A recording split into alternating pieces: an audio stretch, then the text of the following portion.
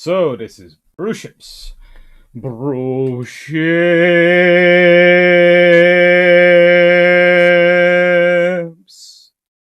Bruships.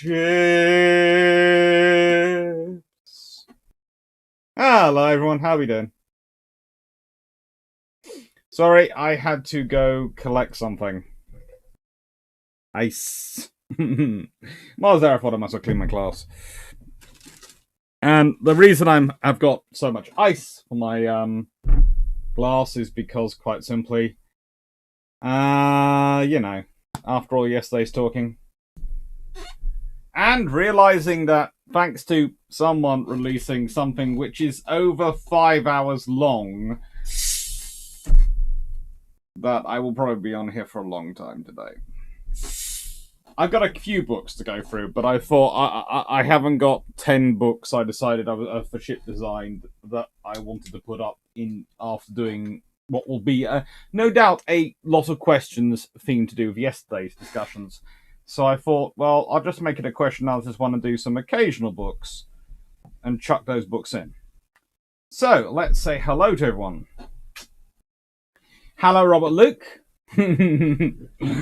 Iron Brew Day. Yes, well, as I said yesterday, in a phrase which is already sort of looks like it's going to be coming back to me quite a lot. Iron Brew. Other drinks make you feel like a man. This makes you feel like a ship. A warship. And that's better. Hello, Peter Dawson. Hello, Calvin Gasberg. Hello, Rick Basava. Hello, Graham Highlander. I actually slept. I did actually sleep quite well. Admittedly, I slept submerged by fluffs, but we'll leave that to one side. They both decided last night that my bed was their bed. And apparently I was their pillow. And they came to this conclusion about 1 a.m. in the morning.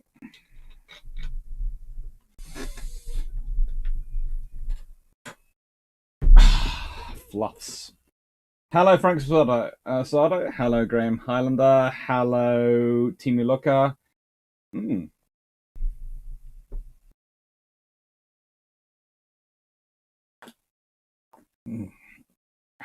That tickles my nose. But cool.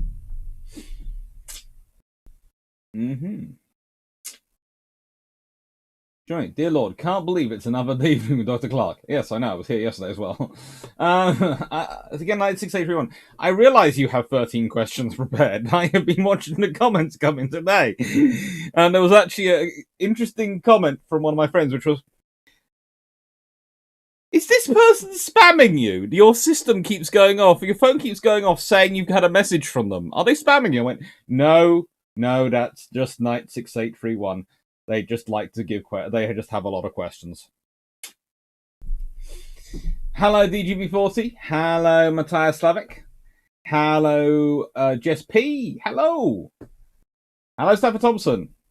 Hello, V8 Enterprise. And I'm now caught up with the chat. Hello, Tanif Velka. Hello, and Sean Quigley. Phil Williams. Hello. Colin Cameron, hello. Stephen Richards, hello. Hello, Colin Cameron. Well, as said, and hello, new IQB 4472, and hello, Tian Wong. Hello, everyone. As said, I converted this into a question, what ifs till the brew run out, for two reasons. One,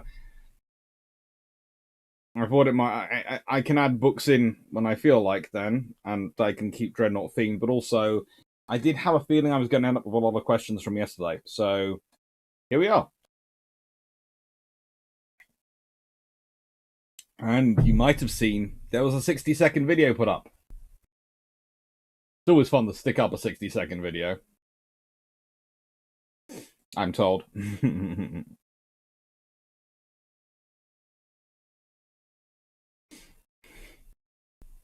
I quite like them. So how are we doing today, everyone? How is everyone? Colin Cameron, bet you wouldn't want the palette I'm working on just now. It's 2 litre. It's all 2 litre Iron Brew. I would probably have that palette, and I could probably drink that in about a week, if not possibly a couple of days. Considering I probably drank about 6 litres yesterday. No, Stafford, the questions don't come when I'm entertaining. Don't worry. I'm not entertaining anyone at the moment.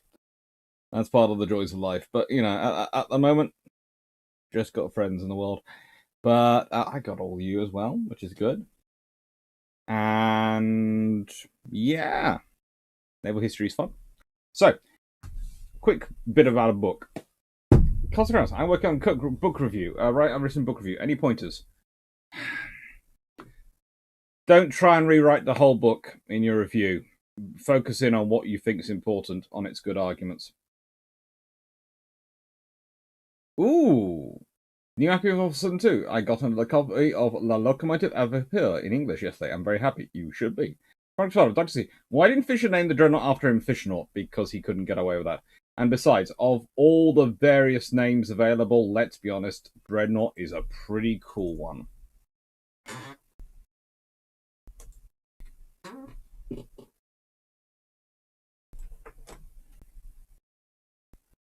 And just quickly, gonna add in a few others probably say that. You know, there are far worse questions to add, things to add in. You know, names to call it. He could have called it HMS Invincible, and that's always seems to be a name destined for an interesting career. There has never been an HMS Invincible which has not had some weirdness in their career. If you want to go look it up, look up on Wikipedia. Look up the HMS Invincible's name and look at every single ship which is served under that name. They have all had weird events in their career. If you want to give the traditional, sometimes repeated myth that sometimes repeated as being a Chinese curse, may he live in interesting times, or may they live in interesting times. Well, Invincible seems to be, if the Royal Navy wants to go through interesting times, they name a ship HMS Invincible. Hello, Vice Admiral Nelson. Hello, by 8829.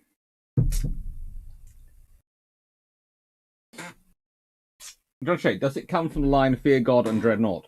No, that was his motto, which after he was made Lord Fisher, he had to pick a motto to go with his coat of arms, and he chose Fear God and Dread Naught as a sort of pun on, play on his favourite words of the name of the ship he was most associated with.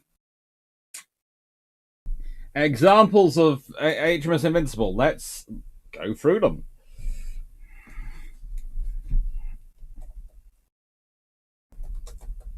So, I'm not going to be cruel and get out the book, but let's see. For names, we had the original one was a French 74, L'Invincible, captured at Cape Finisterre. She was the first purpose-built 74-gun ship of the line to serve in the Royal Navy. Sinks in 1758, so that's about 11 years later, when she hit a sandbank in the East Solent. 1765, took part in the Battle of Cape St. Vincent, the Battle of St. Kitts, the Glorious 1st of June, and was involved in the capture of St. Lucia, Trinidad, and Suriname. Wrecked off the Norfolk coast in 1801 with the loss of 400 of her crew. HMS Invincible, 1808, another 74-gun ship, saw action in the Peninsular War, paid off in 1814, broken up in 1861 in Plymouth. Then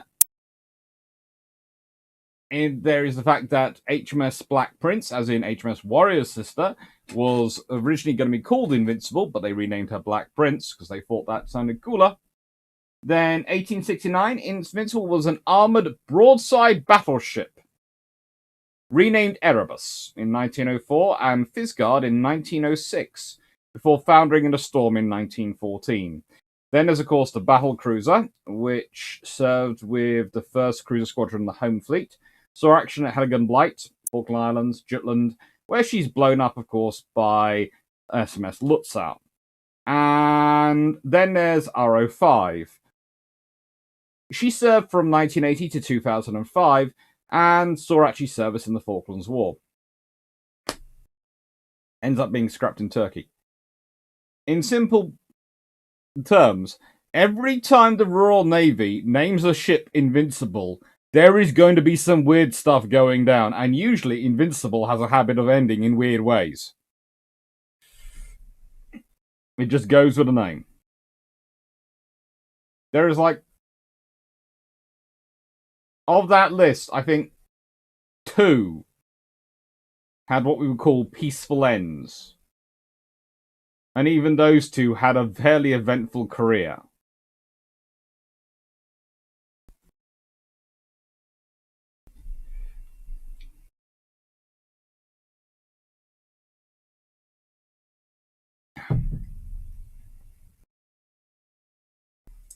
Frank Sorrow, let's see, was the Falklands War the most interesting event in the last Invincible's life?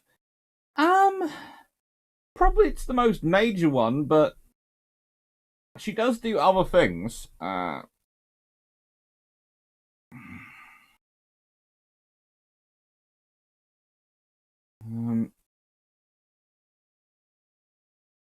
She was involved in NATO action against Yugoslavia over Kosovo, well, against Serbia over Kosovo, and did various things involved in that. And she had, of course, Top Gear do some stuff aboard her. But yeah, Falkland's probably the most interesting thing.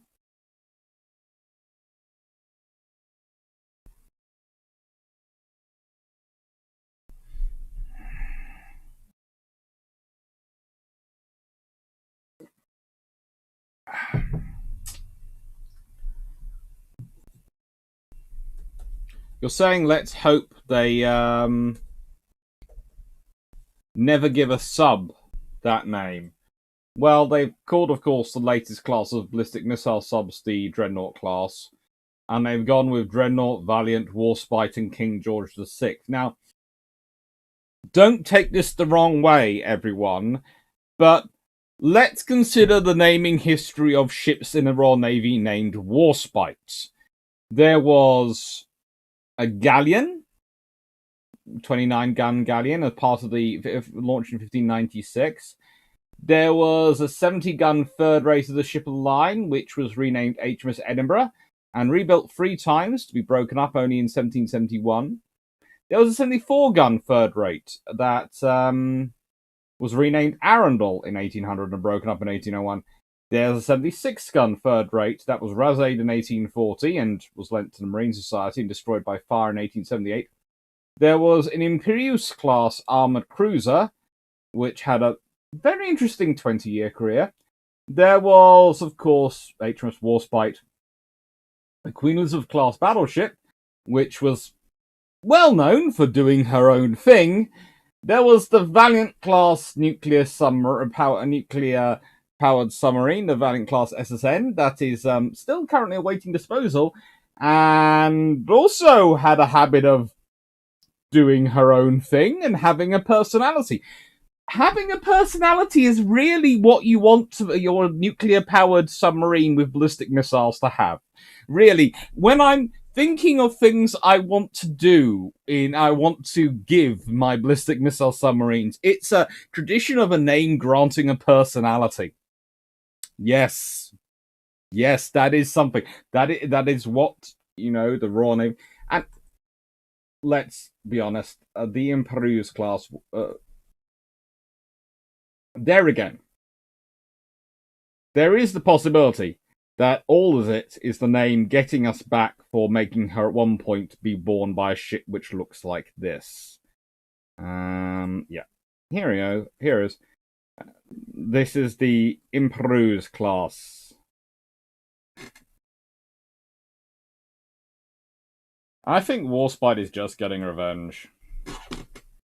I think it's the equivalent of, and I mean this with no disrespect to people who have them, but if you have a Fiat 500 and you called it HMS Warspite, I could imagine Warspite having a feeling of revenge over that one, and because that car just does not fit the name Warspite. I have a feeling this ship also has left a legacy of that with the name, in that the Royal Navy put me on this. I will forever be doing my own thing. I no longer listen to the Royal Navy because I am the spirit of Warspite, and frankly, you put me in this. The Imperuse class. Interesting ships.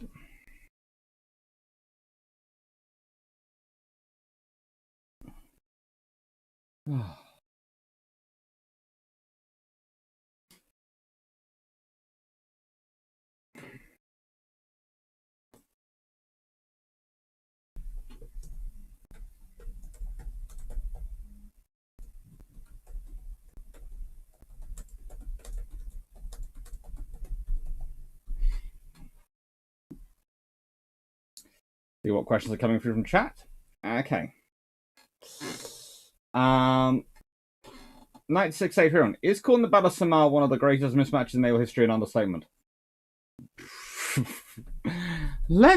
Before we do this, let's just remind ourselves of what exactly the mismatch on the Battle of Samar was. So, on one side, you have 6 escort carriers, 3 destroyers, 4 destroyer escorts, and roughly 400 aircraft in total. On the other side, you have 4 battleships, 6 heavy cruisers, 2 light cruisers, 11 destroyers, and 30 aircraft that combine into a kamikaze attack. One side loses 2 escort carriers, 2 destroyers, and 1 destroyer escort, plus the rest gets damaged. The other side loses 3 heavy cruisers, 3 heavy cruisers are damaged, and a destroyer is damaged. And somehow managed to lose 52 aircraft, though apparently they only deployed 30. That's always an interesting one. Here is the thing. You can argue, yes, it is a mismatch, but, and I say this in the nicest way, perhaps not a mismatch in the point you're thinking, because you're thinking, surely the Japanese forces are a mismatch for the forces in terms of the Americans.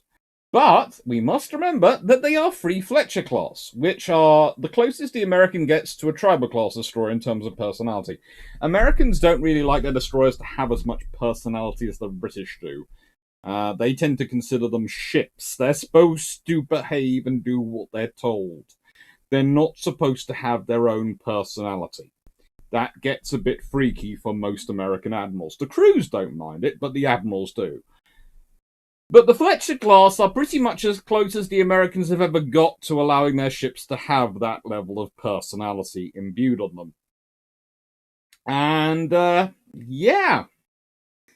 Let's be honest, you have the destroyer Johnston, which is named for Lieutenant John Vincent Johnson, who was... what he did in Civil War? Yeah.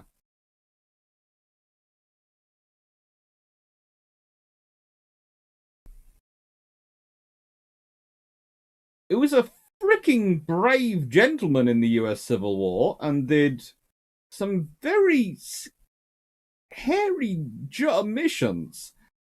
You know, it's not quite calling it HMS Gurkha, but it's not far, and frankly, HMS Eskimo is probably even just nastier.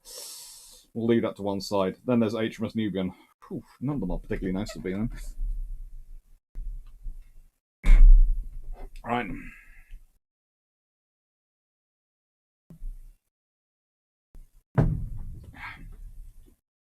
Mm-hmm. Right, let's see.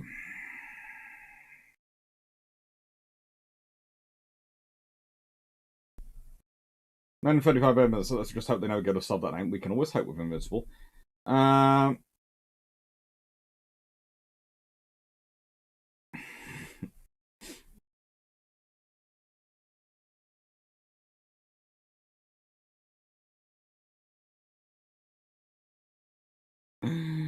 Doug Clarke, was I way off in the right field, night field with my suggestion for a name? That's always nice to have. Excalibur is probably even more a dangerous thing to have. It's kind of like having the KMS Deutschland going around. You know, you just don't want it. If someone captures Excalibur, does that mean they now rule Britain?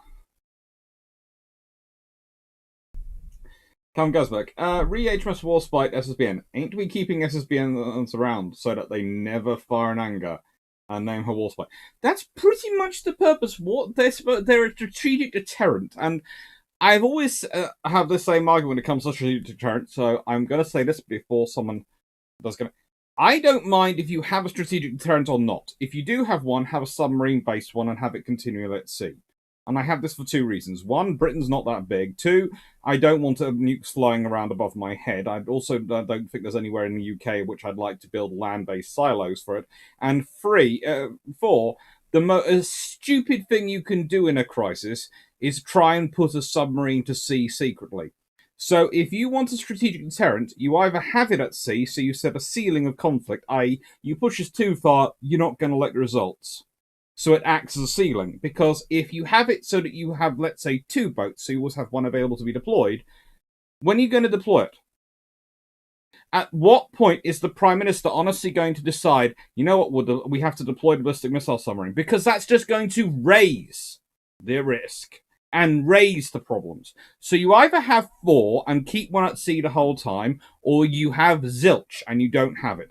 I don't mind which one you do between the two. I can make the case either way. But that's your options. You either do it properly or not at all.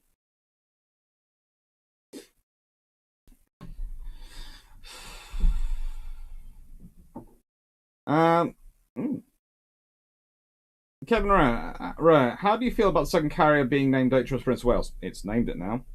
I'd like a third one named Ark Royal, but, you know, that's going to take me a while to get.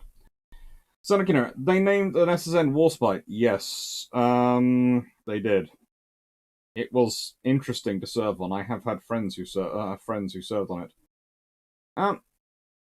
Vice Admiral, what if Kamchatka of the Second Pacific Squadron blows a German ferry out of water at Dogger Bank as well? That could have been an interesting scenario. That could have meant the Germans would have decided to get involved. It's not worse than the Blackburn, but it might be on a parity of it at some point. Not to forget, HMS Warspite also had a habit of ignoring instructions from the helm and deciding to do its own thing, be it Jutland or the Straits of Messina. And I've heard the submarine might have had a similar tendency. That's Slavic. HMS Warspite was as a CV. That would have been fun. HMS Warspite as a carrier. Well, at least you wouldn't have big guns directly attached to us, so unlike with a battleship, you might not find the guns are already turning in the direction of the enemy before you even give the order for them to turn.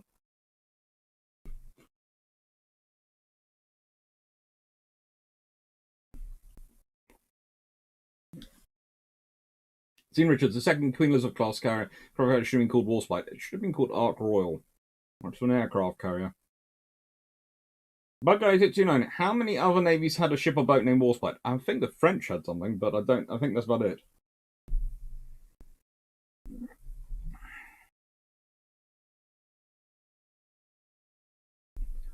Right, so are there any UK ships that have a tendency to always stick together, like Shan and Niles now?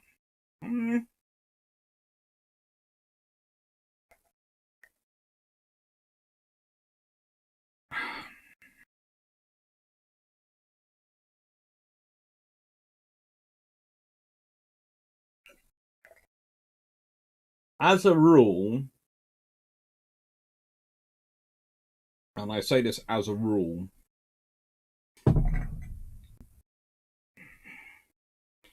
if ever you have an HMS Liverpool in service, usually it's very rare that HMS Birmingham is that far away.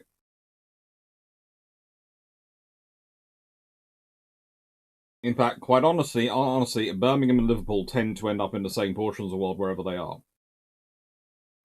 And you could almost add Glasgow and Manchester into that. Basically, those 4 names tend to end up together. If you look at operations, not sure if they're all 4 are actually in service at the same time, they seem to have a habit of ending up together. And I don't know why. But basically the quad. But they're not quite as bad as Scharnhorst and Eisenhower because they're sisters and they do everything together. They're kind of like the I don't know, the twins who always insist on double dating. That's Scharnhorst and Eisenhower for you. The others are more like best friends forever, BFFs, who... Oh, the Sisters of the Travelling Pants. One of my cousins loves those movies. Yeah, that's what those four are like in the Royal Navy Service. They always find a way to end up together at certain points. But they're quite happily so, though.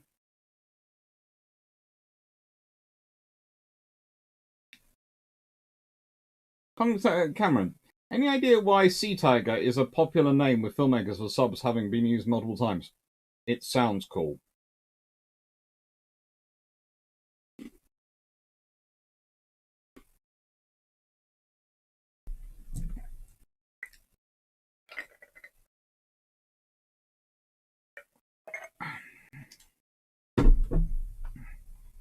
If I did Sean quickly, if I did a Halloween special on the Spirit of Warspite,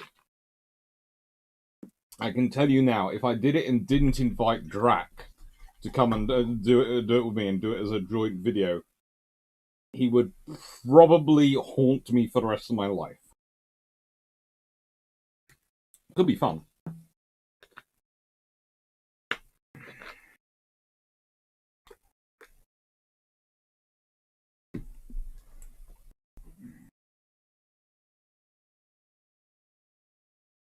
Dr. C, what about Battle of Vela Gulf?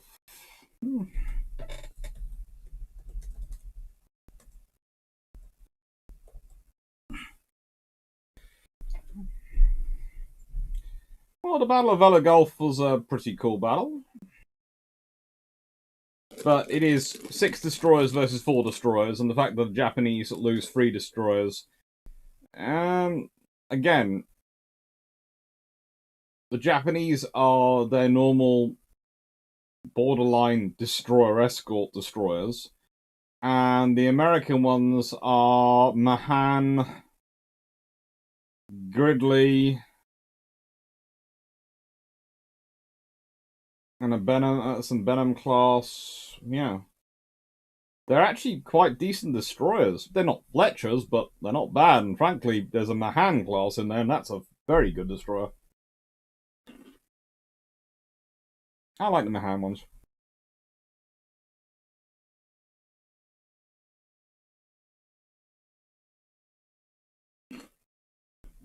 New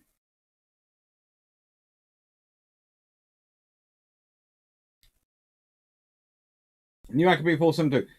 So with an SSBN named Warspite, have the Iron just guaranteed nuclear war this century? No, but I would be slightly worried considering how quiet SSBNs tend to be. If I was anyone who ended up in a war with the British, I'd be half expecting an SSBN to be playing attack on, going, well, why not? We're called Warspite. British going, where is our submarine? We've lost contact with the submarine on the Strategic Deterrent Patrol. It's disappeared somewhere. 10 minutes later, there are a number of enemy ships have been sunk. Oh, great. Someone message Commander Seymour on Warspite.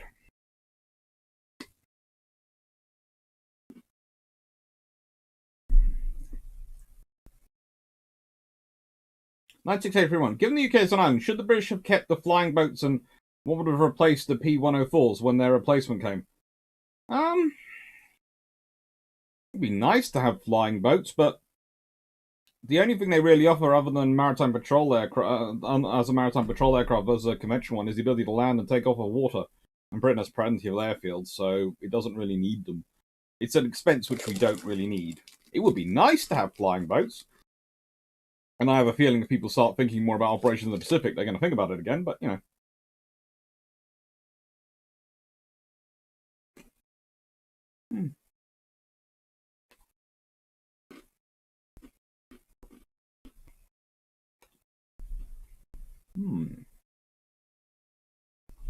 Stephen Richards, how good was the Vickers 14-inch Naval Gun?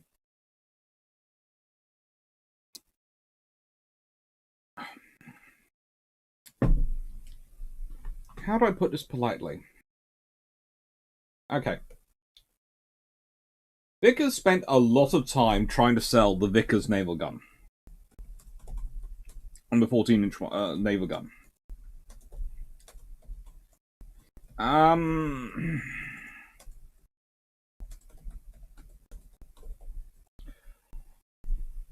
Honestly,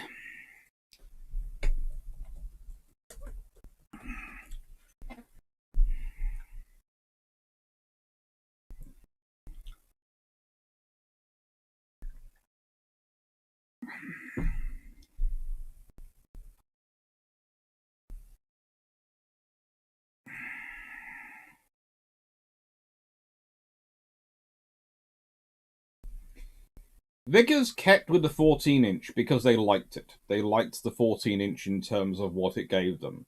It's a fairly decent caliber weapon. It's 355.6 or 356mm, depending on which 14-inch gun you're looking at.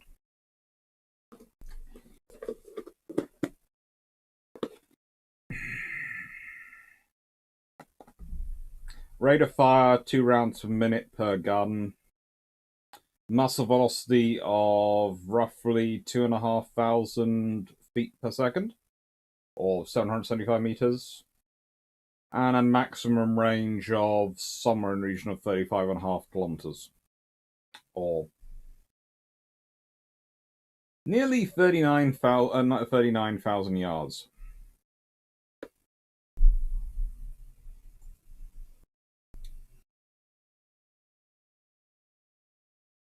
All right, I've got to remember. I've got to start being more self-conscious. I have to admit, I have had comments recently under some of the videos that I have a habit of scratching my ear, etc., on camera because I forget. I just do it automatically. It's like sort of I got one of these caught in my teeth and I just took it out. And some people don't like it, and I do apologize. I just don't think. I'm talking away and answering questions, and I just don't think, and then afterwards I realise I've done it. But the question is really with the 14 inches, is it that good? Not particularly. The British certainly could do better guns. Hello. Hello, Mighty Fluff. Hello.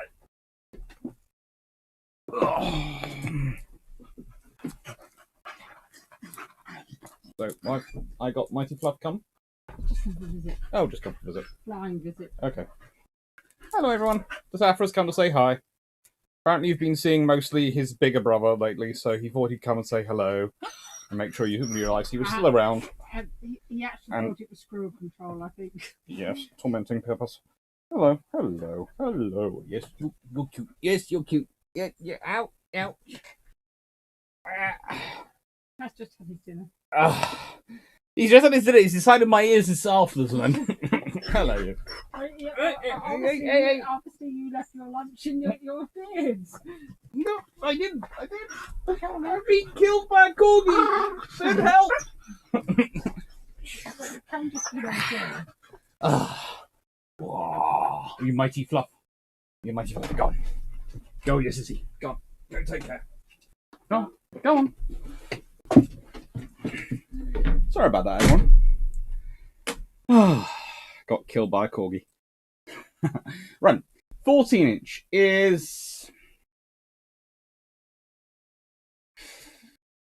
How do I explain it in a sort of polite term?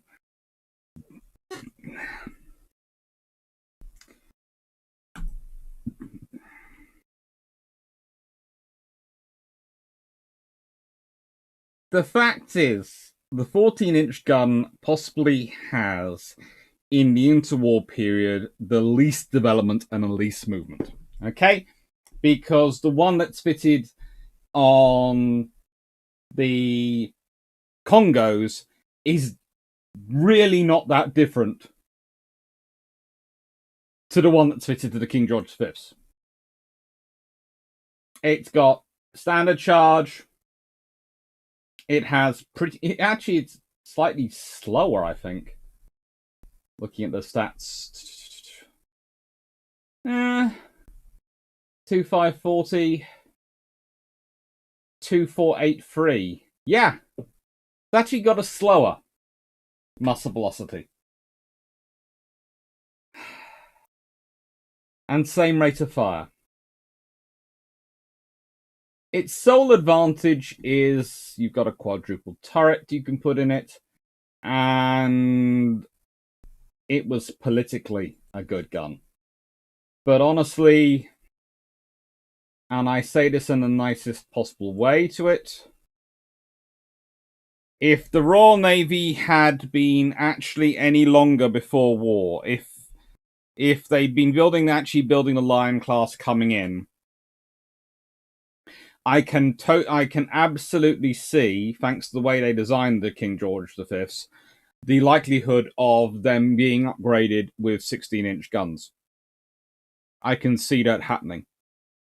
I can see the Royal Navy taking aside the King George V, because you think about the quadruple turret and its turret ring, you can probably get a treble 16 in that.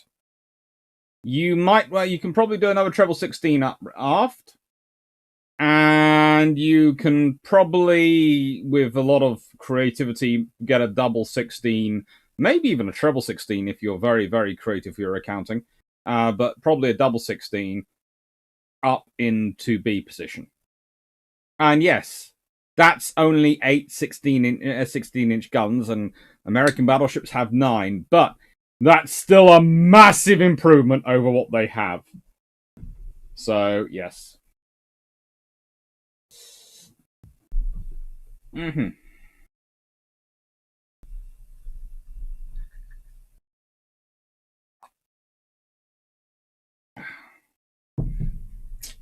(9683). Britain tried to make a land-based IRBM in Bluestreak, but it failed.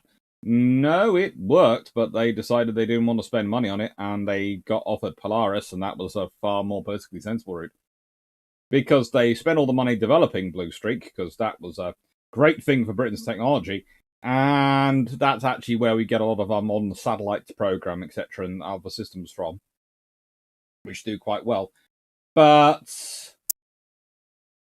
the British government then realised, hang on, where are we going to set up these ballistic missiles in the UK? Would you like them in your county? Every county counts in the country going, no.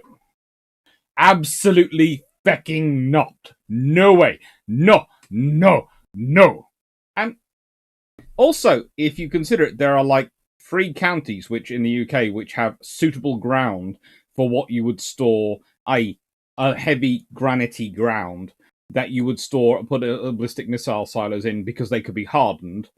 And they're all quite close to London, really. Again, politicians don't like putting these weapons close to London. They don't like them being close to Edinburgh or Cardiff or anywhere, really, where there's a large concentration of politicians. I'm sure there's not a correlation there going on. Hello, Greg Sadowski.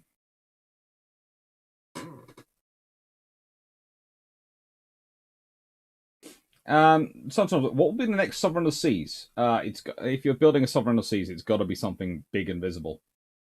Type 83, maybe.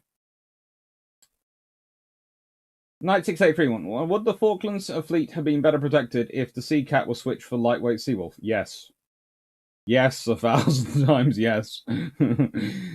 Why start with just the Sea Cat? Can we do something about the Sea Slug as well? Can we fit some 40mm onto a cannon onto our ships? John Shake, can you name the quads? The quad was, as said, Liverpool, Birmingham are usually the core of a quad, but Manchester and Glasgow tend to turn up as well.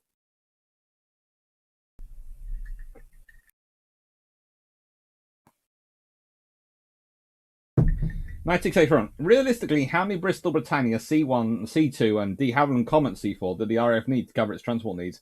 And how many VC10s would it need to replace them? I don't know. The trouble is, you put the phrase realistically, and that's why we can't, because it depends on how big a distance. Do you think those people should be travelling by train, should just drive there, or should they take a plane? Who do you think should have access to a plane? Who do they think should have access to a plane? There's how many I think they realistically need, and there's how many they claim they realistically need. And there's probably a figure in the middle is actually what they really need. So That's not really something anyone, I'm a naval historian. Asking me that one is just being cruel. It's just setting me up to be very rude to the Royal Air Force.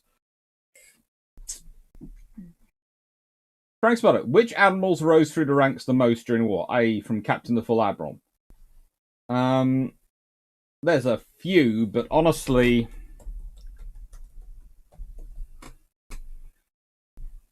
the classic example I give, if you're talking about World War II, is Philip Vian starts off World War II as a captain, and by the end of World War II, he's vice admiral by May 1945, and he's promoted to admiral in 1948. He stops from retiring Vanguard until after his retirement because she's his flagship.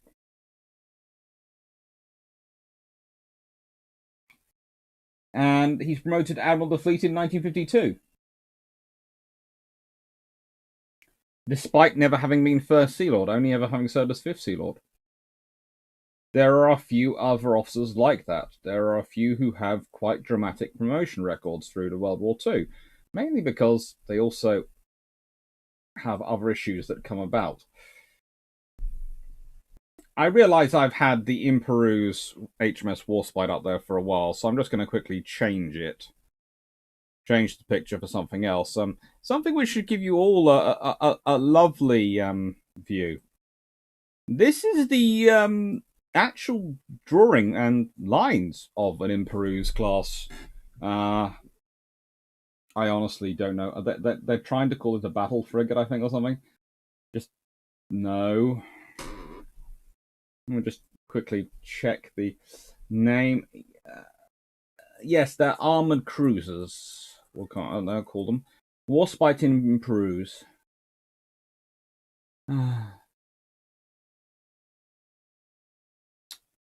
They were built between 1881 to 1886.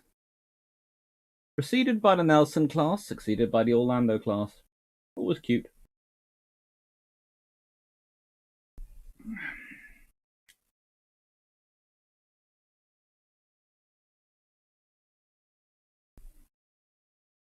Knight 6831. What did the RAF use to replace the Douglas C-54D Skymasters they had?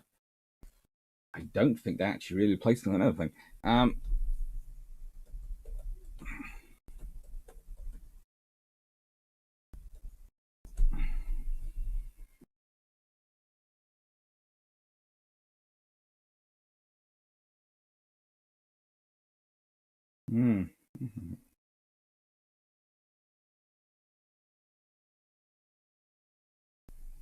Let's see.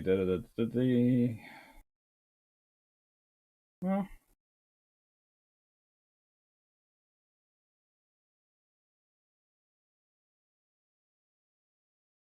most of them were just passed over to the various.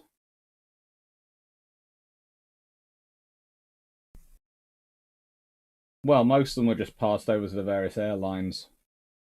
And Britain didn't really use that many. Didn't use that many after World War II. They just went into other aircraft. Sometimes even Lancasters. Yes, some Lancasters got converted to airline on purpose.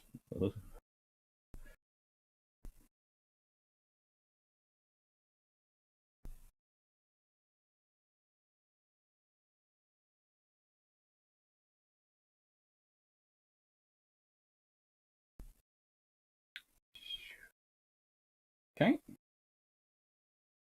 Team Malooka, if the RN should build a ship named HMS Unicorn, what type of ship should she be? Something which people don't expect to be very, very violent.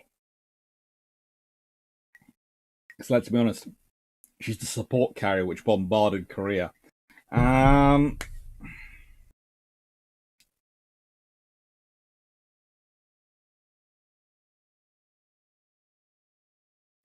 I think if I was going to build a next generation and a new LHD for the RN, and I was building 3 of them, I would probably go with Hermes, Eagle, and Unicorn as the names. I was building LHDs for the RN. Mainly because those names would be quite good and be quite appropriate for an LHD.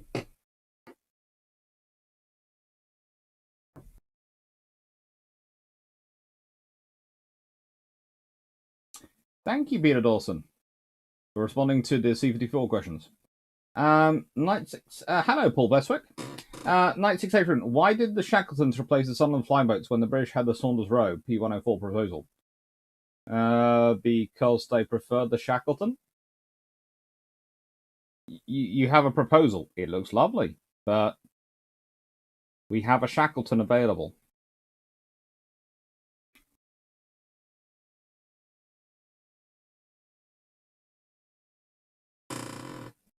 And Unicorn was the fourth upholder SSK, but I always prefer to remember the carrier. Or rather, the support ship, the forward aviation support ship. Frank Spanner. I usually thought the early USN DADs were always derided. Were they actually that good? There are some which are actually fairly good. They often get traditionally derided because there are a lot who are terrible, and they're handled even worse because the US Navy doesn't really turn out good destroyer commanders. In fact, honestly, for the first part of World War II, you almost need to get the US Navy to do what they did with their submarines, which is fire all the COs and promote all the XOs. But they do have good, when they do have some good commanders, they do very well.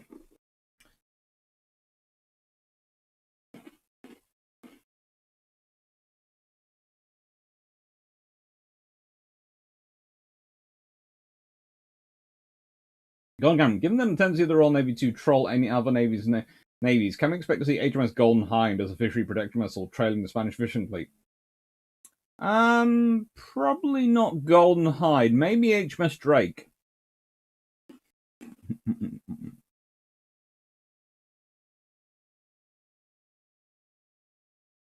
I always maintained that if they built any more D-class Type 45s, they should have named one of them Drake. Go with Duncan.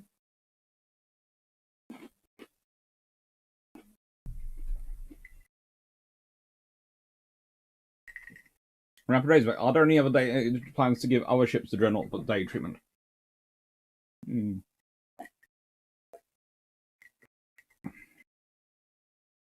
Honestly, there are. I'm tempted by USS Enterprise. I'm tempted by... It's deciding the right destroyer. I'm going to be talking about gun destroyers and when I'm going to divide up. And it's the 74s as well. Because they're just such iconic ships for the Napoleonic Wars, and just do a whole day on them. And also, HMS Dreadnought Day might not be over. I might do it again next year. If there's enough people interested and like it, I might do another Dreadnought Day next year and do a sort of try and do something else around Dreadnoughts. Definitely for the 120th anniversary, I will do something more.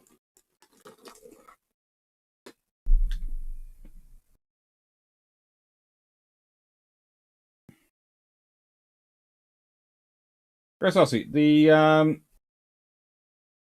Japanese and Chinese do indeed use flying boats in the Pacific. It makes sense there. Yes, there's model islands and it makes sense.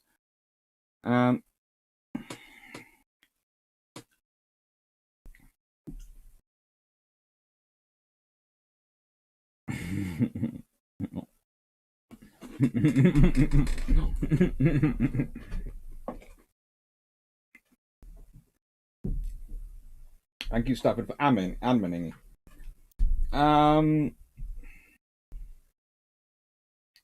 Escorts, Admiralty, we've lost Warspite. Oh no, we found her. She just surfaced in Mamax Harbour and the captain yelled at the Russians, "Make you a case of vodka, you can't find us."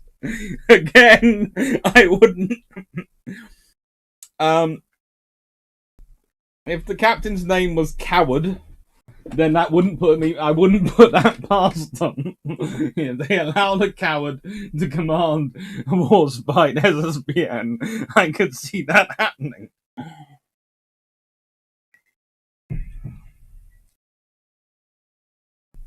1983. Why is the RAF B-17E Flying Fortress called the Mark IIA, while the RAF B-17F Flying Fortress is known as the Mark II? It depends on that entry into service, but you couldn't call the E the Mark III, so because it technically comes before F, so it became the Mark IIA. Then that's the Air Ministry. Come on, man, be nice to me. Graham Hanna, something that might interest our American friends involving destroyers and saving many American lives. The sinking of the Tuscania and Otranto. Graham Hanna, G-class destroyers, if memory serves. I think so. Oh, the small. Yes, the trainee assistant, fluffy assistant did turn up with my sister. Hello, Eric Alphen.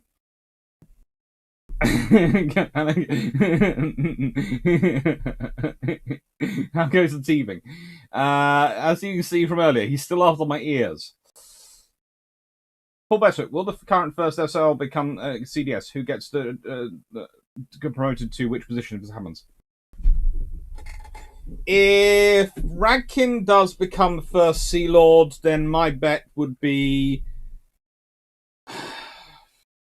probably that Jeremy Kidd will become. If Rankin goes to the Chief of Defence Staff, then I think Kidd will become first Sea Lord, is my sort of betting. But there is another good option, which is another naval officer. That's the thing. They have about 2 good naval officers ready to go.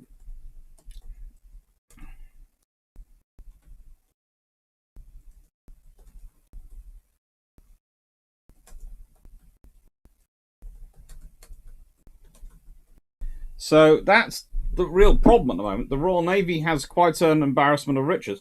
I did enjoy the Financial Times attempt at a hatchet job on Radkin, which was basically but he disagrees with us and he has cut admirals. He might want to cut generals. And I was sort of sitting there going, that sounds like exactly what the government would want the CDS to do. And he's expected people to deliver. He's expected solutions to problems.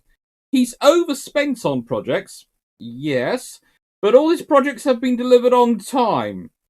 And he hasn't overspent by that much. And then you sit there and go, so he's overspent on projects. The army generals running Ajax, you're telling me they haven't overspent and had exactly nothing delivered?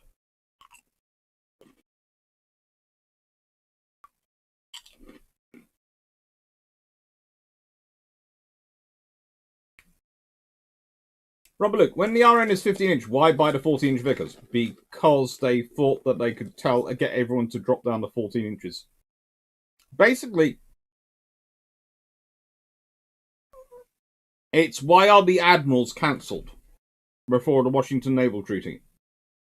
Simply because of the government trying to set an example for the Washington Naval Treaty, which they thought. And basically, for the London Naval Treaty, they're trying to set an example of, look, we're buying our battleships with 14-inch guns. Everyone else should as well.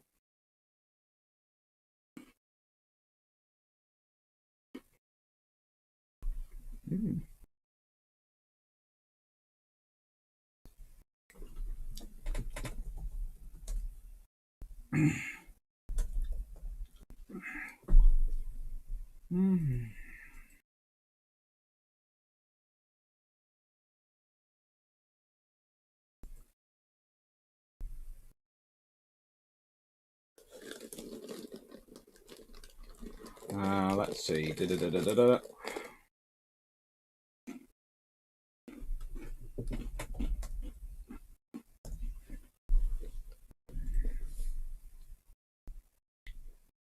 From memory, in answer to the question, the difference in weight between the Vickers 14-inch guns of their shell. The shell for the 14-inch Mark 7 naval gun that's fitted to King George V is 720 kilograms. The shell for the one fitted to Congos pardon me, is 673.5 kilograms. So, yes, it's a heavier shell, but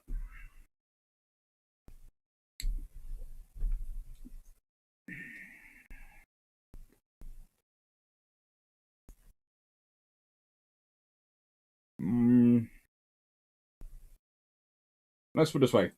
There isn't enough improvement to justify its procurement.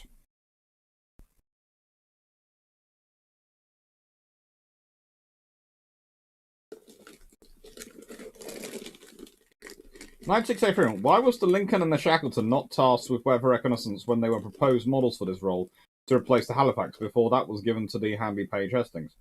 Because, again, the Hastings was available and there. Tiamong, how can guns have politics? Lots of guns can have politics. The 14-inch gun is an entire product of politics. Because, let's be honest, if you're going logistically, the British should have gone for a 15-inch gun for the King George V. In fact, they should have gone for the 15-inch 45 and then upgraded all the Queen Elizabeth R-Class, Hood, Renown, Repulse with the 15-inch 45, which they probably could have done.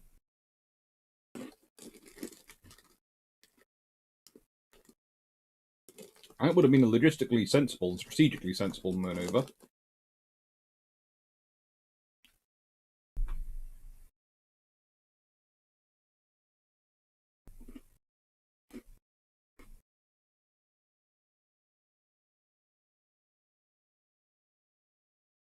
I've always wondered if there was a field of sheep that just eat around a missile silo. Look in parts of America, you will find a few fields of sheep like that.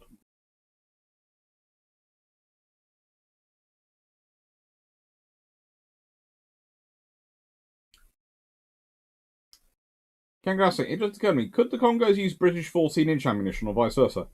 Well, considering they were using a British 14-inch design gun by the same company that designed the British, that was still producing the 14-inch gun for the British in World War II, potentially, but it would have been heavy, the shell, slightly heavier than the one that was supposed to their hoists were designed for, but it's only about 30-40 kilograms, so they might be able to do it. It'd be the shell hoist which would be more the problem than anything else. Hello, Michael Patton. Knight 6031, how good were the B-17 Flying Fortress and B-24 Liberators in the Imperial? 24 better than the 17, but neither's not that great.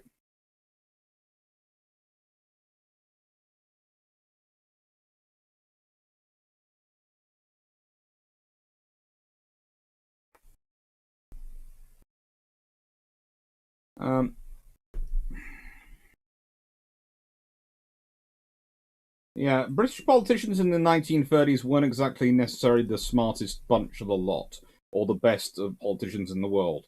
This is one of the reasons why people suddenly starts going, we shouldn't have had Winston Churchill as Prime Minister. I go, who was the better option?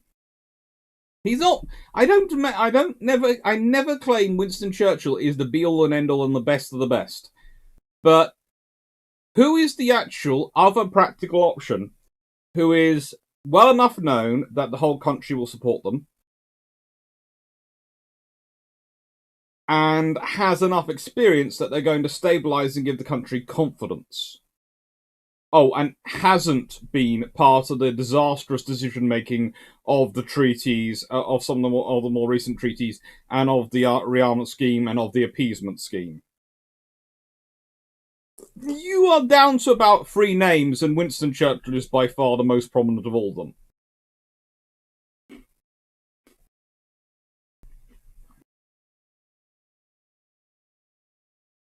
Did you get to meet Vian's family? Not yet, but I am considering it. I'm trying it. There are all sorts of things I plan to do for the end of my book, research and putting that together, that got stopped by COVID. So things that I wanted to do didn't get done.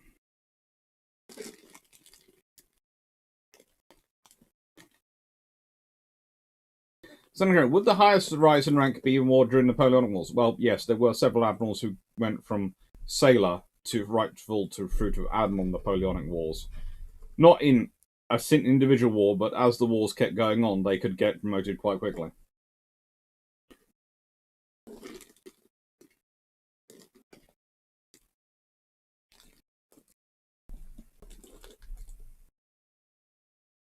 Jeremy Tirpitz, hello. I've just watched a very interesting video on what if the Hellcat and Corsair were flown in Europe. It was by Greg's Airplanes and Automobiles. I highly recommend it. They were flown in Europe.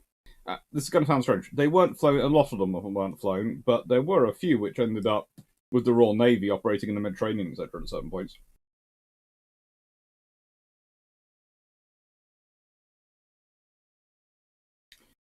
In the Horizon CNGF program, was it just because of the Falklands that the French and Italian for the siren crowns were unsuitable to the British, or was there more to it than that? Partially the Falklands, but also partially the reasons the British wanted a destroyer versus wanted it versus the French wanting it. When you look at the ships, they aren't fundamentally that massively different. The Horizon class frigates and Type 45s, just Type 45s are bigger, and they have a lot more space to be upgraded, and they have a lot more space in terms of operational range. And basically, the British were looking for a destroyer, the French were looking for a frigate. And the Italians were happy with a frigate because they're planning on operating in the Mediterranean.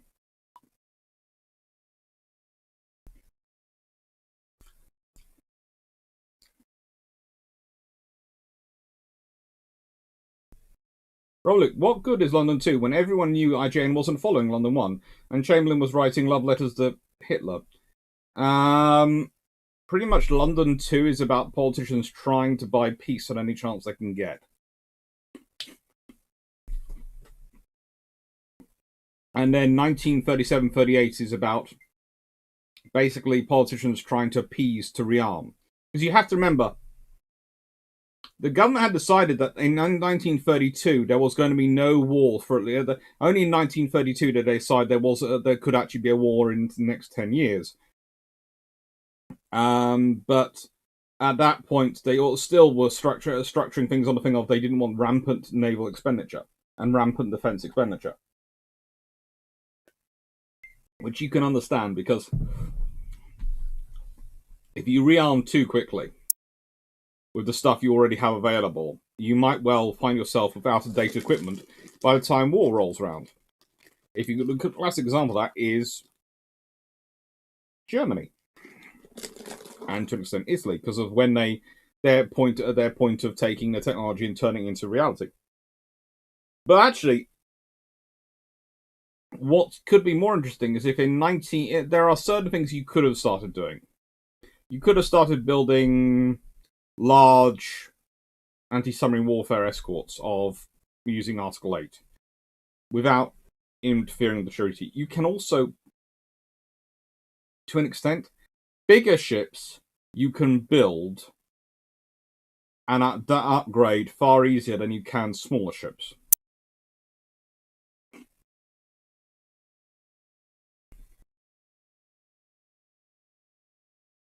As Graham says, be careful though on Chamberlain, because you have to remember he is a very, very... He's not the world's greatest politician, but he tries his best. And he's trying it more from the perspective of trying to avoid war and trying to manage conflict and buy time for Britain and France to rearm. And remember, Britain's rearming, but we are a pace ahead of France.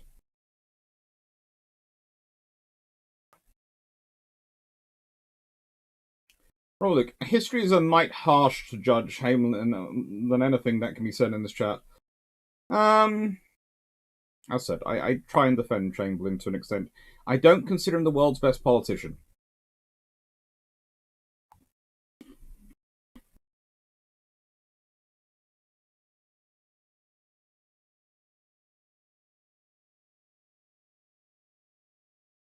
As Rob Luke says, you can't stop the spots with diplomacy. You often can't. Ned Cayman, hello. I can already see now. A modern HMS Unicorn would get My Little Pony art painted in one of the compartments. Oh, you think just the modern one. Honestly, you don't think the 1950s one had it?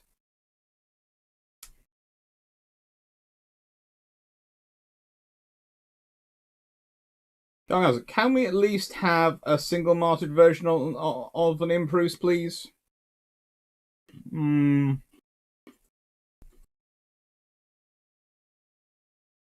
Okay. That'll be nice.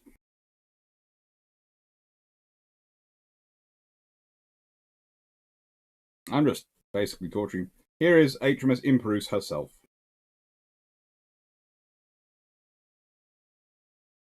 There we go. She does look quite cute.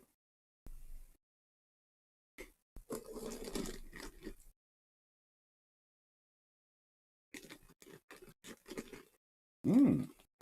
9631. Today's USS Enterprise CV6's launch day. Yeah.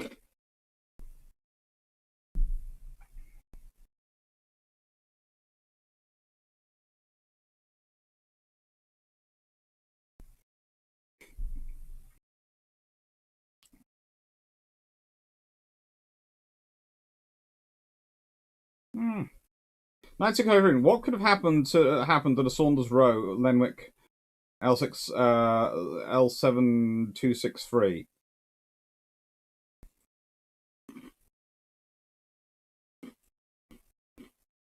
That's a very specific question.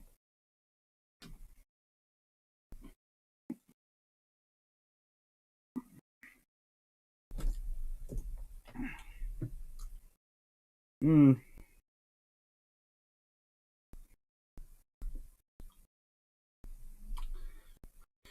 They just weren't that good, it seems.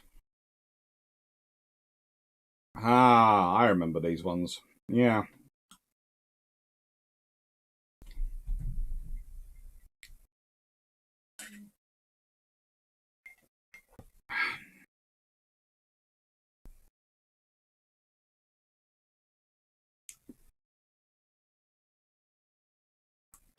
They don't seem to have been the best built aircraft considering their track record.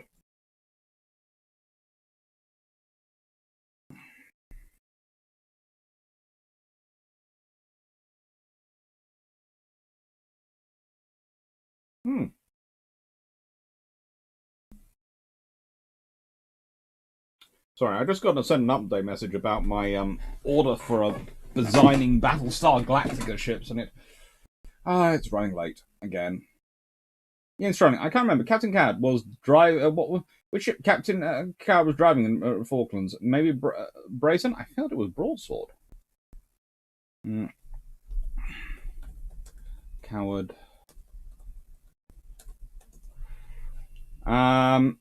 Brilliant. He was in charge of HMS Brilliant in the Falklands War. We're both wrong.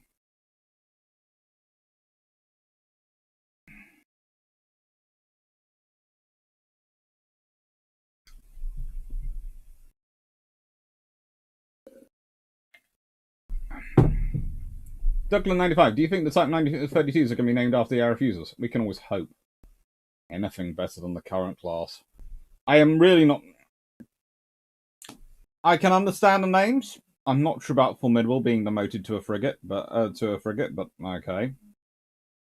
But I am as fan of the operation as anyone. But they named one after a ship which was literally a floating bomb. The whole point of Campbelltown was to blow itself sky high. Whilst I have great respect for the crews and I have great respect for what they did, no.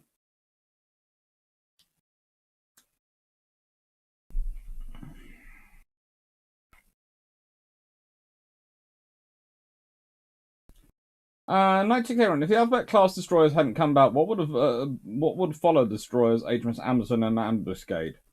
It probably would have been A class. Let's be honest, they're both A names, and the Royal Navy does like to keep the habit going on. Let's see, Richards. How about doing an Ark Royal Day? Maybe.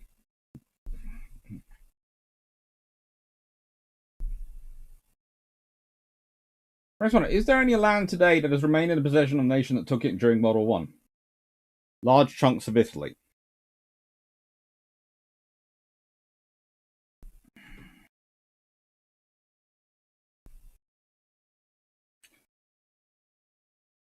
And Dawson, read a 14-inch and London 2. Again, can only cite Drac. A treaty also begins months, maybe years before the signature. As I have said on the treaty scenario before on this channel as well, and if you get the John Jordan books, which I have some around me, about the treaties, you will see that the treaties, basically, there is pre-negotiation, then there is some discussions, informal arrangements, and then finally there's the conference where you get the final discussions. It's lovely.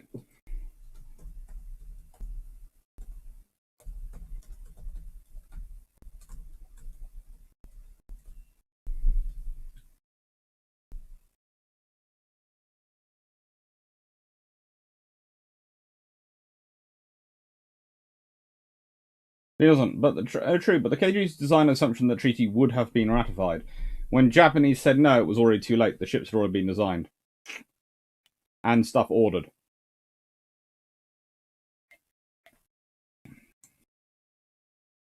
That's good. Could the Admiral class have been redesigned with treble 14s rather than double 15s, or would the turret ring have been too small? Would break the normal 2 inches for one gun rule. It would have been too small.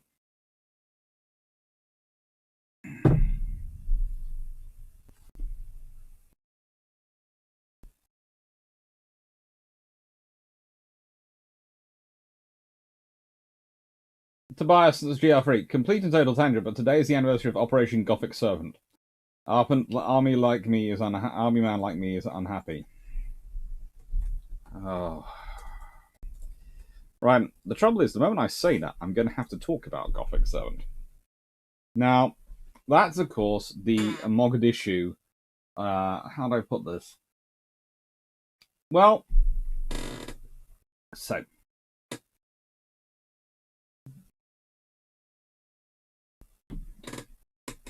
It's one of the many operations conducted in Mogadishu, and this one was the attempted to capture Mohammed Fahari Adid.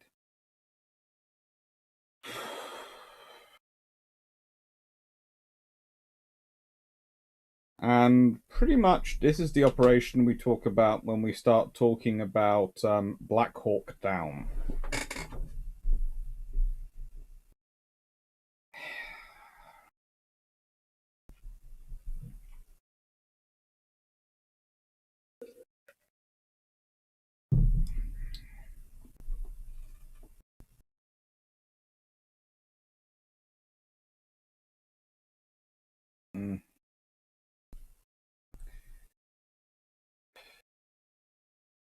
All the lessons we should have applied to Afghanistan that we could have we learned into Somalia but got forgotten. People really are bad at their history, especially their recent one. Let's see. Romania took Transylvania from Austro-Hungary. Was retaken, but ceded to them anyway. Northern Schleswig is still part of Denmark. True. They got it as part of peace treaty. Knights of everyone. Is your Chris Gibson book Nimrod's Genesis? I have an Atlas Shoulders and Typhoon to Typhoon.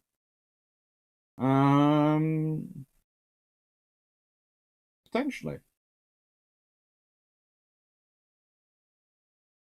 Hagler. Schleswig was part of Denmark. There was a war. Germany got that part. The part with German settlers.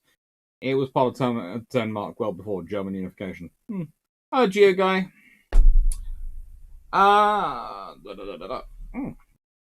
Red Nerd Kevin. A full third of my understanding of how British politics works is Dr. Clarke Drac complaining about historical choices made by the government. To be fair, that's disturbingly enough quite a lot of my students when they're talking about politics now. They end up getting an informal education in. It doesn't matter which party's in power; they will both do insane and silly things.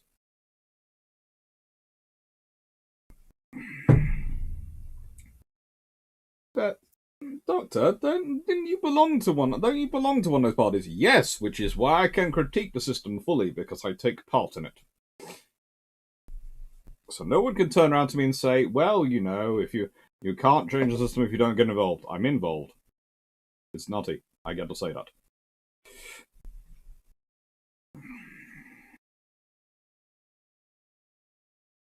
Lucas Junch, hello, you were put in charge of the Swedish Navy in 1923. What would you build if your goal is to annoy the treaty parties the most? Large destroyers. I would build ships of roughly 3,000 tons. And I would build a lot of them. And they would basically be very fast, light cruisers, large destroyers. I'd probably go with 5-inch guns, because I could put a lot of them on 3,000 tons.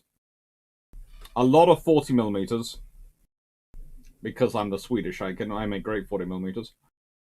And torpedoes. And it would probably have... at least 4 quad launchers to either side. But if I could fit in another pair, I will be a very, very happy man. Because if you think about it, in the Baltic, that's all I need to really annoy people. And if I want to make sure I'm completely proof against anyone trying to come and attack me, I build some very, very lovely looking, probably about 18,000 tons, 9.2-inch gunned ships that are fast enough I can move them around from point to point and can act as the flotilla leaders for my packs of destroyers. But yeah, between them they will do a lot of that. They will secure places quite happily for me. And some submarines, of course. I'll have submarines, plenty of submarines. And the 18,000-ton ones, they will have ability to go around the world. You know, decent range. So I can send them around the world on diplomatic missions and just be annoying. Go, ha ha! You have cruisers that are 10,000 tons. They are babies compared to me. And you shut up the battleship and go, yes, but I'm Sweden. You have to bring a battleship to meet my cruiser.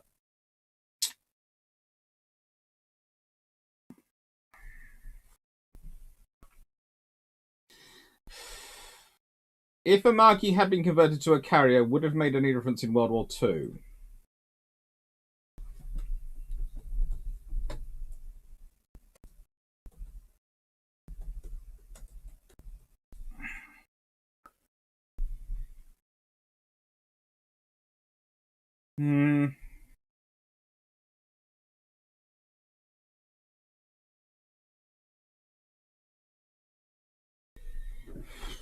Would it have made any difference? Let's see.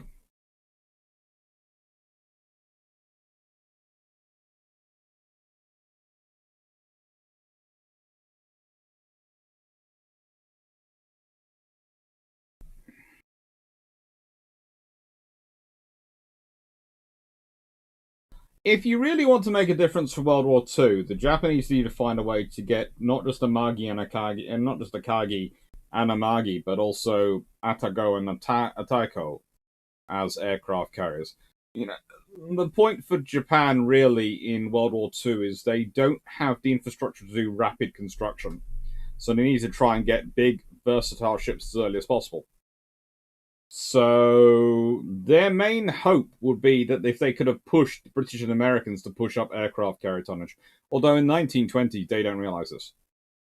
So yeah, it would have been nice. It could have been a slightly more useful aircraft carrier than the ones they got. But honestly, one more carrier doesn't really help Matt as much. Tobias Jeffrey, I don't know. The alternate history. No.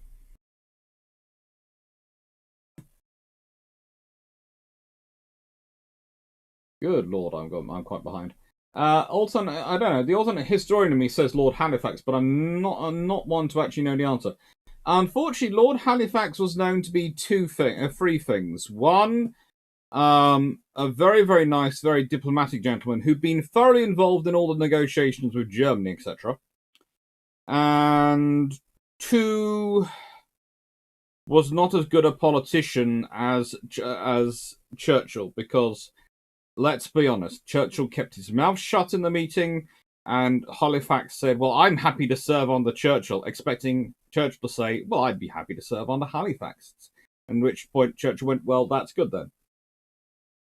So, no. And also, Halifax was nowhere near as good a public speaker. Plus, the other problem with Lord Halifax, and I say this in the nicest possible way, he's often put forward as a potential.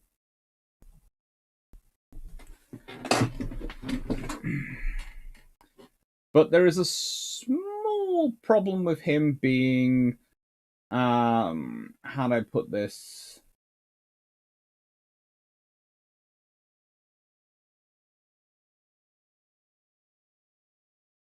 In terms of, so there's a small problem in that he is, by that point, the leader in the House of Lords. So he was key to appeasement, and he was a member of the House of Lords. So he wasn't a member of the House of Commons. And by that time, the tradition and the firmly established rule was the Prime Minister came from the Commons. So,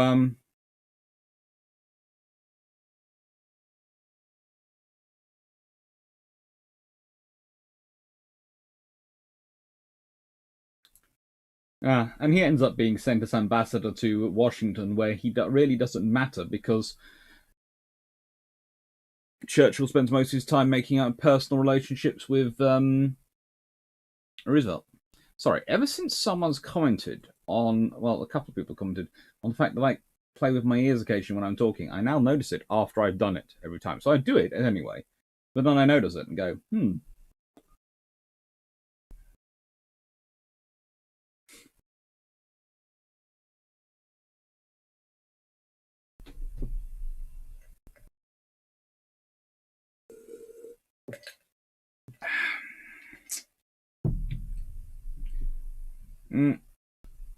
Tasha Shu Vachel, how important do you think Alan Brooke was his role and his ability to deal with Churchill? Not as much as Alan Brooke likes to make out. You have to remember, no one ever... Okay. One of the problems with some of the stuff that comes out after World War II is that a lot of people start to writing memoirs, which do tend to make themselves look very good. And if you're one of the top people and you're not actually commanding much in the field, you're making strategy. Well, the person who's associated who have to sign off everything is the Prime Minister. So therefore, he or she would get the credit for everything. But if you want to take the credit because you think you're important, then you've got to exaggerate how bad they were in order to say how great you were. And the small problem I have with all that is ultimately the Prime Minister is the one who has to decide. It's a cabinet decision. You have to persuade the cabinet. That's part of your role as CDS. That's part of your role as doing your duties. And again, it's very easy to critique people in hindsight when they're making decisions at the time, when they've got the various information available. It's like people who start critiquing Pound. You can critique them. There are some people you honestly can critique. BT, you can. But there are others who, at the time, if you look at the information they had available, are not making a bad decision. They're not making something which is completely unreasonable. Yes, it turns out to not be the best decision they could have made. They could have done a different one. But they made a fairly reasonable decision, one you can follow the chain of evidence for.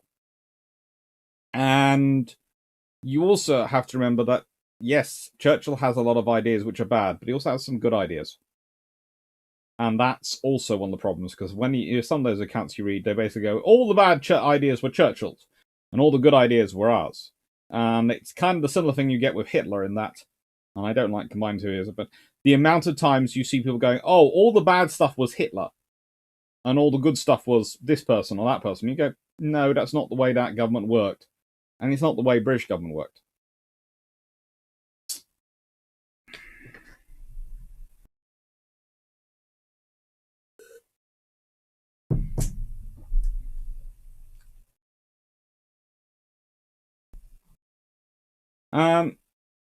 For example, does Europe change borders more often in war and peace? War or peace? It used to be more often in war, but nowadays it's more often in peace.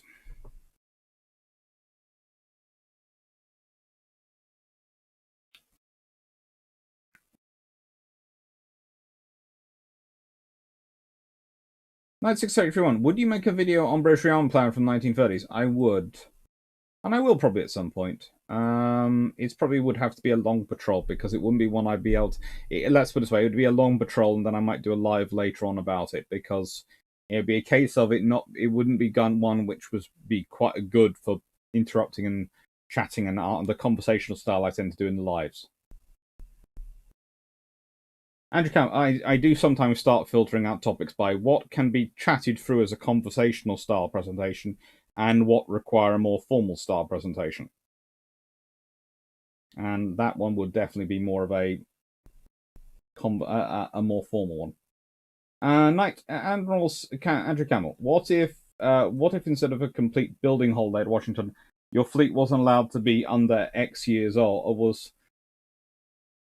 on average? So you wasn't allowed to be under X years old on average. So you could do new builds, but at a greatly reduced rate. That would probably have been very interesting, and might well have made certain nations less upset than they were. Could have spread out the cost, and it certainly could have allowed the British to replace certain vessels. Interesting enough, they'd have probably kept the Queen Elizabeth around, but that would have probably added, if you think about it, to their age, because they could have replaced the R class, and then the Queens would have made their ages slightly longer. So it could have been an interesting thing if they'd done that. Sonic, no, there wasn't My Little Pony in 1950s.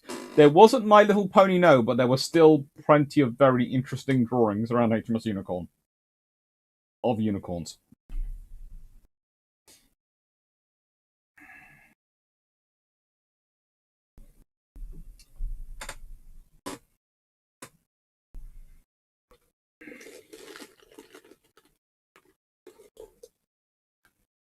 Shomack, Richelieu versus South Dakota. Which is the better treaty battleship in your opinion? Let me just be 100% sure before I say this with quite so firmness. Okay. South Dakota. Every day of the week and twice on Sundays.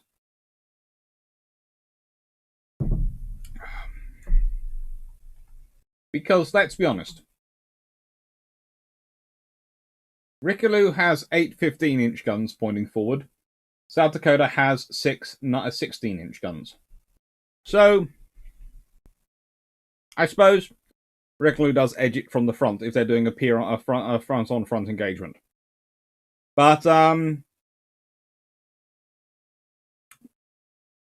no. South Dakota. If I had to pick which one I was in, I would go South Dakota. Sorry. That's rather like the other night. Foxes.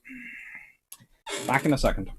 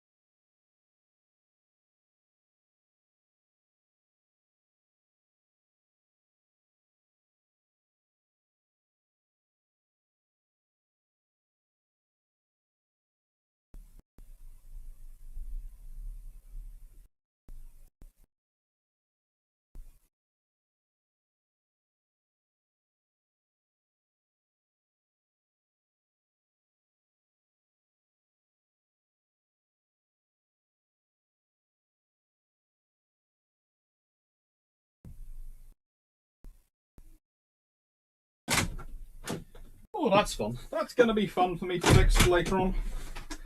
Hello, sorry about that. Luckily, Foxy hadn't been quite able to do what Foxy managed to do yesterday, but because of the modifications I made.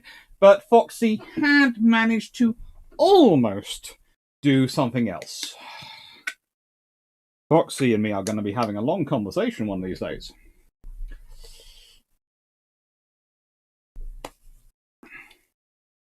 Seneca, but a modern HMS Unicorn will get all her pictures photoshopped with My Little Pony paint schemes. She might be built with a My Little Pony paint scheme. Let's be honest, the Royal Navy's just sort of admitted to the world. Frankly, it doesn't matter. The Rangers we're talking about engaging at, it doesn't matter what colour or sort of ships are painted. Let's have some fun with it. Let's go with World War II camouflages. Let's go with this, that. Expect black buff and buff to come back at some point. Vice Admiral Nelson, does Luckner of SMS Seedler hold the best lives lost per ship sunk ratio? If not, who does?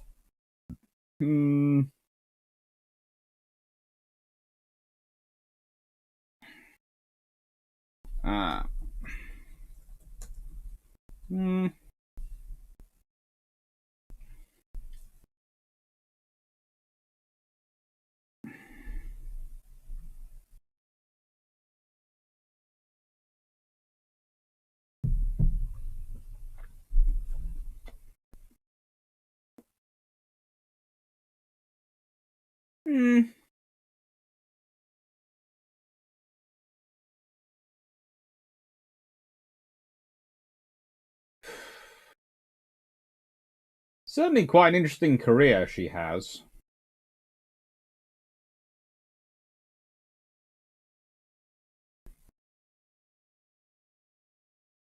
As with many things in World War One, you sit there and go, are we quite sure which war this is in?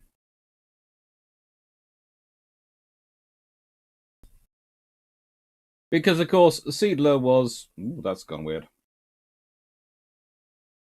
That's better. Seedler was a sailing ship. And she's basically... What they do is they have a small ship which they take apart and use the guns from and fit them on her. Because that small ship isn't going to go anywhere. Geoguide, the French now have a nuclear ship inflexible. Oh, that's not good.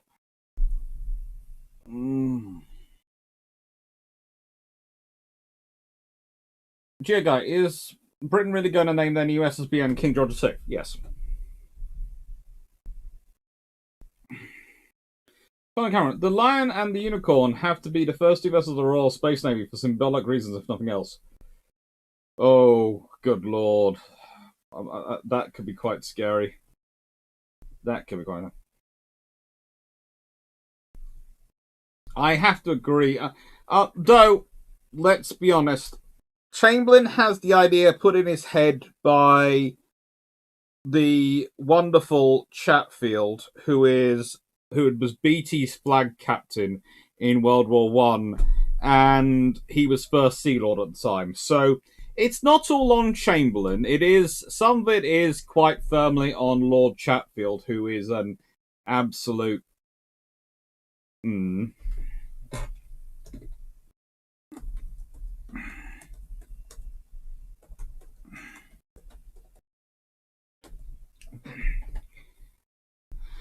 Oh, I'm never going to be Chatfield's fan. He is a weird gentleman, and he's one of the first who tries to write out, because basically one of the things that annoys me about Chatfield, he's first Sea Lord at the same time as Henderson is third Sea Lord, and I know because I can read the documents in National Archives exactly what was going on between them on the official records. I don't know what's being said between them, but I know what's going on in the official records.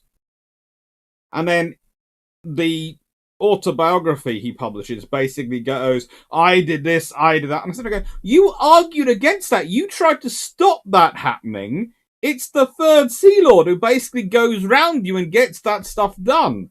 And apparently he knew that the aircraft carrier was going to be the thing. In 1938, he asked the question whether or not Britain was wasting its time building aircraft carriers instead of more of these wonderful 14-inch gun battleships which will blaze through the enemy because of their rapid rate of fire. Let's put it this way, the Royal Navy is very lucky in some of the admirals it gets in history. It's incredibly unlucky, and that luck in some ways comes from the start side. But First Sea Lords in the interwar years, in the 1920s to 30s, they are either very good or they are very not good at dealing with the approaching new warfare. And you can almost work out which they will be by which fleet they served with during World War I. If they were part of the battlecruiser force, they will be absurd. If they were part of the Grand Fleet, they'll be fairly decent. There is no either or. There is just that is the rule of thumb. And it 9 times out of 10 it works. Senecanera.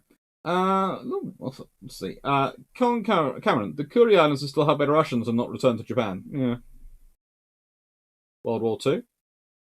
Senecanera, are there some names in history of the RN which you think should not be used in modern context? Maybe some examples.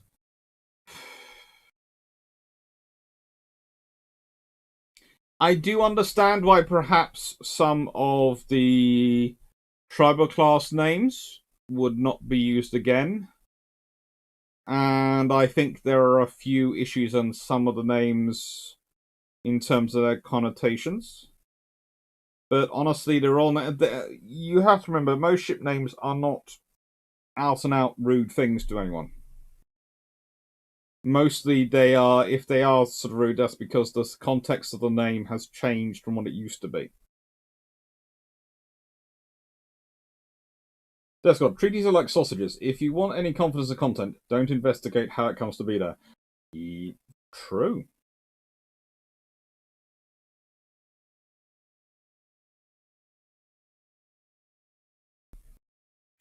As Seawinder pointed out, the Kuril Islands were taken after World War II, not World War I. Yeah.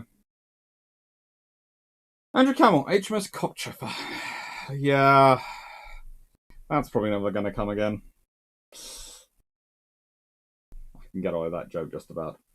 Night Heron Productions. First of all, if the RN gets 4 Titan Maltas by the mid-50s, does this change Britain's East of Suez policy in any meaningful way? Probably not. It means they might keep a carrier battle group in the East of Suez, but they're probably going to withdraw ground forces still.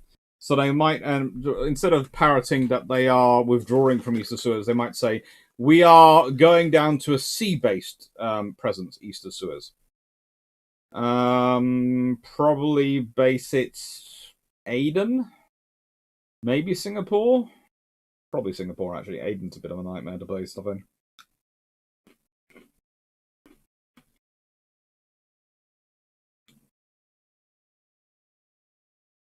Dear guy, I understand George VI was a popular king, but would they want his name on a carrier of what WMDs? It's the tradition that capital ships get named after former heads of state. And that's what we do. He changed it so that the tradition was that the capital ship built in the rain, one of the capital ships built in the rain, shall be named after the head of state. And when the Vanguard class was built, they were still umming and ahhing over whether they were capital ships or not. But now they're happy they are. George VI has come out.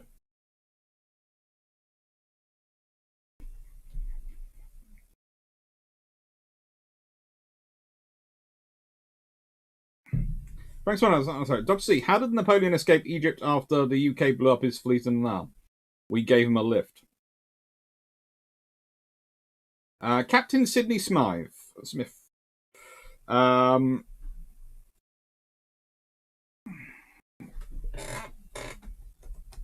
I think it's Sidney Smith.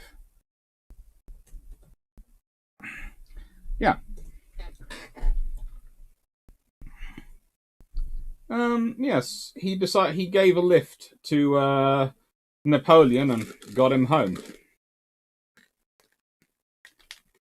basically he decided he was more would be more of a problem if he was back if he was separated from his army and back in France than if he was with his army in Egypt. Because if he was in his army in Egypt, there's always a chance he might head to India and cause more trouble out there. Whereas if the army was left with the generals they had in Egypt, then frankly they weren't going to cause much trouble.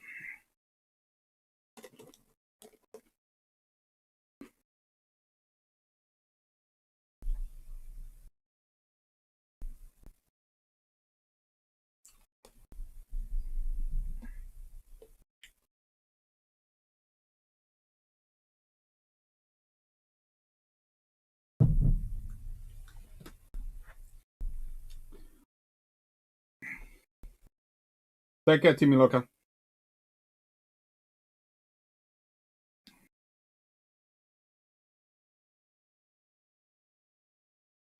I think 9681, you've put, as Churchill said, those who fail to learn history are doomed to repeat it. I honestly think lots of people have said variations on that one, and I'm not sure if that one was that exact phraseology was Churchill's.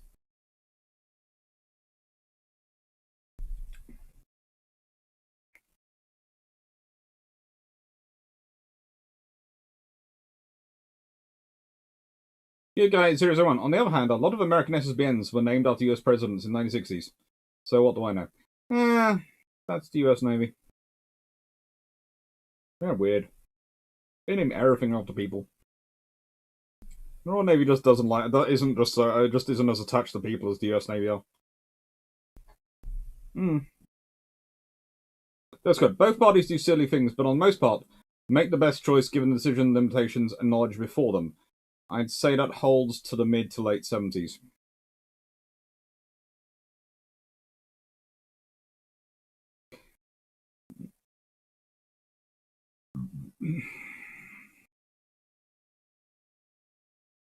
Say maybe the early 60s. I'm not sure the late 70s. 963831. Which three World War II Pacific Sea battles should have been chosen for the three unbuilt Midway Class CVs?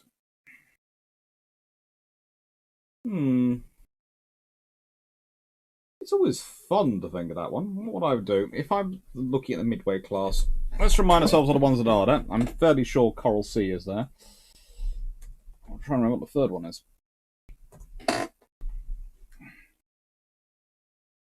Well, let's see. We have Franklin D. Roosevelt and Coral Sea. Well, I don't take this the wrong way, but Samar should have been there.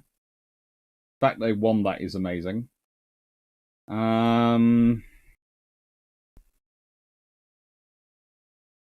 Probably Philippines. The Philippine Sea.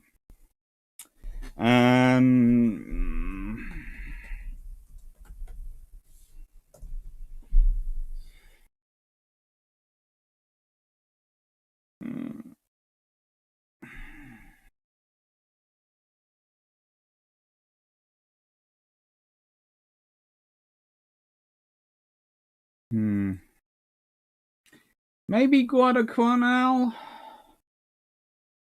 It's one of those interesting ones because there's lots of potential options,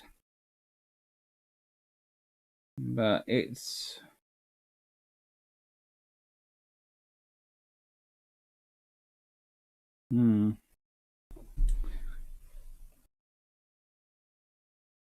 Guadalcanal, Samar, and Philippine Sea are the ones I'm going for. But that's my choice.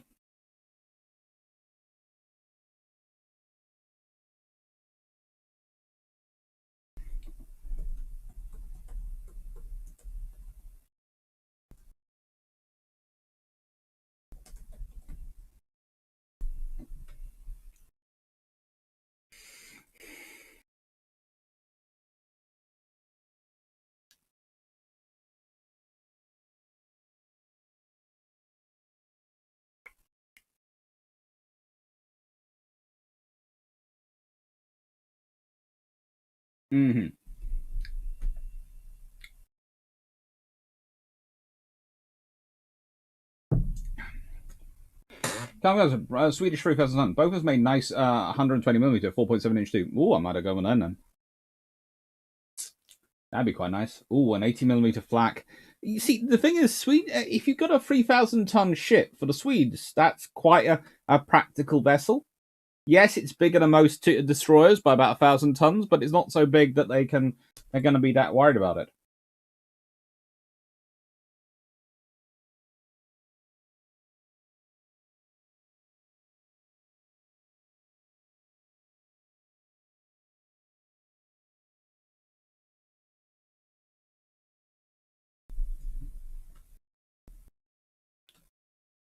Mm-hmm. Adverb, in a time of rapid change, e.g. early 1900s or possibly now, when is worth not just treating design V actually cutting metal, you know, maybe obsolete before it includes what it touches water?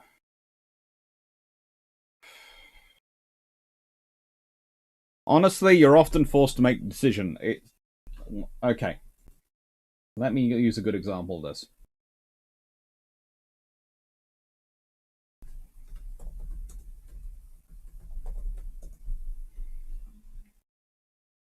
I do have a good example of this. I always have a good example of this. But let's see.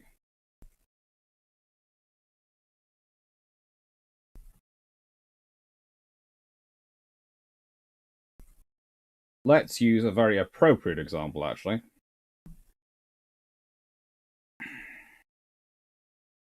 So the thing about HMS Dreadnought that makes her an interesting point is there are lots of nations looking at an all-big gun ship. Cuniberti, as I said in the 60 seconds video, is really a potential. It's a potential that Italy goes there first, and I've discussed that several times in the past. The point is, Britain pulls the trigger and builds it as quickly as it can, and gets the Dreadnought class battleship, the Dreadnought battleship, in service first, which is great for Britain. But why does Britain pull the trigger? Because everyone else is going there, and Britain has to get there first. And that's what is usually the point with the designs. It's a case of, what do I do?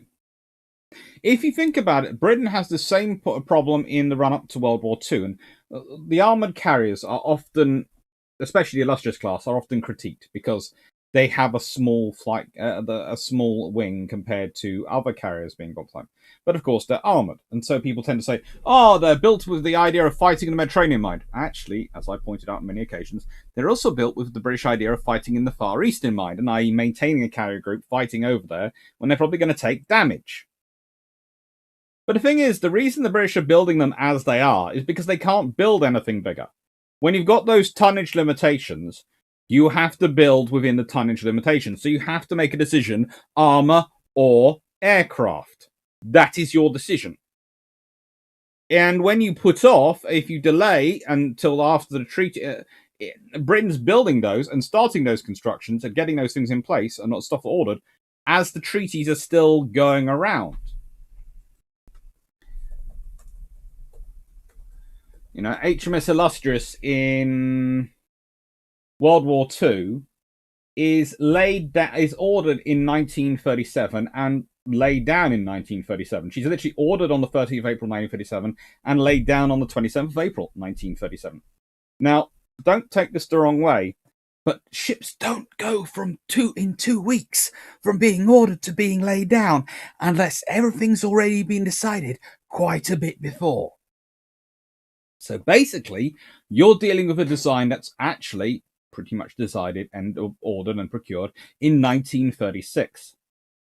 And in 1937, the British pull the trigger and go, build as quickly as we can, now. But it's design they have available, so they go for it. Because they haven't worked up the bigger designs to the point at which they can do that with them. So yeah, you can turn around and go, ooh, they should have seen the treaty was failing and have gone for a bigger ship. They'd have loved to. They have a bigger ship on plan. You know, they start off with upgrading to the Indomitable, which is bigger and is a member of the class. But They then have the Implacable class ships, and just think about the Implacable class. They are 32,000 tons in deep load.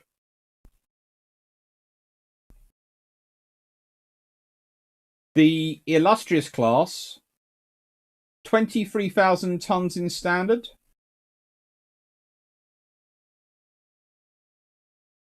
Roughly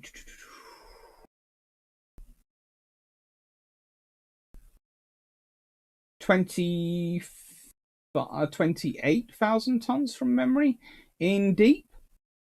So that's a 4,000 ton growth.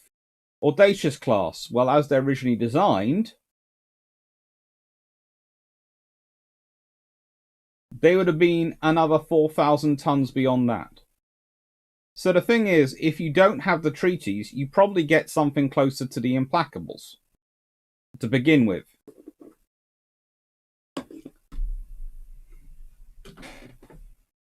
Because that would have fitted.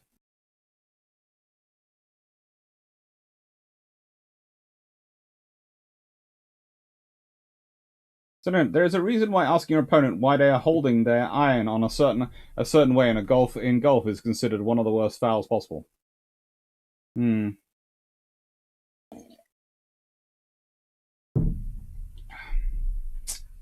let's see, what is CDS? Chief of Defence Staff.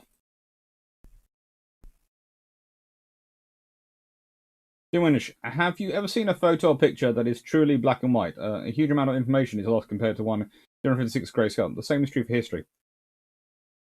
Agreed.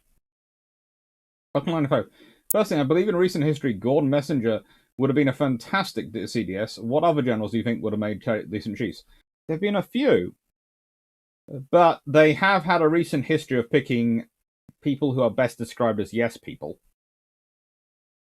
That's why I'm hoping the fact that that Radkin's been designed as described as not a yes person actually helps them get chosen.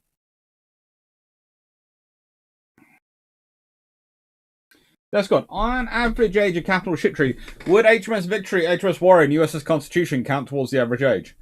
They probably would have that written out of the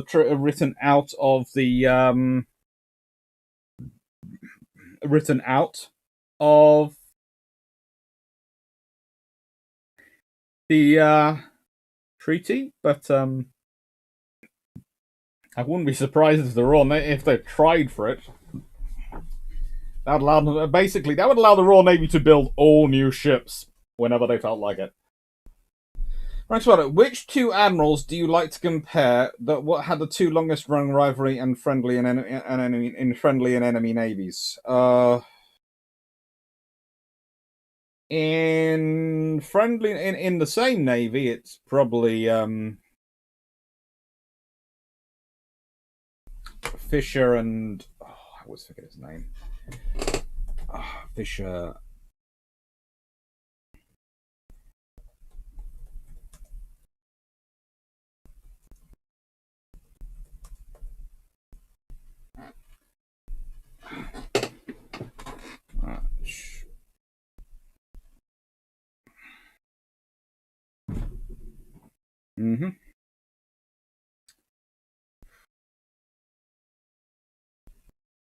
Oh, who is it? It's the other one who comes after him.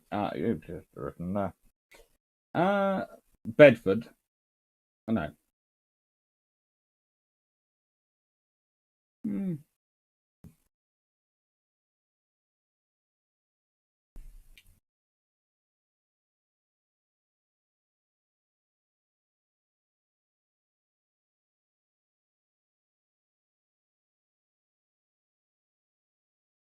Yeah. You've Portsmouth. I think it's Bedford, is it? I'm not sure. Anyway, Fisher and his counterpart tend to have spent most of the time having. I don't know why I've gone completely blank on his name. In terms of navies abroad, well, Somerville and King have an interesting relationship, but yeah. You could talk about some of the Russian Navy admirals, but most of them were Scottish, and they tend to have an interesting relationship with the Royal Navy. The Chief of Defence Staff is a poison chalice in many ways. It is.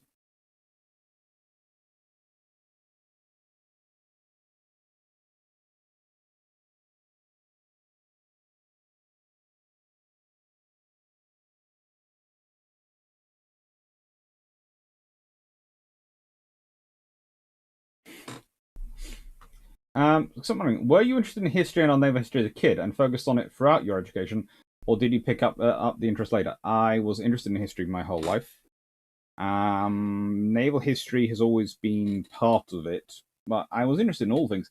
Honestly, I was general geek at school. I loved it all and did a lot of history, but also physics, maths, IT. My A levels, which are what you do at 18 in the UK.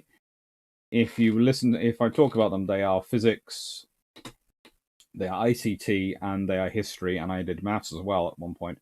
And I have done other qualifications as well through the years, but the thing is, yeah.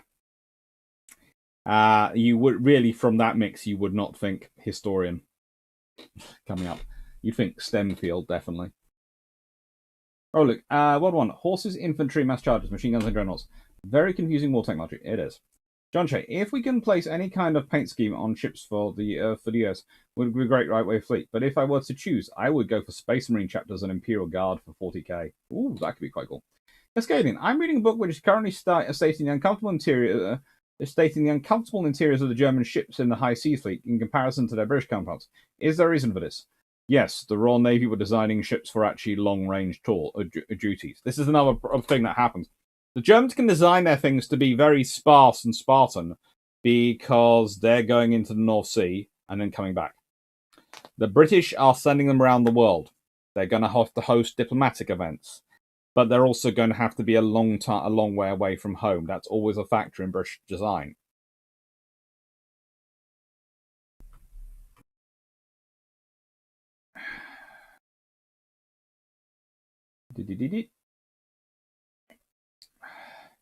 John Mac, Chatfield, we don't need anything larger for 40-inch guns. Somehow managing to be heard over all the shouting contradictory things. He was first Sea Lord, that's how he got it.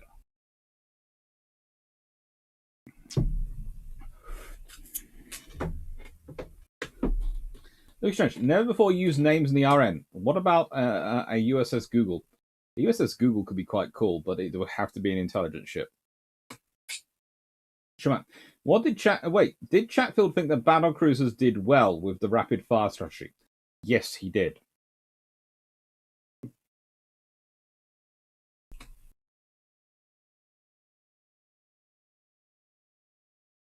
Let's go. Any thoughts on the Kaigan book by David Evans and Mark Peaty? I want to see if that's the one I have.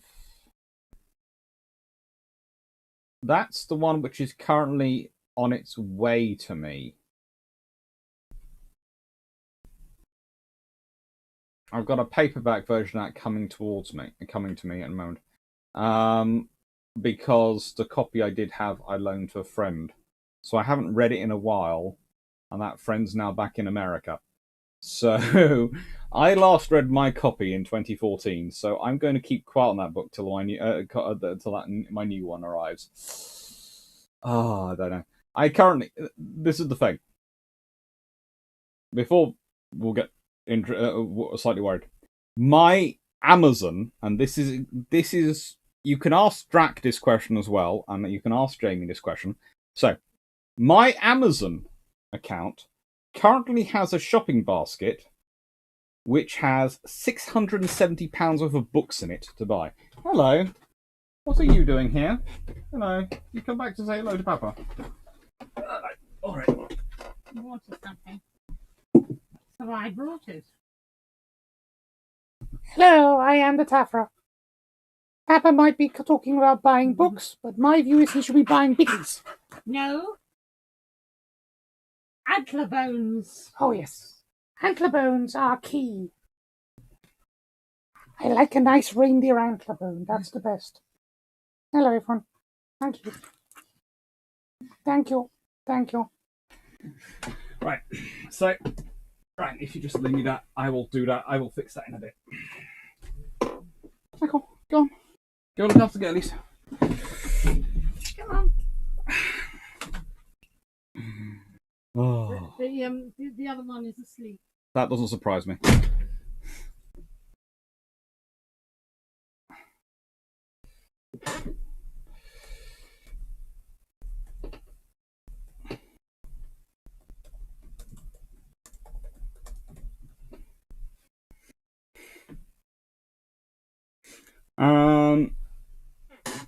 So as I said, you know, it's that's what's in my Amazon, and that's quite normal. Having about 600, 700 pounds of books in the Amazon shopping basket, and months when I go and do work for companies like Justin Craig, etc., that will be ordered. That's the life of a historian. And then there's visiting other bookstores and other things. Gets expensive, but it's fun. But yeah, so that's why sometimes I go, nope, can't talk about our book. Haven't read my copy since it was nicked. But they are using it well, and they are doing some good work with it.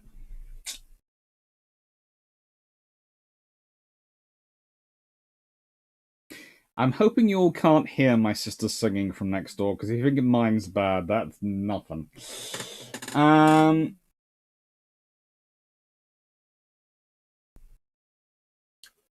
Tasha Sue Vachel. There was an HMS Spanker and an HMS Pansy. No, I doubt we'll see those. Robert Luke. A future HMS Guy Fawkes, possibly? Doubtful. Tried to blow up Parliament. Parliament don't probably want to fund that kind of idea. Dr. 95, yes, there probably is going to be a USS Donald Trump, and it probably will be an aircraft carrier.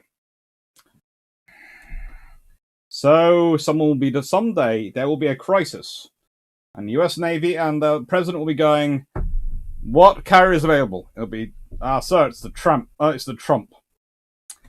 And there will be a press secretary who will announce, we are deploying the Trump to deal with the situation.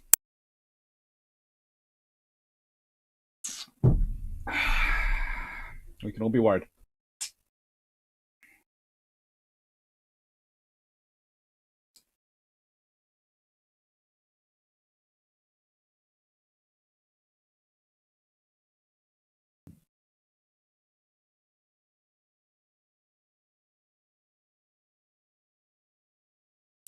Are foxes considered pests? Would one be permitted to destroy the animal on one's own property? Not really. The RSPCA don't like you doing it. Recently, a British lawyer, quite a famous British lawyer, actually killed a fox using, I think it might have been a samurai sword. I'm not sure what, but I do know he was wearing a Japanese silk kimono while doing it, and it made press all over the country. Wait, you guys brought him back to France? Yes, because that made more trouble for the French government at the time. But that was Nelson. That was Napoleon. Yeah, Sidney Smythe was an interesting guy. The French one, Doxy. Did some French hate the British so much that they didn't mind siding with the Nazis to get back at them? I don't think there were any French who were particularly like that. Maybe after Merzal Kabir there were a few.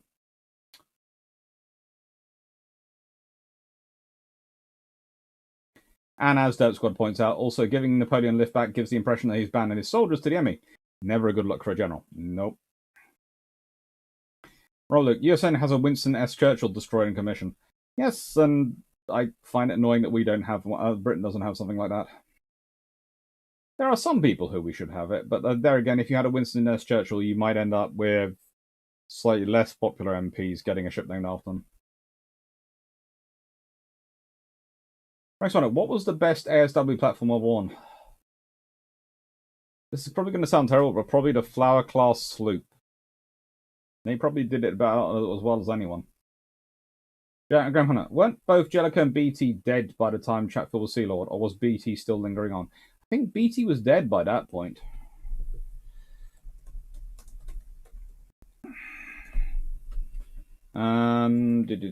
He died in 1936. Yeah, died in 1936. March 1936, age 65. So, I possibly a slight overlap, but he certainly knew Chatfield was getting up there in seniority.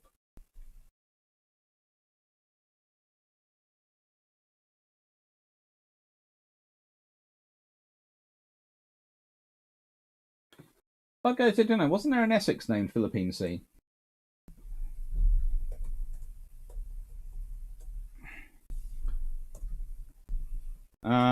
Yes, there was. But yeah, you could have named a mid. You could have changed her name and renamed one of the midways. Let's be honest, it's more fitting for a midway, because then if anything needed to be there, it was an armoured carrier if you're going to actually have a fight. Or rather, an armoured hangar carrier. Other names for...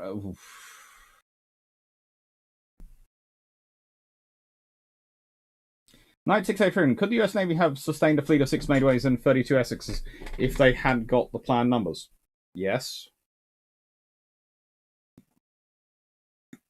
The question as always is, would Congress have actually sustained the numbers and paid for it?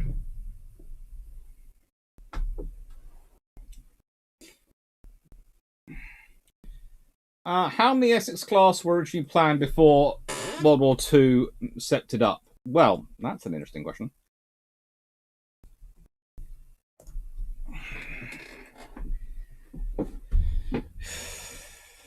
The original plan, you can tell pretty much by the fact that they ordered them in 1940, when they ordered them.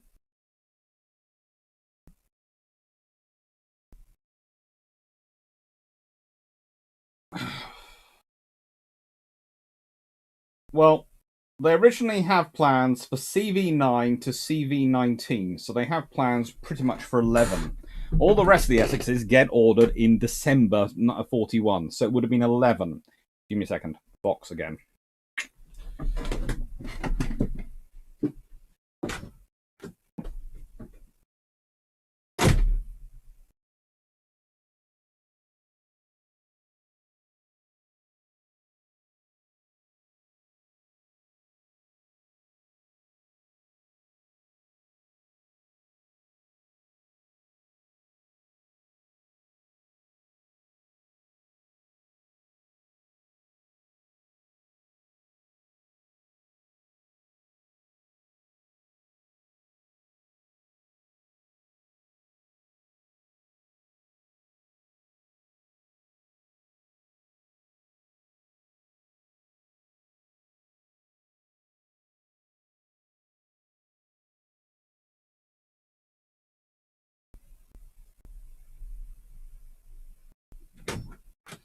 This is the one trouble having your office in the garden. You hear all the noises and go, oh great. And then you see your phone light up and know, ooh, someone's going to be popping out soon.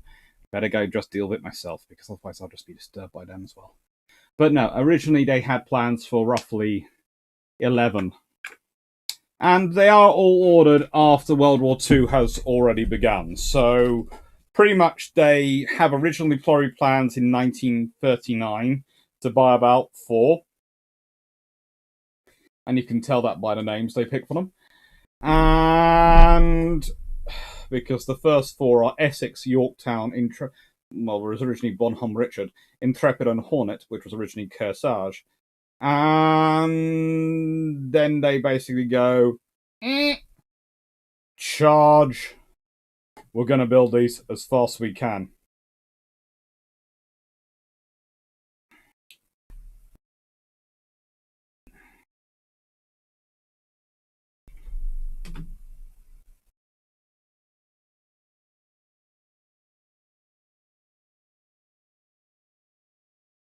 Good obsolete example. SMS Radetsky. Yeah.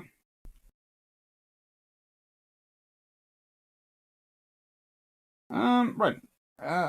TAC Team 26. Hello, TAC Team. I don't think I've seen you before. Would have Repulsive survived the Japanese air attack if it had been refitted as a sister Anabini? Potentially, but would she, the thing is, if she was allowed more freedom of maneuver, there's a chance that then she might have had a better chance. And her captain did take his limits of his permissions as far as he could. The best option to make them survive would have been actually having a carrier with them. Any carrier would have done. well, no, preferably an armoured carrier, but if, let's put it this way, people come back to me and go, oh, they needed a big carrier. They don't. They need a carrier that has enough fighters on that they can do the initial breaking up of the air attacks, and that can coordinate the aircraft enough so that land-based air can come system. Because remember, they're in range of land-based air from Allied aircraft. So they could have had, if they'd had their own fighters to deal with the first wave, and they'd have probably kept those up, but they could have had support of other waves. So it's the lack of a carrier. So, as I've said on Force, and as we all know, I don't like saying Force Z because it sounds like Force C, as in the sea. So I usually use the American Force Z. If they'd had... Basically, if Illustrious and Formidable don't get damaged in the Mediterranean, if Ark Royal, Courageous or Glorious don't get sunk, so Glorious doesn't go off on its own, hunting, trying to get home on its own and get caught by Sharnos nice now, or Ark Royal, they have actually better damage control because the ship doesn't immediately sink. The problem is mostly caused by the damage control officer who doesn't understand how to do damage control in an aircraft carrier, despite their manuals telling him what to do. And, well, with Courageous, she shouldn't have been hunting submarines, but that's just because we have hunting submarines as part of the enemy submarine warfare doctrine. And a very smart gentleman called Churchill. This is one of the problems the thing Churchill did, though, is he stopped carrier construction when he stopped carrier construction, and when he stopped capital ship construction. If he kept carrier construction going on, we'd have probably had one of those in service as well. So there are multiple decisions made in 1939, 1940, which means Force Z works out the way it does. Any one of those decisions go a slightly different route, you end up having a carrier available. So even if it's a refitted HMS Courageous or HMS Glorious, okay, that would have been able to carry enough fighters to be useful. Probably they might have been Sea Hurricanes. Honestly, they might have been early Wildcats. There are options either way. Probably Sea Hurricanes, though.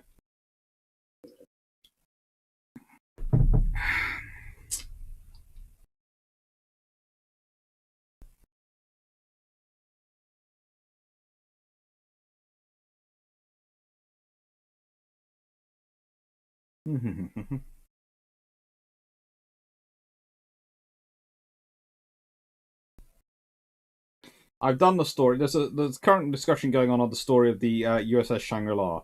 I've done this before, but basically, after the Doolittle raid, Roosevelt is asked where did the aircraft launch from, and he says Shangri-La. And the US Navy found it so much funny. They're so funny. They named the aircraft carrier Shangri-La, and of course, it comes from a book. It's a completely made-up place.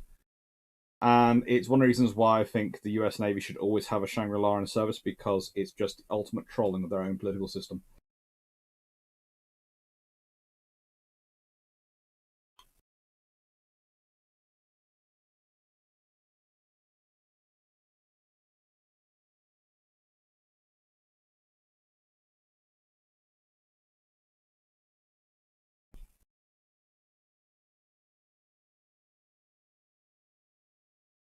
Knight 683 run. The Maltas were 10,000 tons higher off the Audacious. Yes, they were going to be very big ships, but they were war experience had shaped them, but the ideas had come in pre-war.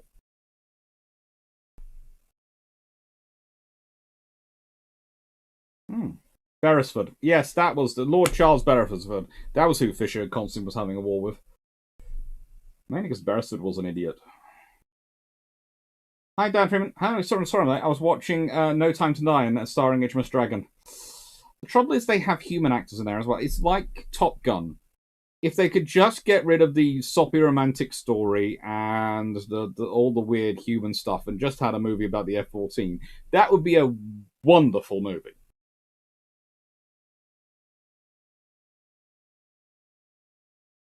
If Britain's financial state had been better than it was, how does that affect the British in the Cold War?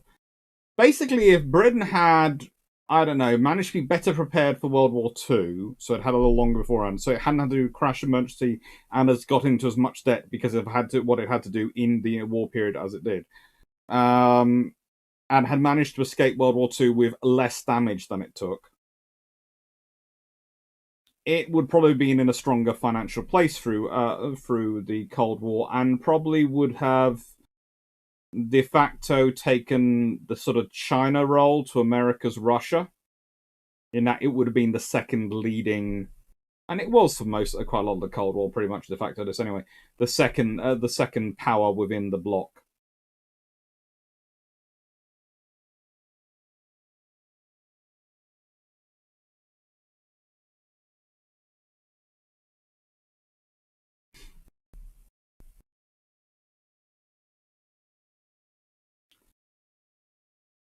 Tech Teams 26. The significant improvements in AA and the renown fit could have made the Repulse far more difficult to target, and made up for inadequacies in HMS Prince of Wales, AAA anti-aircraft fire against the Japanese. Yeah, but honestly, they needed freedom of maneuver. Basically, he needed freedom to maneuver away from Prince of Wales and try and get out of there as quickly as possible.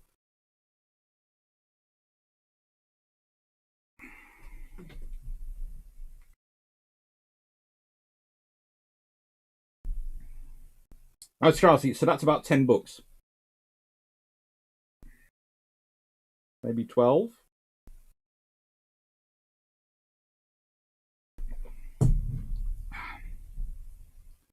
A couple. Hardcovers. Paul Eswick, read BT in Chatfield. One shell on the flagship bridge on the run to the south of Jutland, and we have the starting point for a good alternate history book. Yes, or I don't know. Jellicoe getting HMS Agincourt with 18-inch guns and small tube boilers, and just sailing south and going, "What in the name of all things have you done with my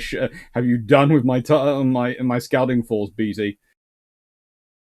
That would mean fun.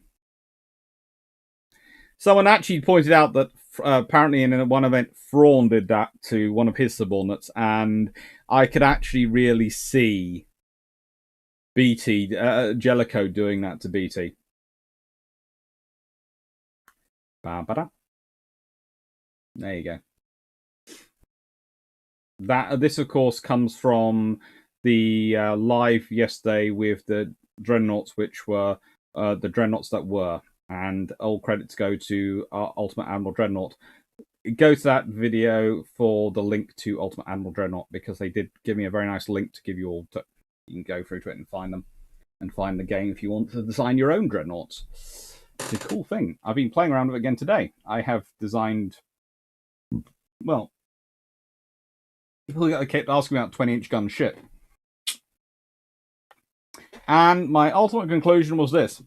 To make my ideal 20-inch gun ship, I can't actually do what I would normally do, which is uniform turrets, because if I make the turret on the back a quad instead of a treble, it makes it go very, very aft heavy. So it's a treble on the back and 2 quads on the front, 20-inch guns. So it's got a broadside of 11. But 8 firing forward.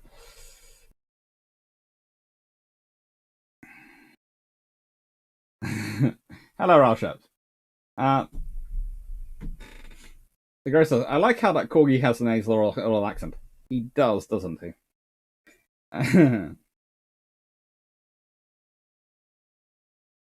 Many said, and Geo Guy, Geo, you brought up WMDs. Were you aware that the UK nuclear weapons are under the control of the Captain SSBN? They require nothing from an outside source to launch. No enablement codes, nothing. Should the captain in enough properly positioned crew of a UK SSBN decide to launch, they have everything necessary to target and launch their weapons. They do. It's an entirely self-contained system.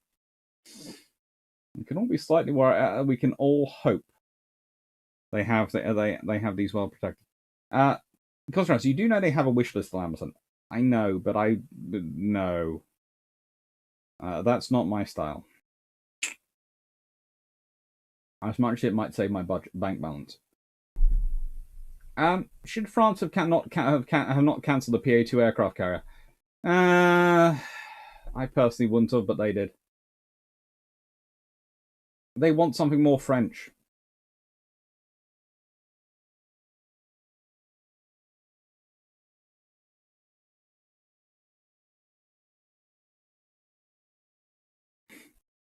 George Newman, the minute the USS Trump is commissioned, I defect to Russia. Why? So it'll be fun. Let's be honest. You get to go the Trump factor. Sorry, Doctor, but there'll never be any ship named after that exclusive. Oh, there's gonna be. It's in the same way. It's the one thing where they do occasionally get bipartisan. There will be a USS Barack Obama. There will be. Might well be a command ship though.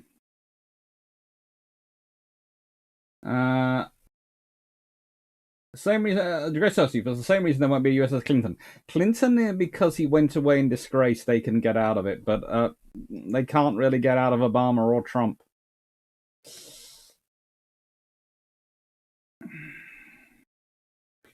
Colin Cameron, years ago, when I was first at college, you still got bursaries to help buy books, and I was at about £150 for 2 textbooks. I spent the rest on what at that time was the complete works of Terry Pratchett. Good times. I got £800 in bursary for books because of my dyslexia. And I honestly managed to spend that in one trip. And that was the first trip.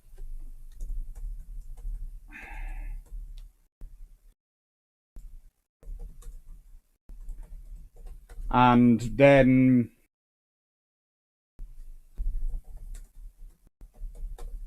well, next time it was thankfully I worked as an IT technician for my university because that paid the bills far more than the bursaries ever did. Cascadian, sorry for asking the same question twice earlier. Any good books on the French Jeune Ecole doctrine? Also, are there any modern parallels with the Iranian Navy today? The Iranian Navy today is weird, but on the Jeune Ecole, there is actually a good book. I know, because it's in my... let me just find out. Because it's in my shopping list at the moment. On the advice of a colleague.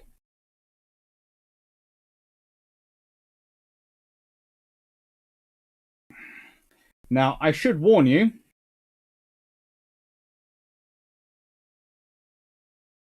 It's expensive. It's £95.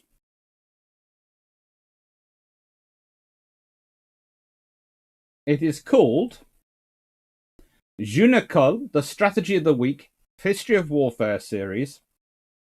And it is written by Arne Roskund. And published by the History of Oslo and Rear Admiral and Commander of the Norwegian Defence Education Command and Commandant of the Norwegian National Defence College. It's a really, really good book. So I'm going to put a link to it down in below. So if you want a good book about the Jeune Ecole,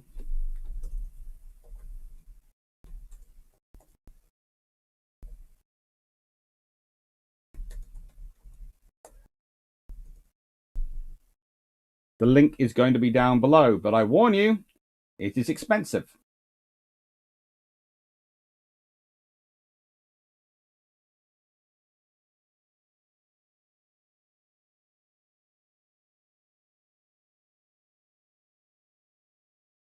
Really expensive. As said, it's on my list, and that book alone is £95. Down from 113 though. But it's about the only decent book about the Jeune Ecole available. Lucas Jones, just let corporations sponsor the camouflage on modern warships. A German comedian had this idea quite a while for tanks. How stupid is this idea for ships? You'd have to be very careful about which corporations and what were the requirements they would put in them, and do they want them going involved in war and these things.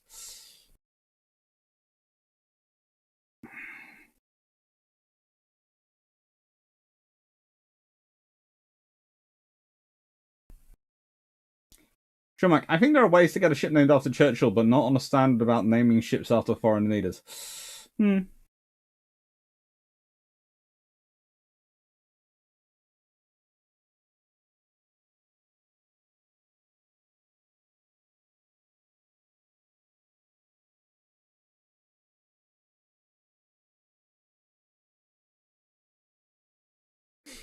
It's fun times.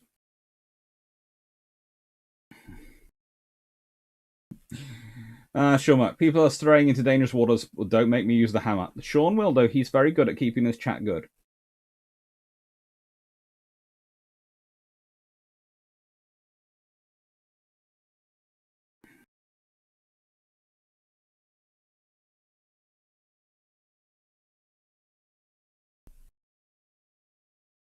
Bad Guy 889. Are the Iowa class the only class to have all the completed ships preserved? Yeah. I can't think of any other class which has all the ships completed and preserved. Knight 6831, and the carrier is not suitable for ASW. A carrier is suitable for ASW. You use a carrier. They're using the carrier aircraft to do the ASW. They're not doing. The thing is, the problem with it, with Courageous doing it, is they were doing it in an early version of Hunter groups. And she had 6 destroyers with her, if I remember. And one of those was sitting with her, and 4 or 5 were going out hunting submarines. You're going to see it work out very quickly what happens. The submarine manages to get past the hunter groups, the other ones, and actually gets the carrier. The thing is, they do the hunting groups again with escort carriers, and they do really, really well later in the war. But the difference is, you can risk an escort carrier, because if you lose it, it's annoying, but it's not the end of the world. A fleet carrier is not something you want to risk. But in 1939, 1940, they only have those big carriers.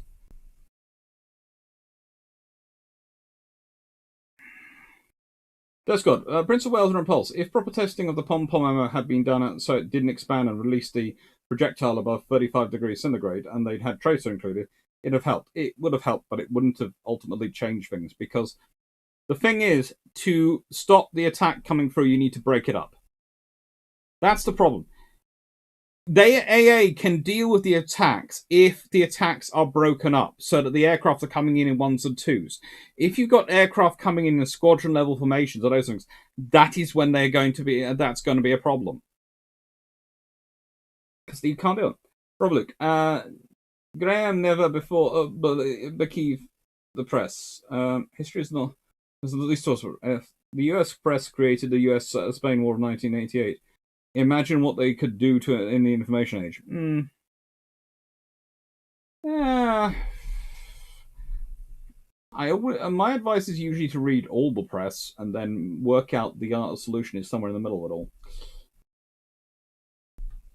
And that's often what I teach history students.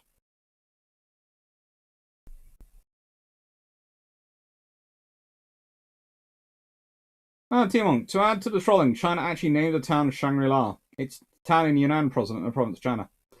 And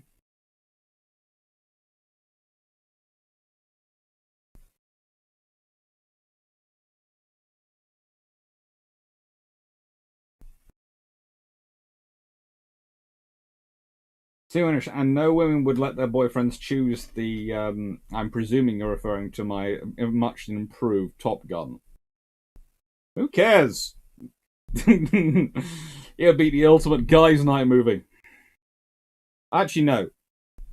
Most of the girls I know who are in the Royal Navy and a fair number of ones in the US Navy and the Royal Australian Navy, and the RCN one as well, they would be in there as well. So yes, maybe their boyfriends wouldn't pick that movie, but they would be having a lot of fun.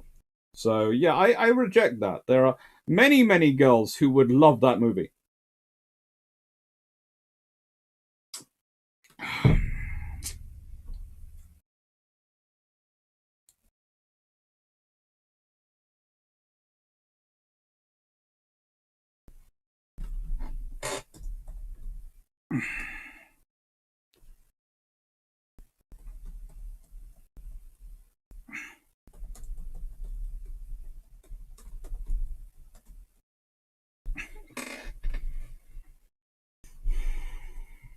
But no, that would be an improved Top Gun.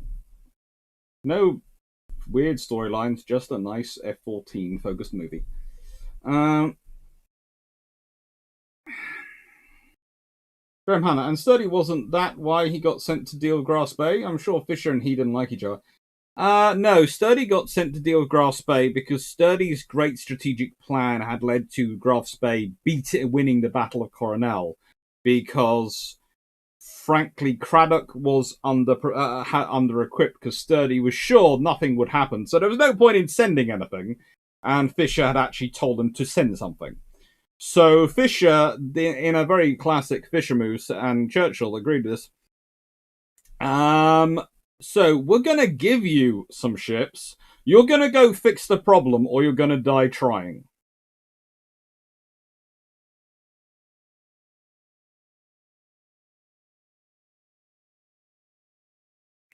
Knight 6831, does it feel like rising superpowers today have to yet understand what it means to be a superpower like the US had to at Suez? Honestly, each superpower has its own way of doing things. Every time there's a Primus and a Paris, they have their own way of doing things.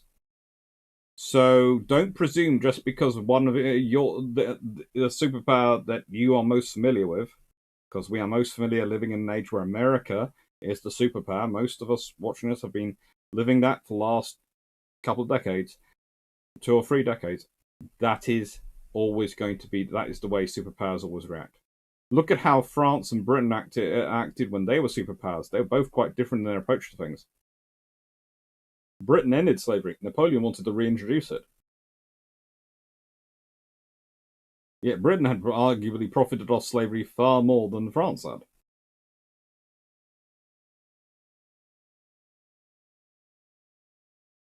There are all sorts of issues with superpowers. When they're you have to remember it's their they might be a superpower, but that doesn't mean they're going to act like a superpower as you understand a superpower should act. Soviet Union didn't act the same way America did.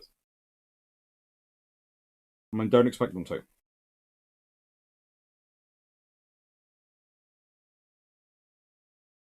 Thanks, Stafford.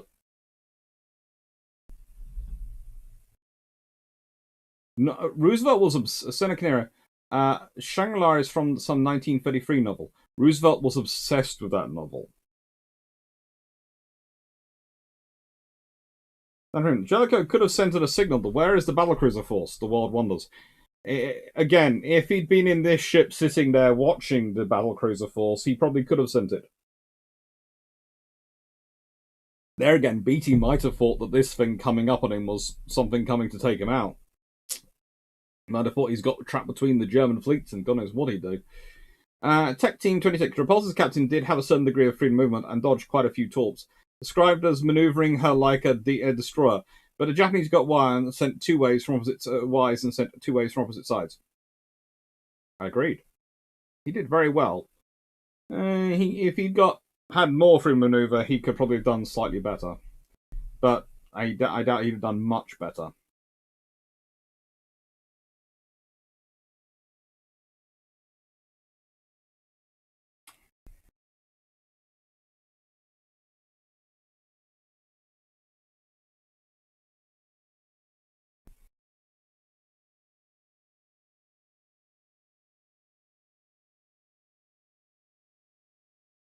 Bad Guy 889, wasn't Crimson Tide the movie about the captain and the XO having the sole authority to launch the ICBMs? I think so. But I haven't seen it in a long time. Dr. C's wish list is the 3rd Queen Elizabeth carrier, a squadron of Canadian Type 26, and a few 15,000-ton Type 85s. That would certainly be a start. Can I have 9 and 9? 9 Canadian Type 26s and 9 British Type 26s. And then about...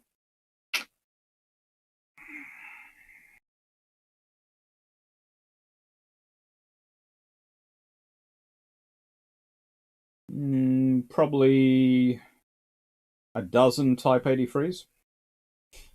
Oh, and a dozen Type 31s and Type 32s each. Speaking of wish list, Tribals, Battles, and Derrings is not available for pre-orders, while wish list only. I have no idea why, but it is there. It's coming out in January, according to the publishers. They have it all. It's been held up by, well, now it's got held up by the joyous thing that is the container issue. So, but it's in January. It's going to be out. They are absolutely sure of that one. And then I hopefully get some money.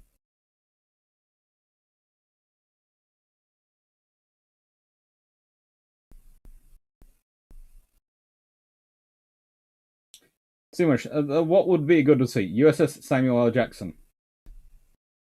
I would concur with that, but I'd also want the USS Morgan Freeman.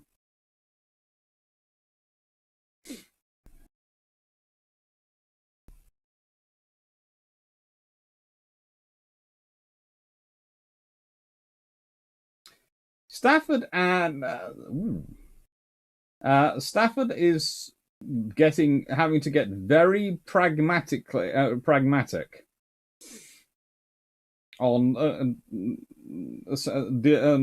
watching the chat. So the thing is, I will say this to people in the chat. Okay, normally when I see things which have been stopped, it's Sean Mack. If you have made one of the most lenient admins we have, Stafford, start censoring your chats, I shudder to think what's in there. Frank Swanner, Dr. C, any spooky stories for the season? It's not quite the season yet. Maybe on the 31st. Which, by happy coincidence, is a Sunday.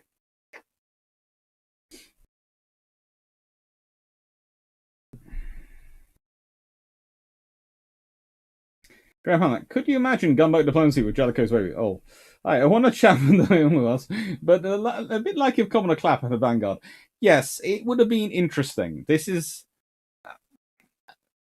I am so tempted to write something about basically what I think it is, but the trouble is it's all...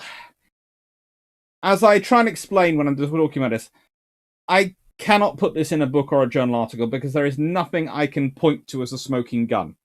It's all context which fits. It's all comments. It's all phrases. It's all things drawn from everywhere, putting it together. And I think, though, such a ship would have been beautiful.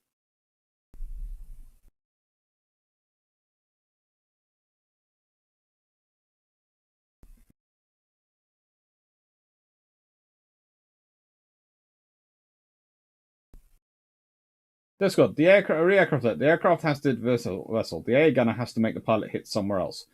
There's a lot more somewhere else than the ship to hit. True, but it's still easier if they're broken up. Tianron, what about the President Dungan from the Red Alert series? Interesting, gentlemen.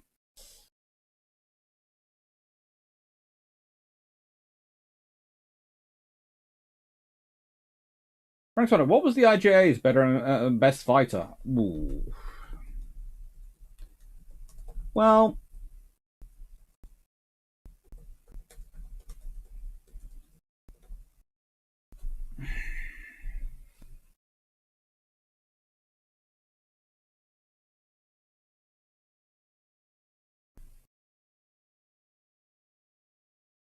I'd say it's the Hayabusa, which is often the Allies refer to it as the Oscar. The Nakajima K-43, or Army Type 1000 fighter. The Hayabusa apparently translates as Peregrine Falcon.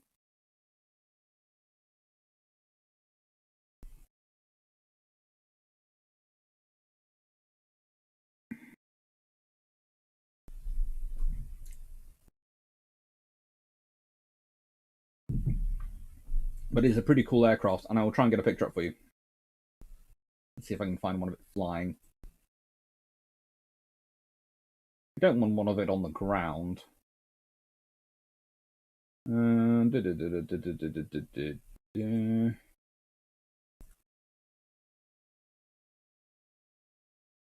it on the ground would be quite boring.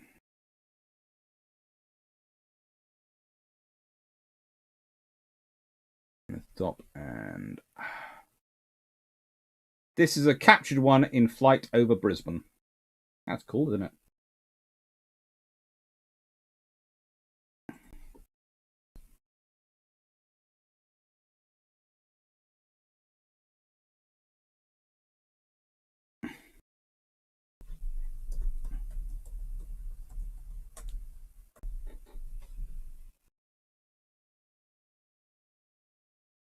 Right then. Literally the only positive thing I will say about Midway is there wasn't a romance in the subplot. That does help with Midway to an extent.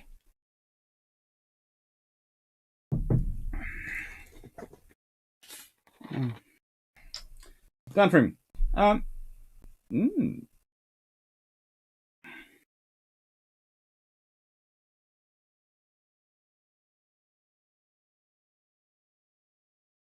Bro, look, no Top Gun problem. No way Maverick ever has conduct good enough to be CEO of Top Gun School.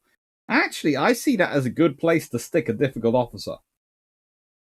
Because let's be honest, there's very limited stuff he can get up to, and it's not really a posting which is going to be politically sensitive or going to likely end up with you having a war started with anyone.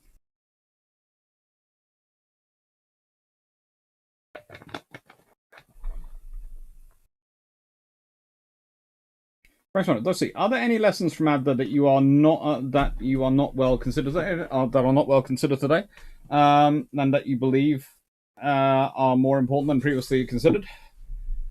No, pretty much the big lesson from ABDA was always that communication and command and control. But again, the thing is, they needed a command and control. They needed some command system. It was interesting thinking about yesterday when we were talking about the possibility of if Canada had its three Queen Elizabeths, the odds are Australia and New Zealand get to keep the two battle cruisers. Maybe they get to keep the three Cats between them, the three Splendid Clats. And the odds are they also get some form of aircraft carrier in the interwar years. Now, you have a debate whether that might be Courageous and Glorious, that might be Hermes and Eagle, it might be a Unicorn-style light fleet carrier. I think the latter is quite possible, because I think they would probably only get a carrier in the 1930s, and they wouldn't want a big one, so probably be a Unicorn-style one. But if they have that as your basis of your force for ABDA, ABDA suddenly becomes far more capable. And honestly, if you have that as your basis of force, ABDA probably never happens, because that force is probably attached onto Force Z. So Force Z ends up becoming maybe 4 fast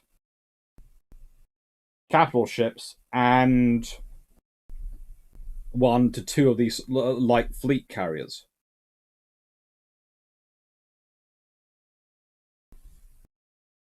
Which probably means if the Japanese know it's not operating in the area, they come down with a far bigger hammer blow.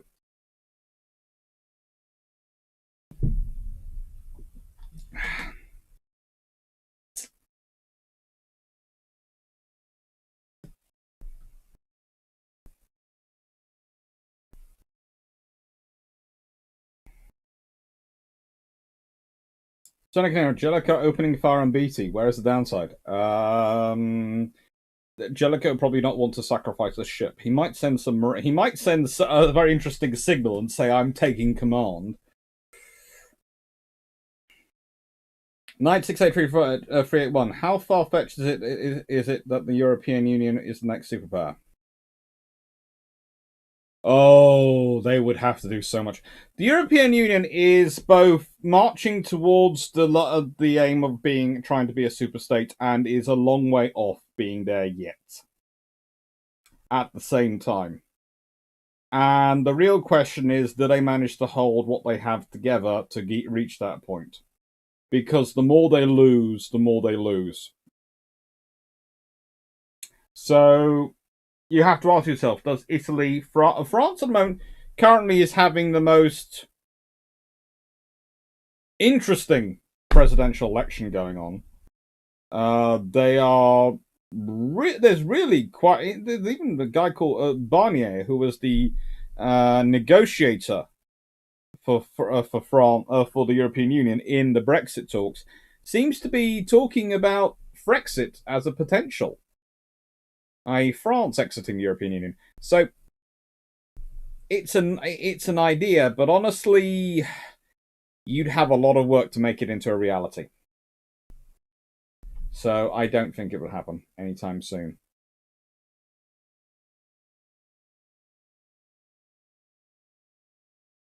The Great Dominion. Lost Horizon by James Hilton was the book featuring Shangri-La. Also a movie directed by Frank Capra. Very excited. Dr. C, how is it interesting how few shots of the CAs in World War II cause so much damage?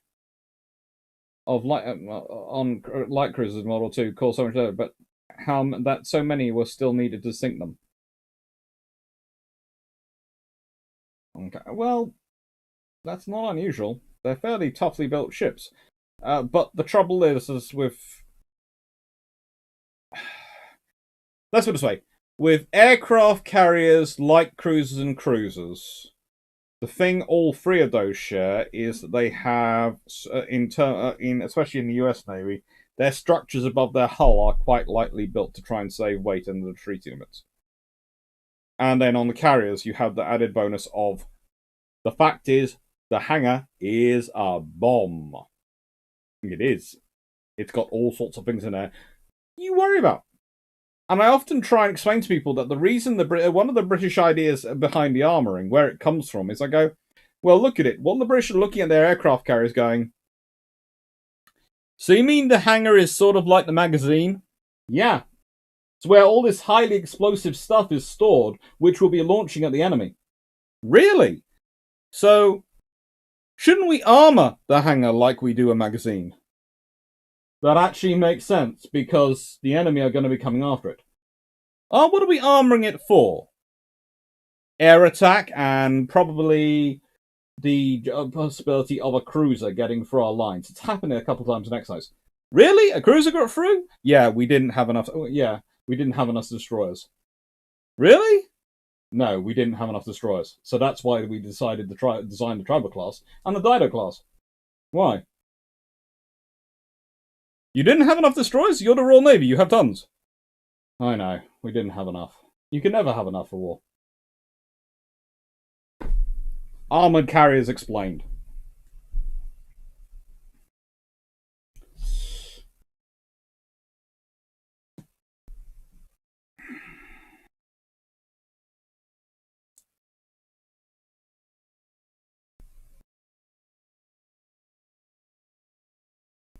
What do you think of the new Mogami class frigates? They seem awfully small and disposable.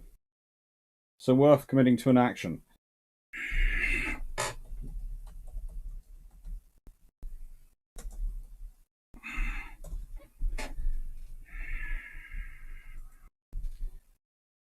Yeah, but they're also, well, they're roughly 5,000 tons fully loaded.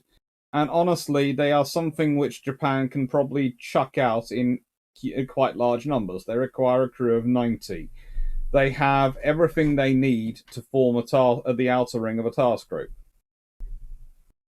And honestly, they're probably a more sensible approach to the LCS concept. Yeah. Although,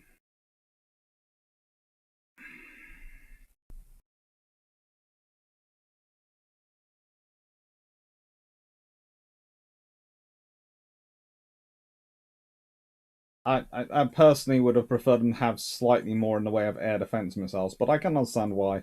They'll probably be operating in a pack.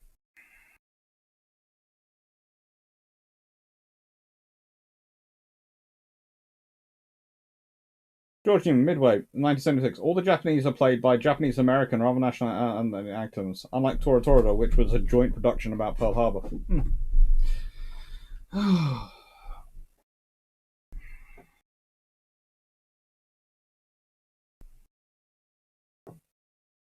Thanks, man. Dr. C, if the Agincourt was in World of Warships, how would that play? If the Agincourt, which I had up earlier, was in World of Warships, it depends what tier they put it in at. If it appears where it should do, in with the World War I battleships, it would be scary as anything. And if you upgraded it, it's basically where you have the Queen Elizabeth. So it's tier 5, tier 6. So it's a tier 5. It'll be a tier 5, tier 6 premium in World of Warships, probably. And yeah, as said, it would be 18-inch guns. Woo! 6 of them. Ooh. 28 knot speed. Oh. It's not something you want to tangle with unless you have to.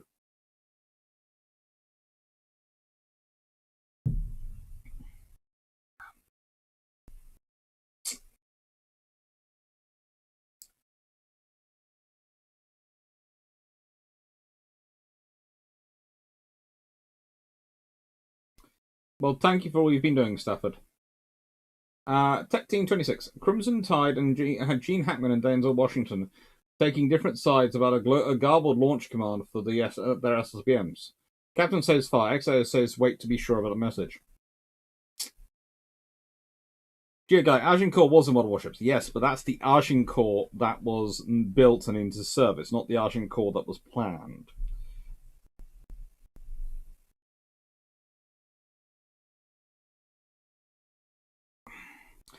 The KF-43 Oscar, or as I'm calling, as I've got it listed as the Hayabusa, I think, has more kills than any other Japanese aircraft. That doesn't surprise me.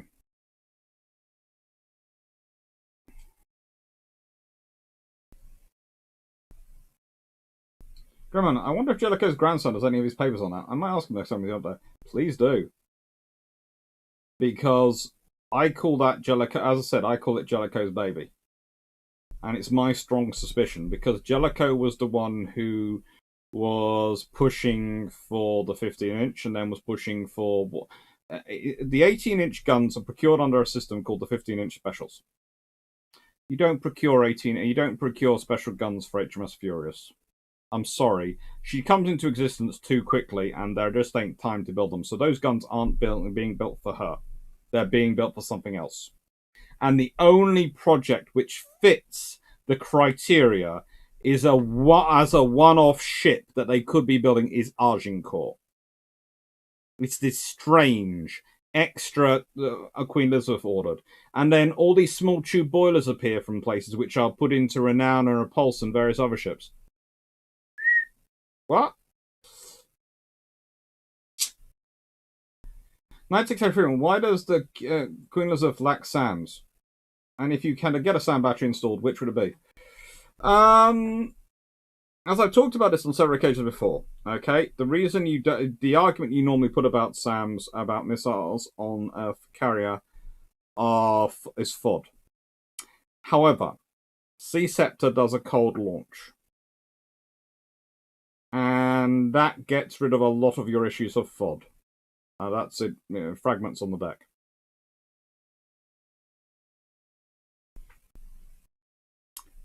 So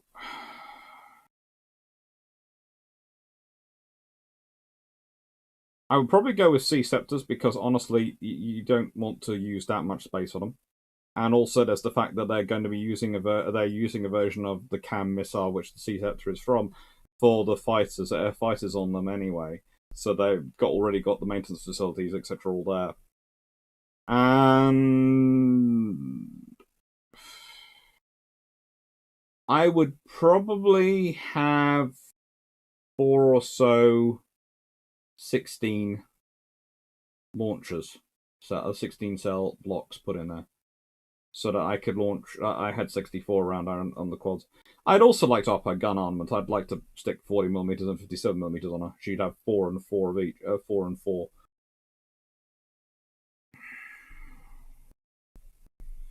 Basically, every one of on almost all her corners, there would be a combination of 57 quad, 16 VLS, and 40, and then like this one, 57, 40, quad, 57, 40, quad, VLS, 57, 40, VLS, all corners, and that would be how I would approach giving her firepower. But that's me, though.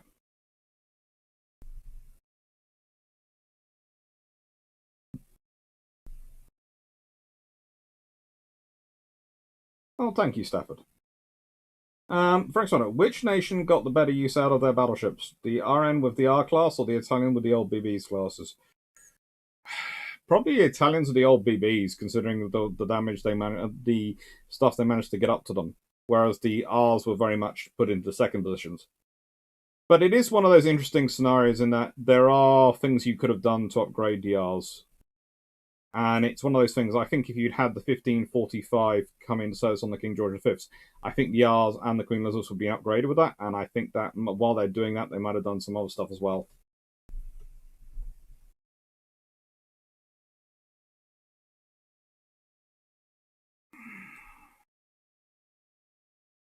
Where's the going elevated?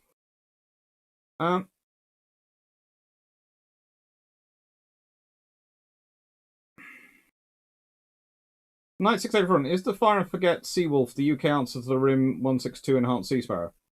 Not really. It's another level of British. And why didn't the UK develop this vertical launch Sea Dart? Money. They decided not to. Concentratus. They were putting. By the time they were starting to think about a vertical launch Sea Dart, they were already thinking about the next generation of missile. And frankly, Sea Dart is a truck. And they felt they could do better. And they did. They've got Sea Viper, which they developed, the PAM system.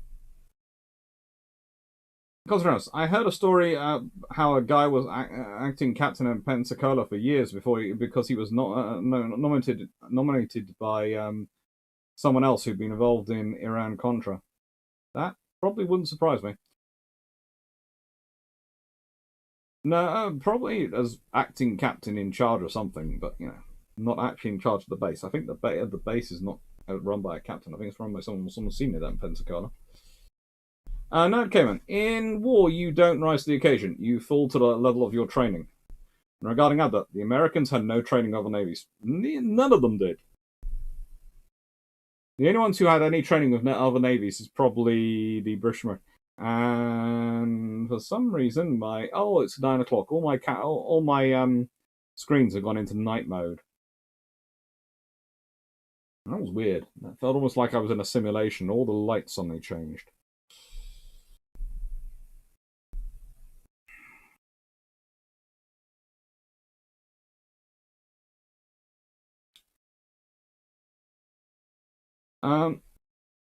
Brexit. France is throwing a technical tantrum. I think that's over the Australian submarine issue, and they have issues.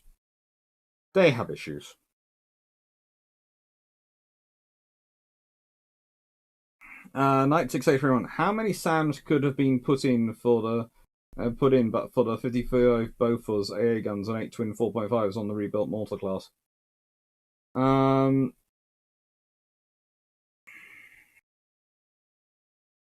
Well, when they developed SAMs, they replaced the 4. The whole idea is that you can replace the 40mm Bofors with one of the. I think is it the Sea Cat or the Sea Slug? One of them is designed to slot into the Bofors position. So quite a few. Probably they kept the 4.5s for a bit. Maybe.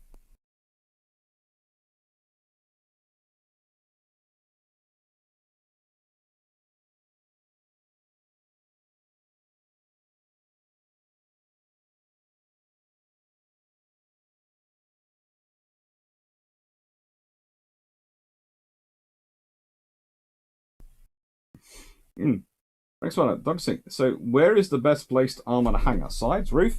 They literally built an armored box around the hangar. And that's what they did. Mostly, its thickest armor is on the roof and the floor and the level below the floor, the deck. But which is yeah.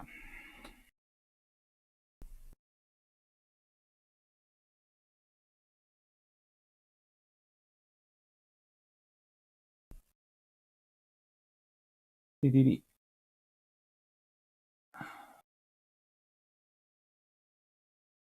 fact, will destroyers get airborne early warning drones, and what effect will that have on the air-surface balance? I think if you start to have AEW drones on escorts, that is probably the best way to start dealing with the hypersonic issue, because it starts giving you more intelligence gathering. It also means there is an interesting idea about various things about can we mount radars on tethered drones and have them go out so we can raise the air search radar of our destroyers and our surface ships far higher. If you can do that, if you think about that, if you could get the radar of Type 45 up even just another couple of 100 feet, so it's well within the protection range of the weapons on Type 45, that's going to have an impact on operations. If you can get drones which can fly free and give you airborne early warning radar from your escorts, that gives you a lot of options in terms of your protection.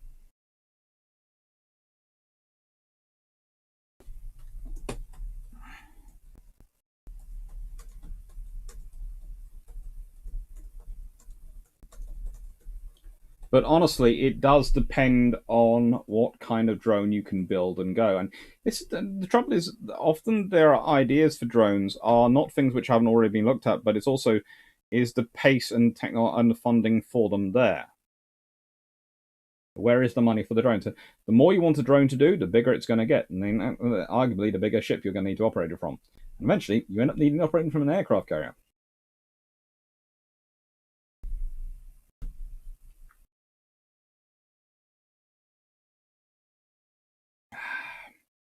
Great Dominion. How is Australia going to pay for its nuclear submarine program under the new AUKUS agreement, and why is France so upset about the deal?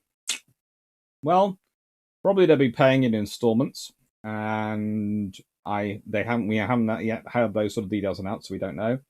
And France is upset because France was looking at getting a huge amount of money.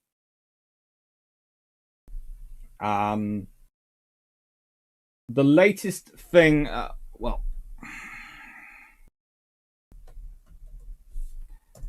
the last announced cost was estimated to be, I think, it was estimated 89.7 billion, and that was in 2020. They were just about to put it up, so they were planning to, over 20 years, get a large chunk of what was probably going to be north of 110, 120 billion dollars. And for some reason, and it kept, let's put it this way, France is upset because that was a lot of money. But also what's kind of telling is that France is upset and talking about all the workers in France who are going to be out of work because of it. You sit there and go,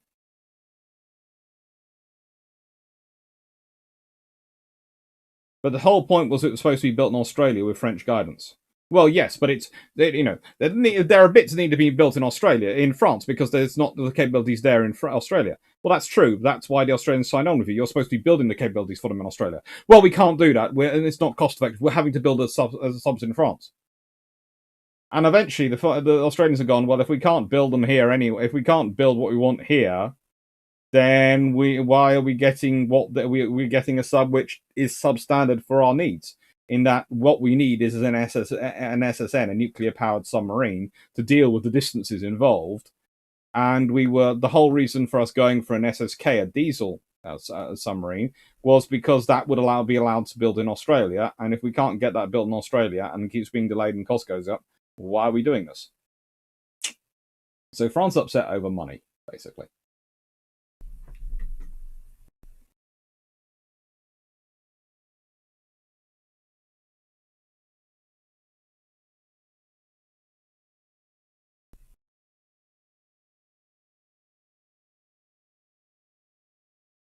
Coming out with Recold launch. After seeing a few failed missile launch videos, I also strongly support cold launch. Many of us do.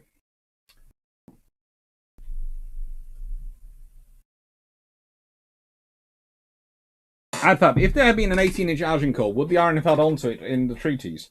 Or would it have stopped the treaties themselves as everyone else upgunned? They would have held onto it. The real question is, if they'd got an 18-inch Agincourt and it had worked, the odds are the Hood class, the Admirals, are 18-inch battleships as well. In which case, the question becomes, did the RN get to build a Nelson and Rodney? Or is it considered because they have 18-inch gun ships that count as the other people's 16s and everyone stops there? It's an interesting question. It's have butterfly effects, but let's please be honest. If you have an 18-inch Queen Elizabeth armed 18-inch armed Queen Elizabeth class involved in Jutland, and it does what it probably could have done in that fight, as I think probably with 42 or 45 caliber guns, as that makes sense. I think they would have been 1842s or 1845s. Yeah, pretty much. That's the calibers the British were normally going for battleship guns at this point, so probably 42s. That's still a long gun. If we think about it, a 42, well, and a 40 would be 60 feet. 42, well, that's 63 feet long.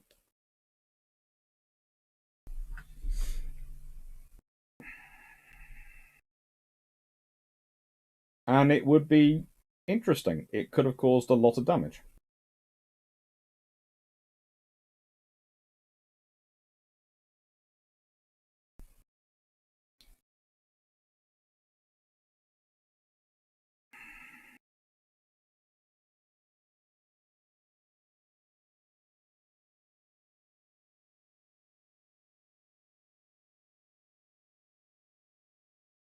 But honestly, on the Australian submarines, we do a lot more discussion of this in bilge pumps, so yeah.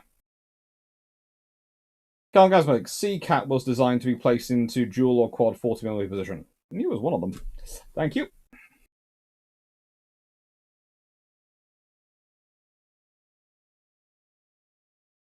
God, George Newman, just checked on that. Naval SOS Pensacola is currently commanded by a captain.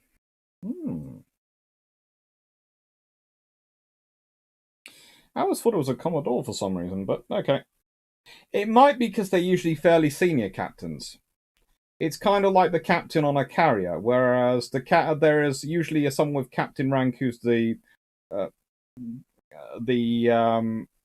flat. He's in charge of the wing. Is the wing commander. There is also usually a more senior captain who's the captain of the ship. So that might be why I thought they were Commodores. Thanks for that, George.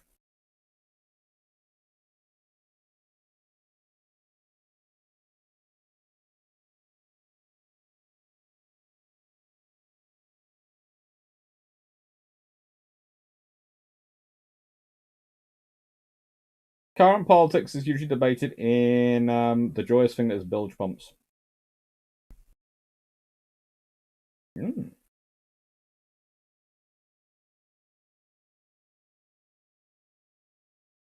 Graham Hammer, are you or will you do a vid on Room 40 and the other things that Naval Intel got up to in World War One? I will do. I'm currently getting books together and sources together for it, and I want to try and visit the archives, do some research on it. No, Kevin, the speculative Orcos question that I would want answered. Will I be getting sent down under as my next home sport shoulder duty as a USN Samara? You could be.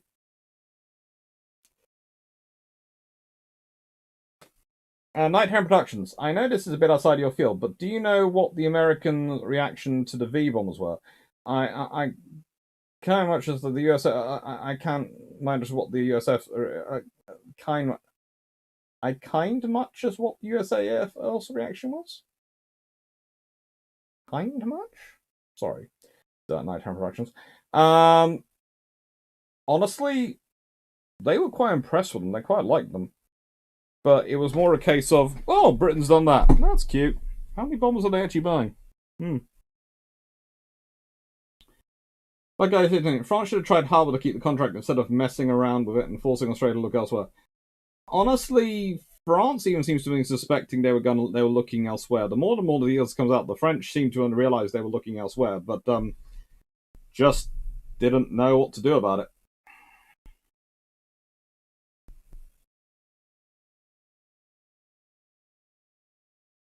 Tien Wong, how realistic were the 20-inch guns on the King comparable? Probably the upper limit of what you could actually build. Pragmatically, no. I prefer the 18-inch. Let's be honest. 20-inch guns, you're talking 508 millimeters. Now, let's say you are building a 20-inch gun and you make it a 45 caliber. Okay, that's just for the ease of maths, we're going with 45. Well, that's 90 already. And that times by 10 is 900. And divide by 12, and that tells you how many feet that is. And that's not going to be a short distance, because this is the problem. There is 25 feet for every 300 inches. So that is 75 foot long. And then you think about how big that barrel is and how heavy it's going to be to move it around. And then you think, well, you're not going to have one of them in a turret. You're probably going to at least have two, maybe three. That's a lot of weight moving around. That's a lot of weight. So you're going to need a very big ship. And just think of the size of the shell and the ammunition. So if you're going to carry enough of those to actually fire it just becomes immensely complicated. There is a reason why HMS Incomparable is so massive on World of Warships, and why Drac racing around it at no point can take a picture, can no point fit the entire ship onto a screen. It's that big. In fact, if you get a standard submarine, will always be Jason, what do you think about the Fleet Air Arm single-seat fighter would have been like if war didn't happen until 1943? Just a slightly better Seafire or something different? Probably a Seafire variant, well, Gullwing Seafire with a 2,000 horsepower engine. That's what they were really probably looking at. One 1,800 to 2,000 horsepower engine, depending on how the files things develop. If the British Empire has Hood and Jellicoe's Agincourt, I can see the limits of Washington being a bit higher. That's true. Which could mean everyone has 18-inch battleships, which could mean the Japanese have to go a completely different policy and a completely different route. It could also change the tonnage limitations. You might end up with a tonnage limitation being 50,000 tons for a battleship and 18-inch guns. All quickly go off and design 15,000 tons and 18-inch guns and see what you end up with. Probably. What are the odds that another Queen Elizabeth-class carrier is funded in the government in the next 3 to 5 years? Doubtful. What you might see is a class of 3 LHDs. Because the more and more they keep talking about the literal strike ships, they keep changing. They're slowly growing, and if you listen to some of the subtext going on, they're sound quite like LHD. It sound like what Australia went through, which ended up with the Canberra class. And I have this feeling that it's going to be the same for the Royal Navy and the British with the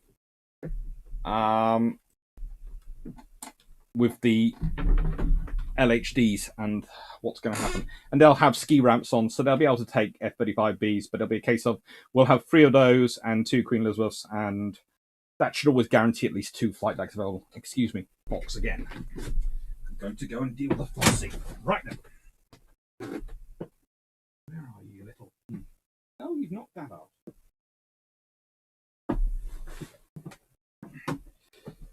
Excuse me 1 second. Not for the fox, but it's not the stakeout.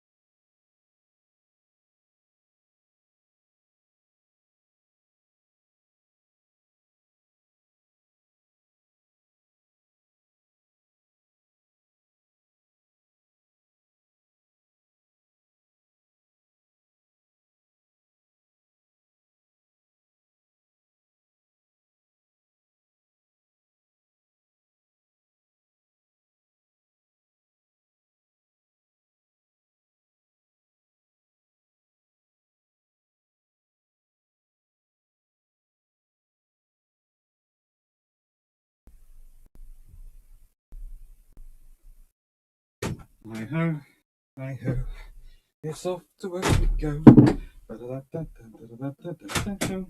hi-ho, hi-ho. Mm-hmm.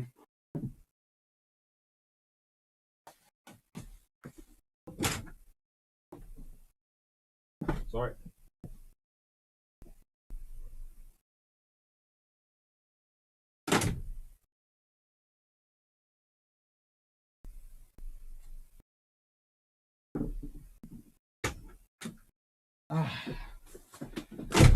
Done.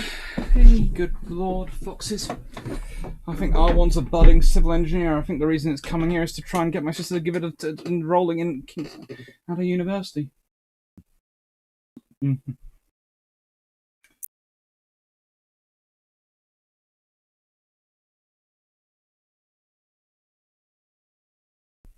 Graham Handler, you do need to... Is that at me or at someone else? You do need to look a tad deeper around him. Sorry, but you're fixated around him, and most isn't quite accurate. I think that I presume that's to someone else having a conversation with you about Chamberlain. Could be to me, but I try and be nice about the guy as much as I can. I don't rate him as a very good prime minister, but I don't think he was too. I think he was more overwhelmed by the task. If it had been just another run-of-the-mill 1920s, Chamberlain would have been perfectly fine prime minister. For about 1925 to 1930, he would have been fine. For the period, unfortunately, he was prime minister, he wasn't really up to the task.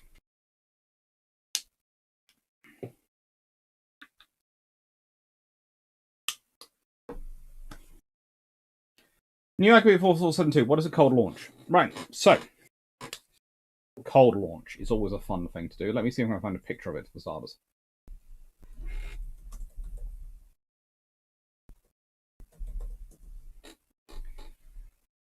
Right.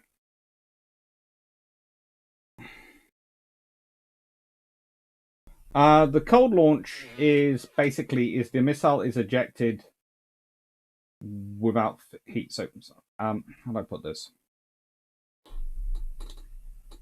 Okay, in a hot launch, the missile ignites in the cell, and so that therefore you get all the heat and gas and all these things. Cold is a relative term. Whilst a hot launch system does not require an ejection mechanism, the cold launch usually has an ejection mechanism because there is some sort of system involved in it which pushes the missile out. So instead of the missile launching itself and going... And let's see. Do I have a picture, a decent picture?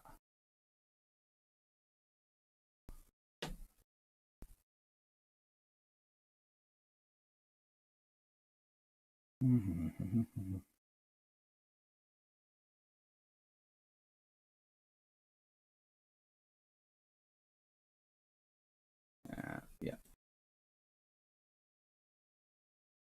So I'm going to put up a hot launch next to me so you can see what it's like.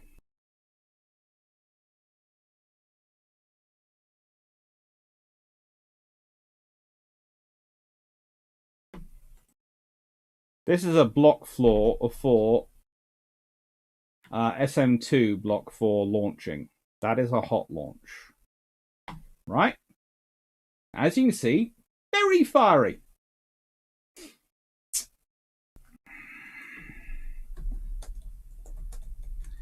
And lots of stuff going everywhere.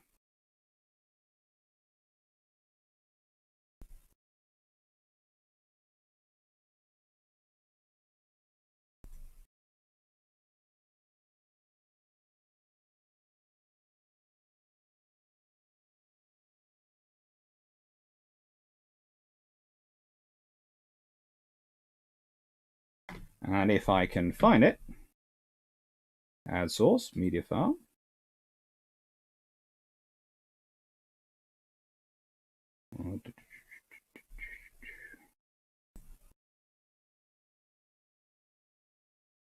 And in comparison, This is a C-sector launching. Notice a small difference going on here. Yes. And if I swap them around completely, so I put that there, and this there. So basically, a cold launch uses an ejector system in the cell, which pushes, in this case, it's a shot of basically highly pressurized air, we can call it roughly, and that pushes the C-sector missile out, and then it's off. And off in its merry way, and you don't have quite this much destructive energy. But the thing is, in many ways, that's an easier VLS to build, because you just have to have the exhaust gases to go away, and you don't have an ejector system, which can go wrong. And if your ejector system goes wrong, that can cause problems for all your missiles. So it's fors and against on both, but the cold launch system tends to create less in the way of FOD, which is useful for a carrier operations, shall we say.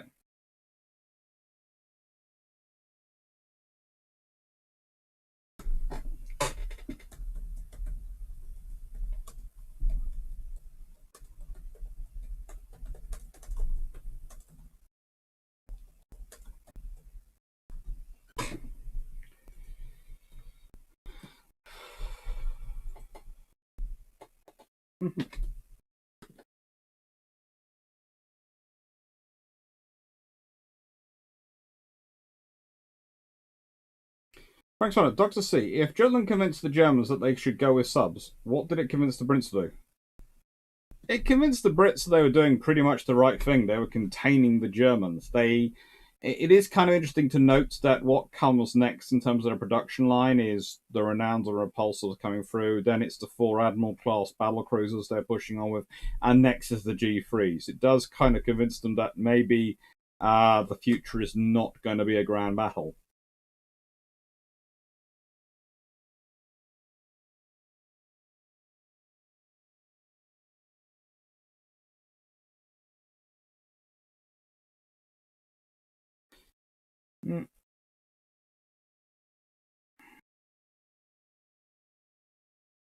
Right.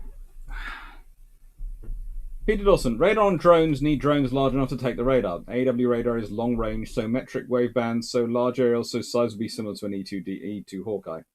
Probably. Cargos and all. An 18-inch L42 is 3.1 meters or 10 feet longer than the guns on the hood. Yep.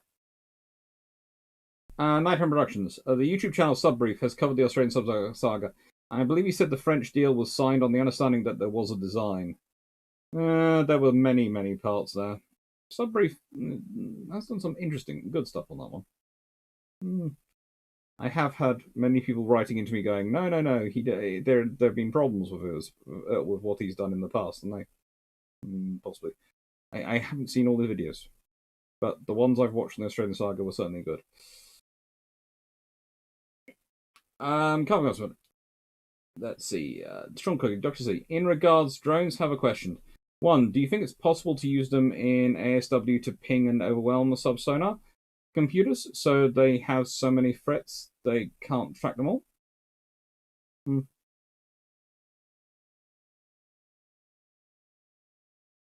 you think it's possible to use them in ASW? Well, it's potential, but what are you doing it for?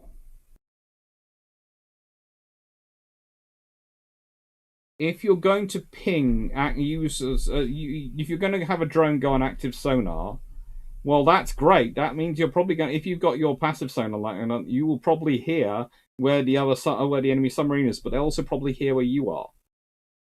That's the problem. The moment something goes active, you can hear everything, and you can spot everything. Active sonars are that powerful, but the trouble is they'll reveal everyone's position, and what is the point of it? Nighthawk Productions, drawn up a few years in 2018, I think it was revealed that the French hadn't done that.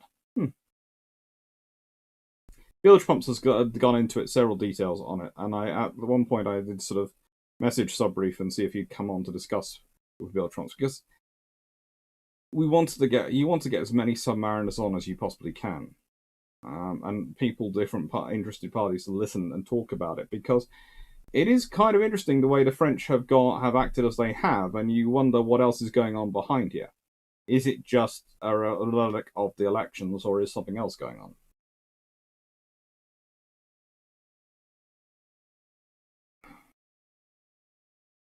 Ned Kevin, Submarine Squadron Commodore Ferguson are pay grade, rank of full bird captain, 06.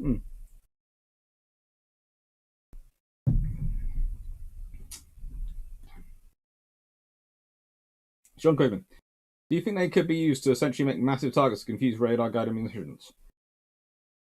You could probably use, and I wouldn't be surprised if we start to see drones being used for electronic warfare and all those things to kind of, because think about what you have drones do these days.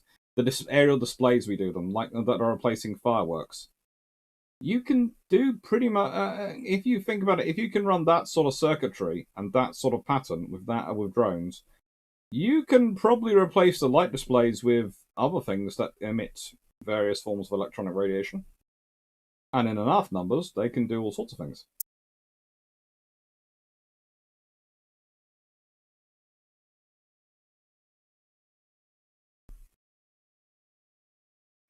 As Carl Gazwick has pointed out, reagent wavelength. SBY works on S-band, which is 15 to 7.5 centimeters in wavelength. Yes, but the thing is, what are you going to use? Are you going to use ship-style radar or AEW radar for your drones? Who knows?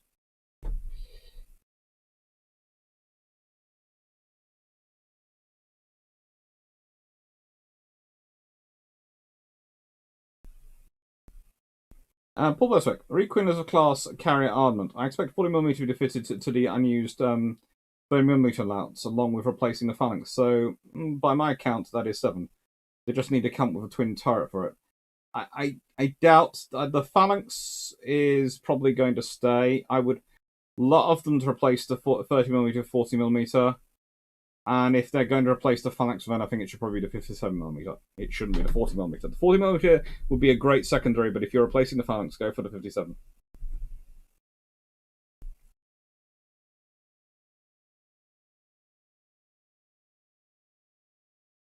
Nighttime productions can't. I'm sorry, Doctor. The autocorrect on my computer is ridiculously at times. They often are, don't worry. The only 20-inch gun I can imagine being used would be a railway howitzer, so you might need to stick on a monitor, but really, no. What sort of rate of fire would it have? Probably 1 a minute. 9683, is the age problem that plagued the Vulcans in the 1980s now starting to affect the B-52s? They are rebuilding their wings. Basically, the B-52 you see flying around today has probably got new wings on it, has had a partial reconstruction of its airframe. They're becoming the flying equivalent of the Age of Sail ships that are line. They have rebuilds every so often. It's quite disturbing.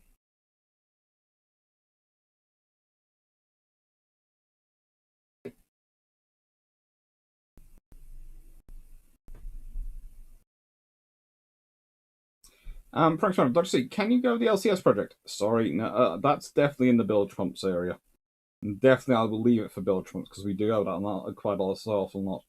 TN1, the Yamato is really getting power creeped in World of Warships, isn't she? She seems to be having fun.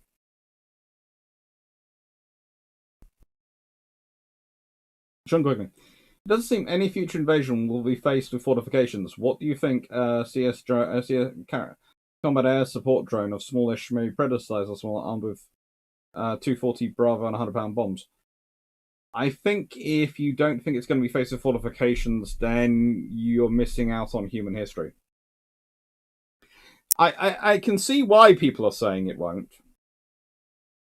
But, and it was the interesting conversation with Melanie 16040 on here the other night, where she was talking, going in at I was talking about my friend who's been looking at battleship grade armor steel for possibly a mission to Mars for their spaceship. And she's going, well, there's electronic systems you can use to shielding and all against radiation. And she's quite right.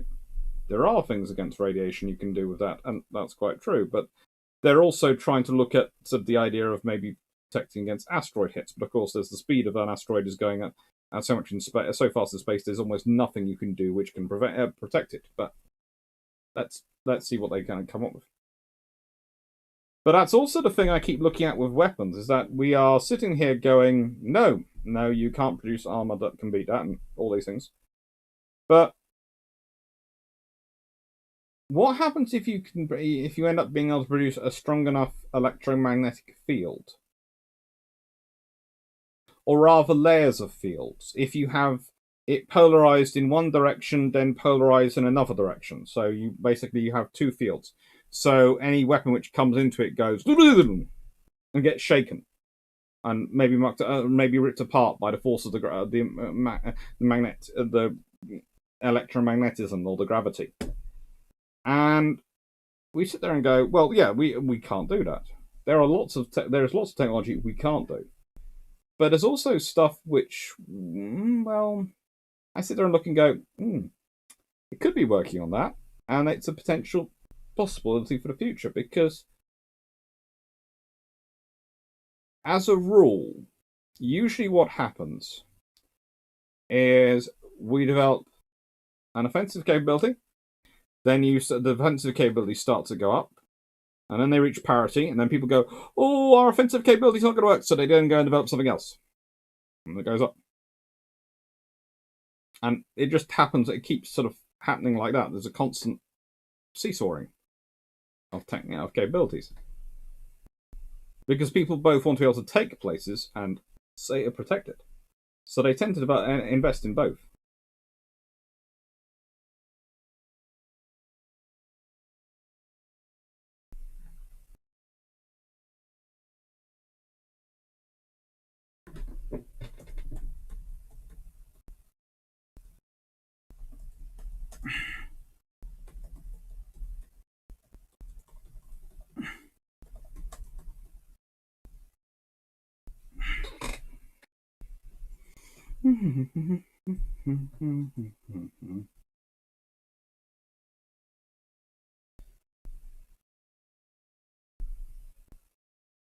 Sean quickly. Okay, I'll answer that one.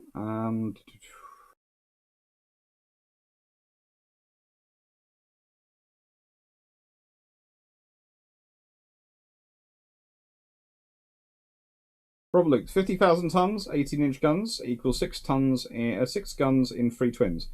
Potentially, but I managed to get 6 guns in 3 twins into 38,000 tons fully loaded. So I would say you could possibly get 8 guns into 50,000 tons.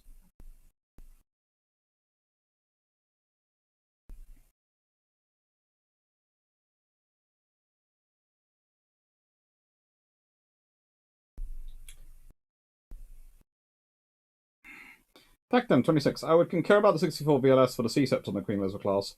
Although it probably configured as 232 cells. Well, the thing is, I think it's... yeah. Maybe. But I would disagree about the guns, though. Keep the close-in weapon system. I'm keeping the close-in weapon system. I'm just replacing them with 57mm and 40mm. Frankly, I think... don't take this the wrong way, but the 30mm... the 20mm phalanx cannon just seems... not any help.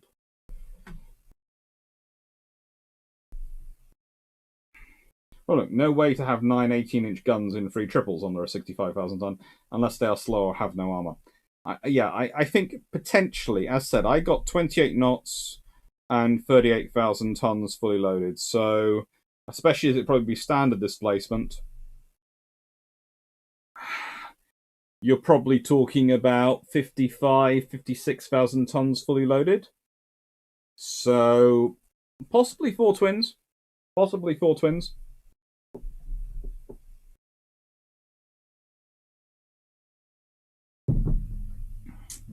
I.e. hood style.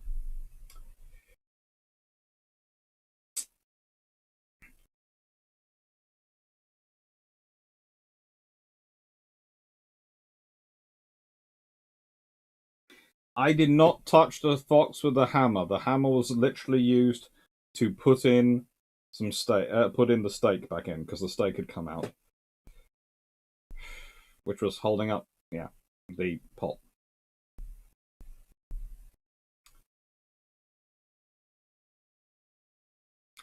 Shomak, would it be beyond the RN to have something in mind and then propose something to work up to a logical conclusion of the thing they want? Are you suggesting the RN would be underhand like that? They never do that. This is Her Majesty's Royal Navy. They are honourable gentlemen and ladies. They never do those sort of things.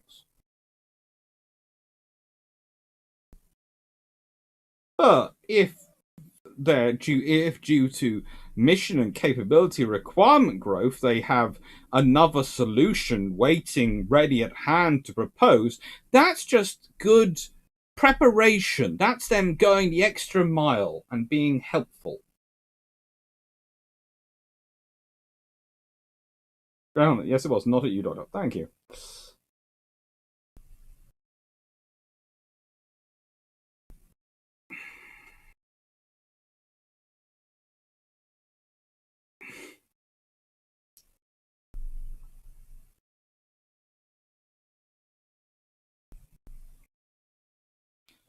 Common camera. So cold launch is a lot like those old gun launch missile systems. Yeah, to an extent. Which is usually what we start talking about on Bellatrons when we start talking about a potential future of bringing back large guns. If you did bring back an 18-inch diameter gun, an 18-inch gun, or something like that, you could use it to launch missiles. Because if you think about it, the Mark 41 VLS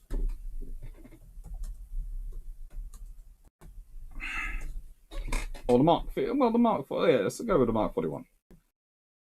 I was considering, pardon me, the 53, but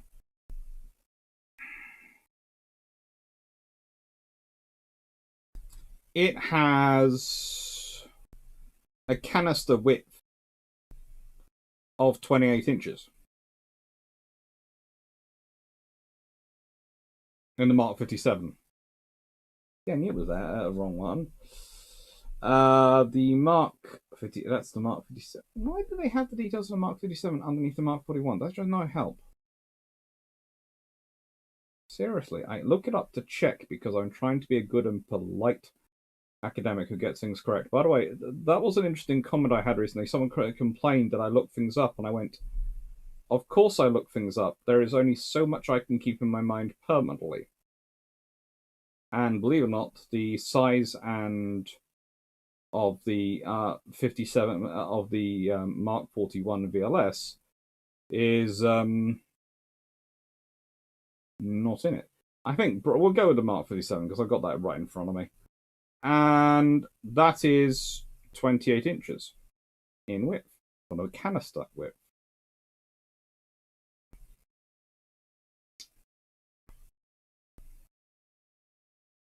The missiles themselves, they're not that fat. And so this is the thing. Could you store them in a gun? Could you have some sort of gun to launch them and angle them? Could you use an 18-inch gun system to start launching long-range Talons? That's the sort of potential, perhaps, for a ship which looks probably not dissimilar to a battleship to come back.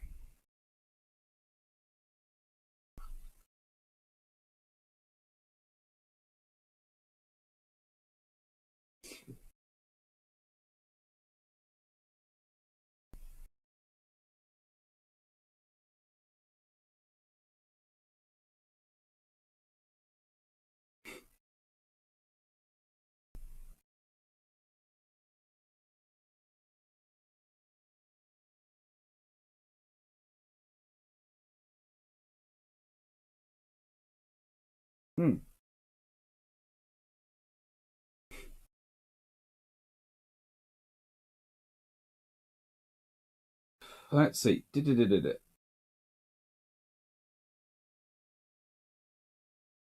Ooh, let's see. See much. Windish, geez, you know you are old when the B-52 is on its third or fourth re-engineering engineering program in your lifetime. Seems like they did the high bypass turbos only a decade ago. Must be longer. Mm-hmm. Justine, imagine the Type 83s or Type 85s are built late, but as 19,000-ton cruisers with propulsion railguns. The Iron gets 5 ships. What do you name them? I'm not answering that on the point of view of holding back, because there's a SimSec paper which me and Drac have co-authored together, which is going to come out on SimSec, which will have all our ideas for the Type 83 in it,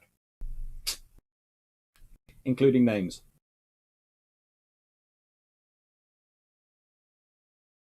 Also, if you have steam, it can eject the missile over some small explosion. I prefer not to use steam. High pressure steam is not a friendly thing to use. High pressure steam is one of those things which, if it had occurred naturally it occurred more commonly naturally around the world, would have probably sparked religions. Idea: having a remote drone to ping for your sub.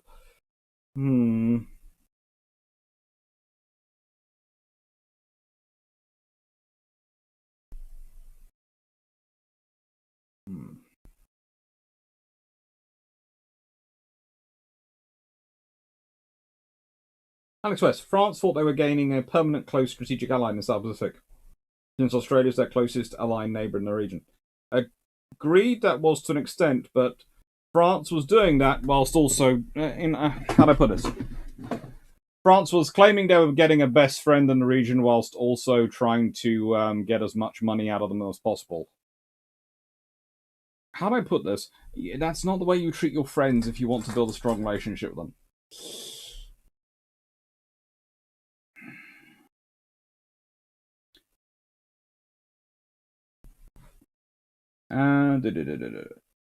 Sean Quigley, Dr. Z was thinking more a surface force being stalked or attacked by a sub, not a sub versus sub engagement. Used to confuse the attack computers so they can't get a firing solution, help escorts get a win.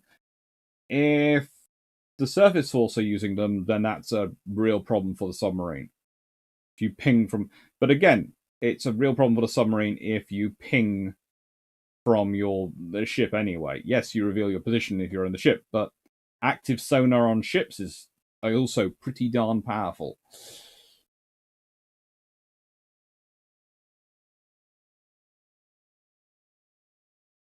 Go for the 57 unless you can strike a deal with Otto Malera. I would love the 76, but we have 57s coming into the fleet with a Type 31 program anyway, and 40mm.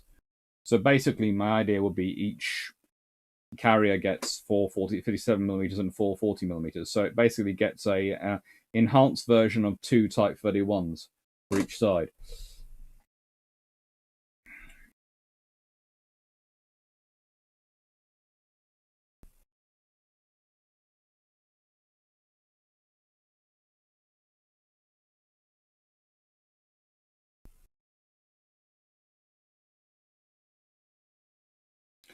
So Thompson, Dr. Clarke, re-drone deployment. Even a cruiser-sized hull requires a catapult system to be launched from the inside of the hull, i.e. cold launch, and has to be large for a skid landing across the deck into the hangar and racking system storage maintenance. So helicopters will be in lower hangars in the hull, not to be above in the deck hangar. That would not surprise me if you're doing that sort of unmodern system.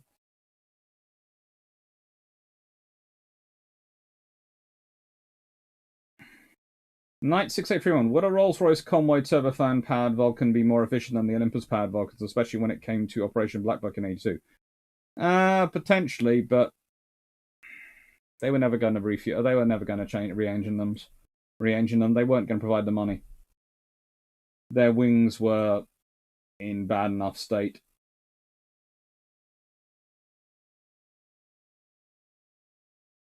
Deluxar, who benefits more from the switch between Bismark, Tirpitz, Yamato, and Musashi? Oh, that one's going in this list. That's a 45-minute mark, so that one's been the question for the 45-minute marker. Ooh. Well, definitely not the Japanese.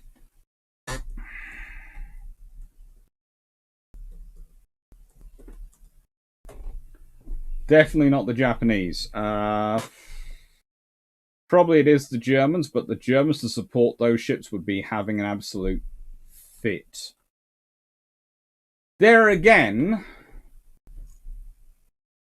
there is the option that the Yamato and Musashi get the 88mm AA guns, which could be quite useful.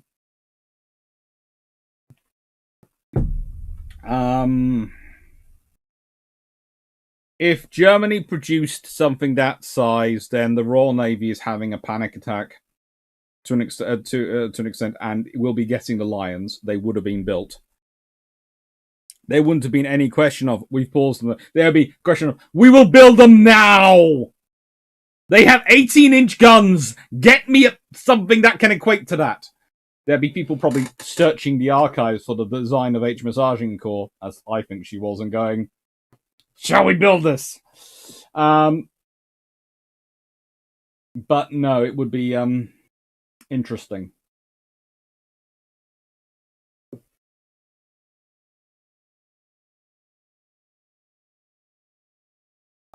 For Japan, Bismark and Tirpitz represent a real step down in capability. Honestly, they do. Well, they've got 15-inch guns. That's no help against the Iowas. They've all got 16-inch guns, and all the German, all the Americans have, and they have their standards have 14-inch guns. So no, and let's consider their range.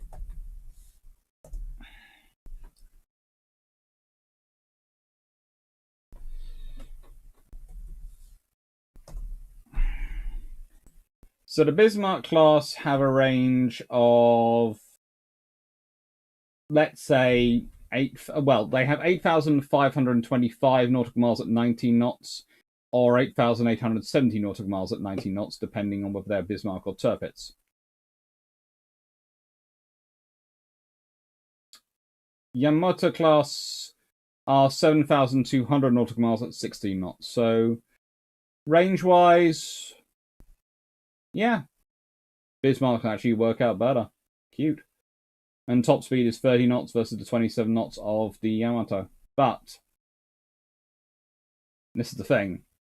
The Japanese have decided to design the Yamato to be able to take on two standards at once to try and erase the advantage the Americans have in numbers. So they have two that can take on four. And for that, she's armed with 3 triple 18-inch guns. The Bismarck class are armed with 4 double 15-inch guns. So they've got a gun less, and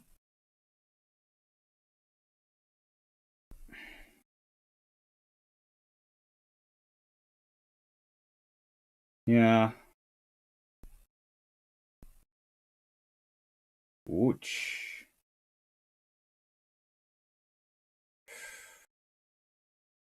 Yeah, I don't think the Japanese do well out of that deal. I think the Germans have an interesting trying to support them, but I don't think the Japanese do well out of that deal. They really don't do well.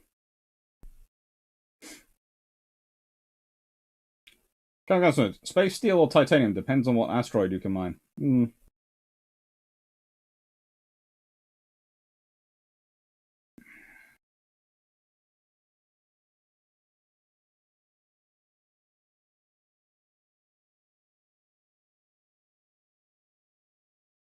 Guy, USS SSBNs use very low frequency. I thought it was ULF. I thought it was ultra low frequency, but maybe I'm wrong. Low bit rate transmissions to receive launch order from National Command Authority. I did think it was ultra low.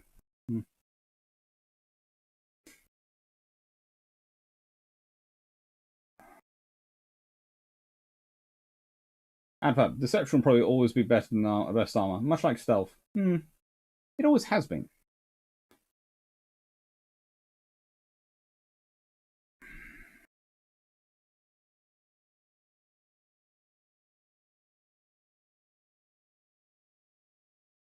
96831. How much modification would a B-52's wing need to take the BR-725 turbofans if 8 on each are intended? Well, they are rebuilding them with basically of carbon fiber, so possibly they could take them, but you probably need to do a little bit more. Guys, Mr. Crow, my favourite UAD ship Ultimate Admiral Dreadnoughts was modern Agincourt with 7 twin 16s. Interesting. Calvin goes, re 40mm Gatling. I would say chain gun like the Oricon 35mm Millennium gun with water cooling on the barrel, of course. That'd be cool.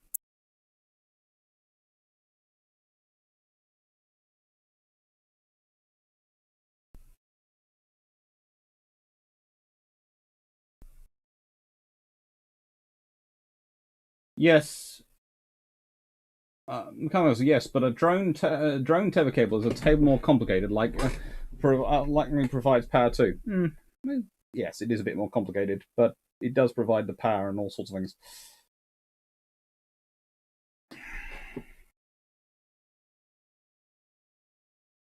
$96831. Was it a missed opportunity to not buy the Lynx helicopter in the helicopter trainer special ops role?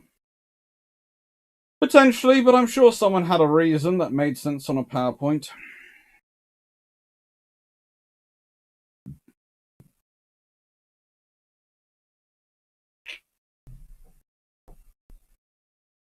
Calvin Gasberg. Soviets from T-62 had the option for gun-launched anti-tank guided missiles, and they didn't promise not to fire those on attack halos. No, they didn't.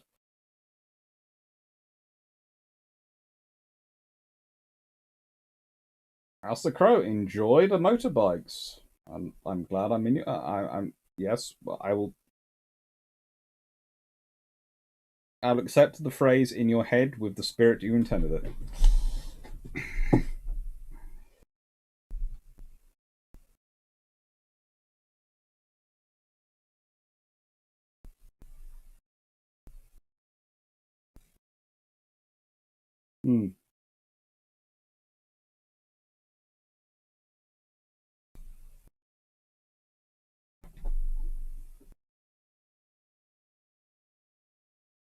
As Devsquid points out, the problem with a gun-launched anti-tank guided missile is that if the target's easy to launch with a smoke trail, well, a shell goes faster than the missile does, even if you miss with the shell. All true, but you tend to be able. The thing is, the gun tends to be line of sight, whereas the missile, you can tend to fire over things far more accurately.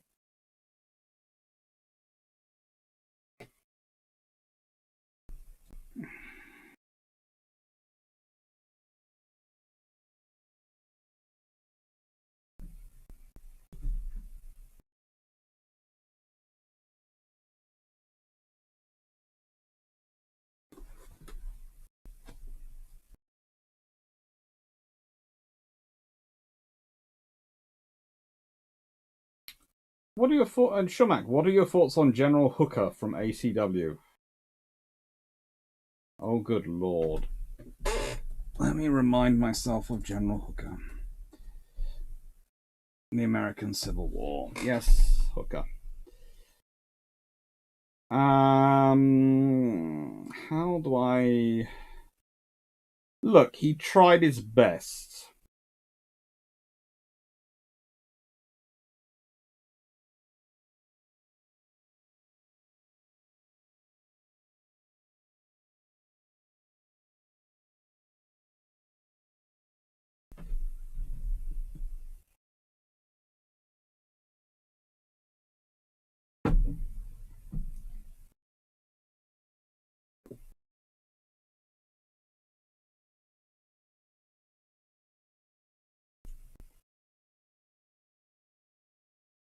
Not probably the best general that the US produced,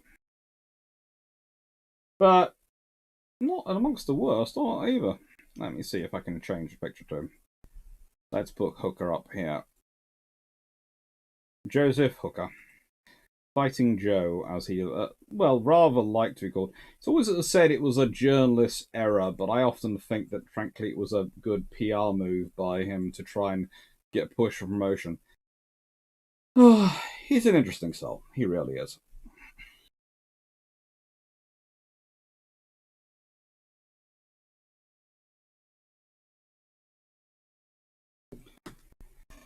Justine, am I the only one in person who's noticed a resemblance between the huge World War II IJN heavy cruiser superstructure and the Arleigh Burke and derivative superstructures? It's basically when you get a huge superstructure when you're trying to do a lot of things in the ship. And you don't want to build a bigger hull.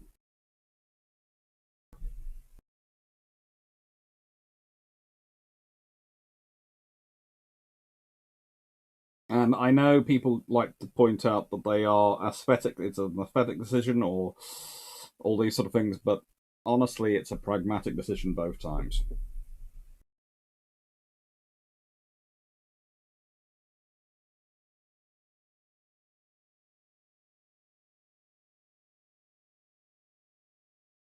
Knight 681, is there enough space on Type 45s to add the 16 Mark 41 VLS after C sector gets added? Nope.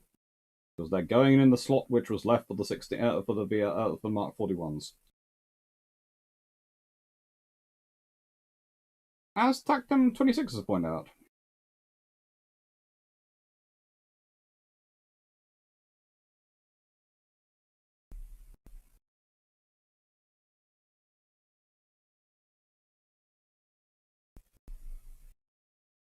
Can we use the correct term for where the C sectors will be placed on Type 45s, the forward gym? Basically, it was left as a space which people could use for something.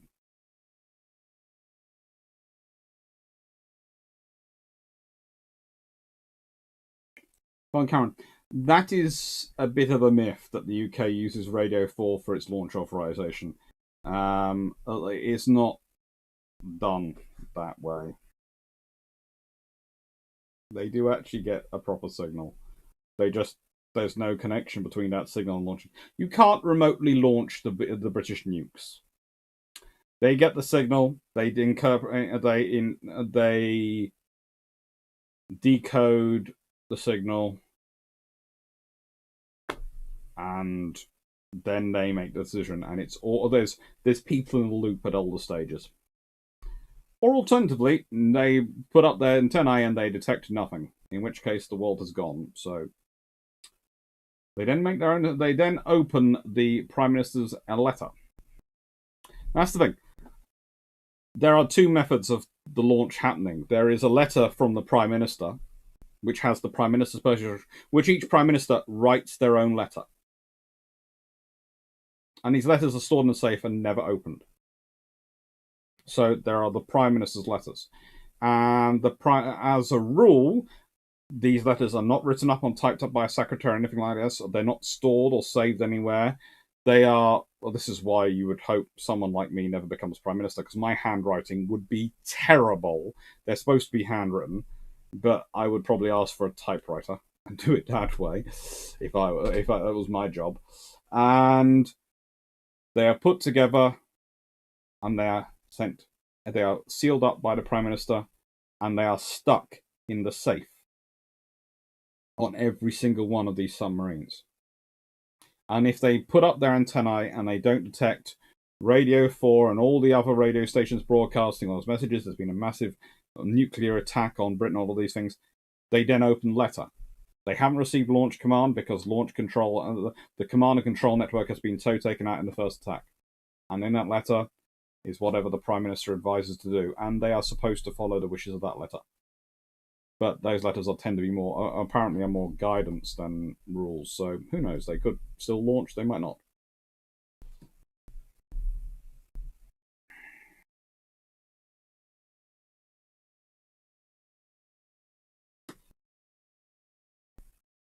Night 6 everyone. I read somewhere that the Type 45s use Windows 2000 operating system. No, they don't.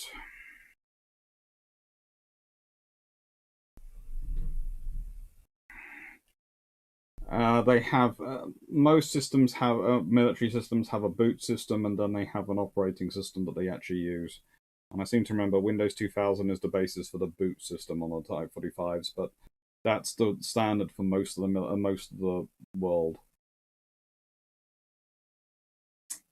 But they use Windows for warships.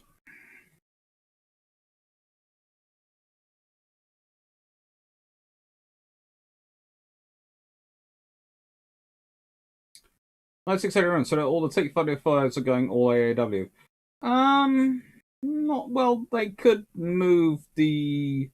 They have got space to move the anti-ship missiles if they want to carry them further back in the hull. There is another spot on the hull, like on the superstructure, they could put them.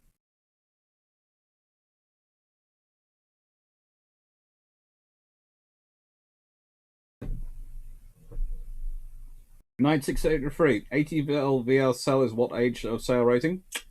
Still a third rate. It's got to be 84 or above for it to be a second rate.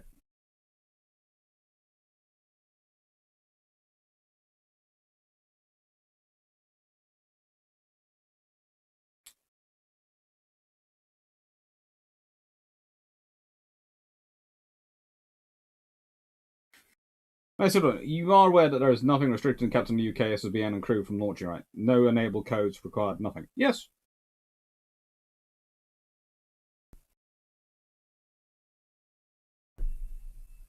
So? They are some of the most highly trained and watched people on the planet.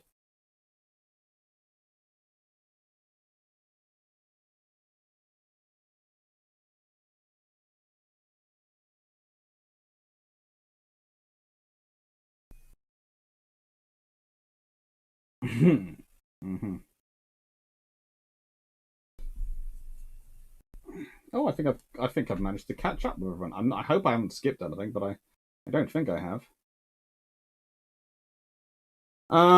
US used to use ELF to communicate with some SSBNs until extremely low frequency until mid 2000s. As I said, I think they're now in ULF, but I'm not sure. I might be wrong. Sometimes the chat jumps on me, so if I missed something, I apologize. So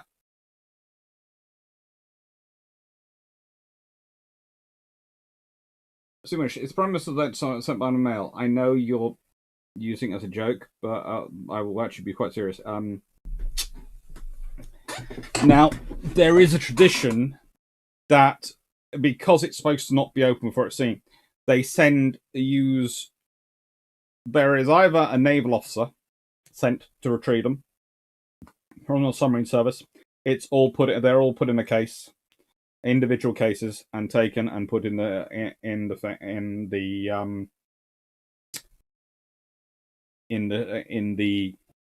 safes. But there's also in the past been a scenario where they have been taken to Faslane by what is called Her Majesty's Greyhounds, the very interesting diplomatic passengers and diplomatic corps officers who take secure messages around the world from British embassies, and the carry diplomatic pouches for the British government have also been used to carry those in the past.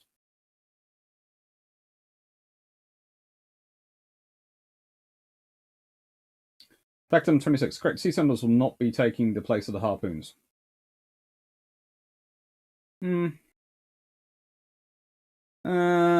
Not really. There is space for them, but it's going to be quite tight with harpoons. Sean, quickly, in regards to Civil War, General Hooker's Civil War question, in a straight-up fight in the field, who would win, U.S. Army or the same period British Army, if both forces equal size? In this U.S. Civil War?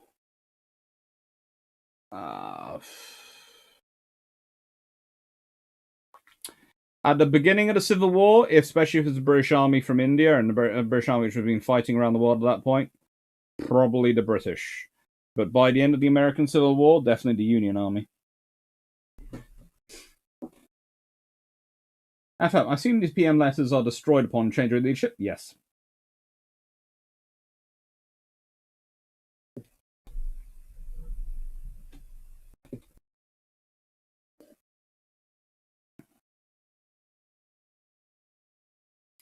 How's the energy shortages affecting things for you?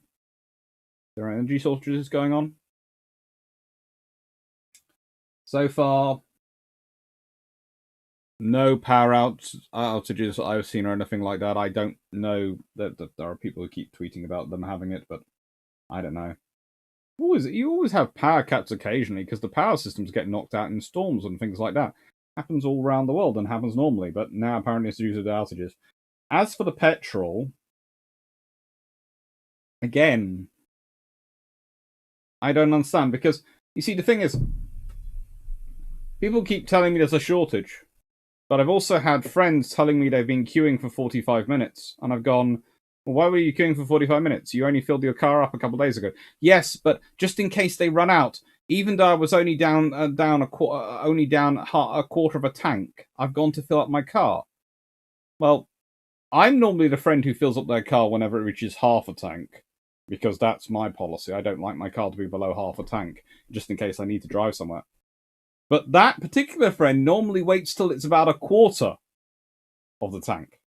So they normally wait about 3 times as long as they did to go and do a fill-up. So if there are lots of people like that doing that at the moment, that's probably why we have a shortage.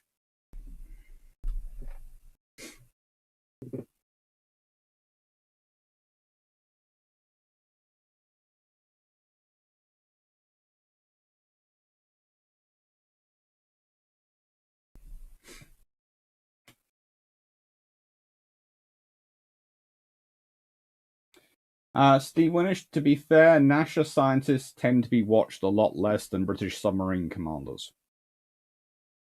Especially the people on the SSBNs. I'd suspect the PM's SSBN letters will be very from retaliate against a responsible party, if it can be determined, and as you suggested, guidance or instructions for target choice, or to contact Ally X and place yourself, weapons, and vessels at their disposal. Potentially, I think they might. I wouldn't be surprised if it has a list of potential allies. I wouldn't be surprised if Canada and Australia are on that list. But we don't know. We have never read them.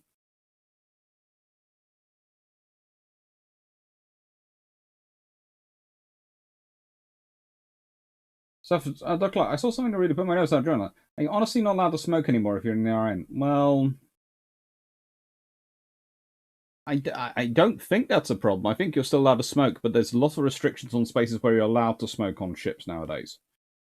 Well, there used to be a lot more freedom than there is. Nowadays, there's there's tight limits. But I think they still... I know a fair number of people who still smoke who are in the service, senior service. But I also know a lot of them are not stopping smoking, mainly because of the places you can smoke. And the fact is that there are limits in those places. But, yeah.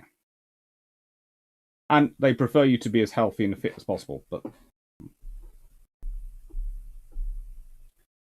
Crabsun 10. Hello, Crabsun 10. I don't think I've seen you before. Thoughts on Australian CFAR 2 phased array radar? Well, it's lovely to develop your own radar. It's blooming heavy. But it's lovely to develop your own radar, and I'll look forward to seeing what its performance is like in operations. It's going to be interesting. It'll have a different performance profile to the other radars around it, so that will mean everyone will have to, who's operating against it, will have to consider it in their operations.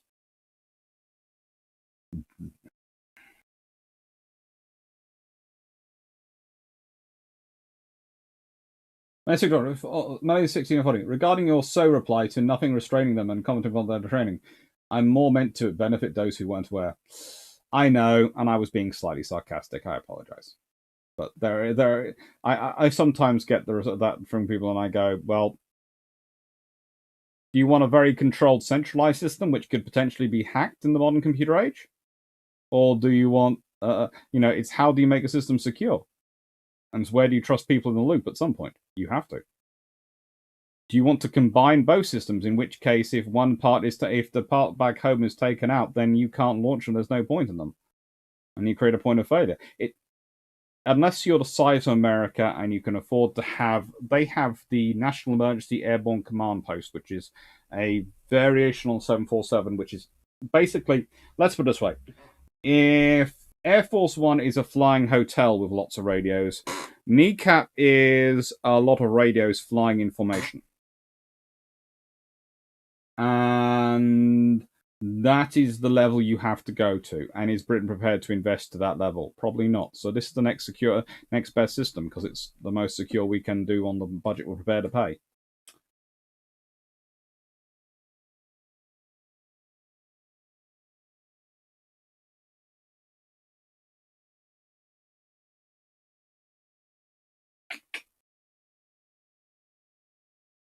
Oh look, China is having rolling blackouts. That's fun.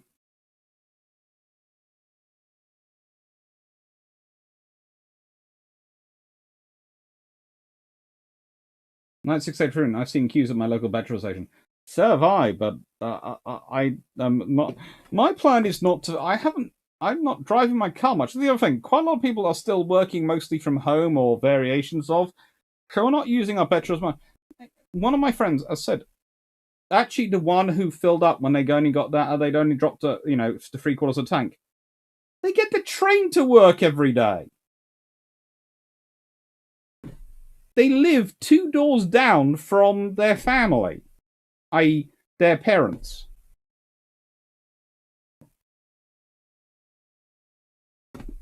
Why do you need to fill up your car? Where are you going in it? Just in case. There's your whole family 2 doors down from you, which who have another 4 cars.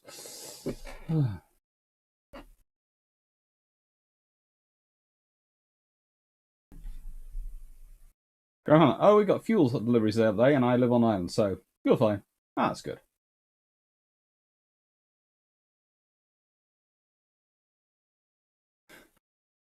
That's good. The majority of shortages now at independent petrol stations, the deliveries they usually get from BP or Shell Act, are busy delivering to their own chain petrol stations. Yeah.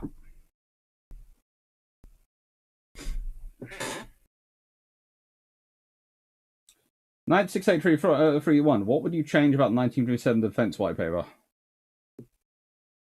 What would I change about 19? There are so many options, but I will pick up my top 3.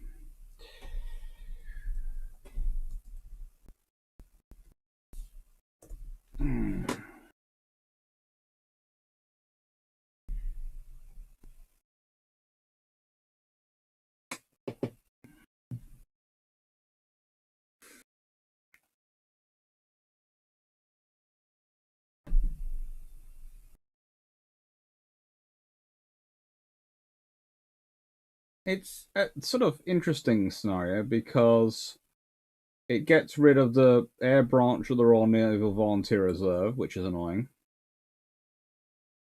It's very focused on missiles, and it does a lot of changes to the various army units.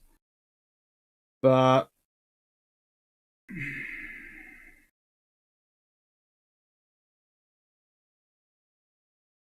the more of the problem I find with it is that it's based all on a 3-day war. And I don't like any I don't like any system which is based on war being short and quick. But it does leave the Navy significantly unchanged, broadly speaking. But it also sets the grounds for what comes later. Because pretty much after the 1957 paper, Defence White Paper, the only service which is around the rest of the world is the Royal Navy. Everything else is structured on Europe. And we see what happens then when they go, right then, we now want to try and save some more money, so we're going to leave the rest of the world.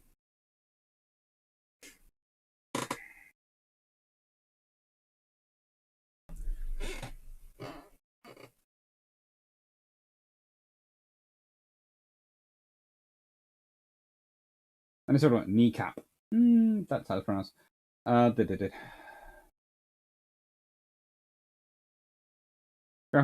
assumed that if it got its way there before the historic order was ready to fleet to sail.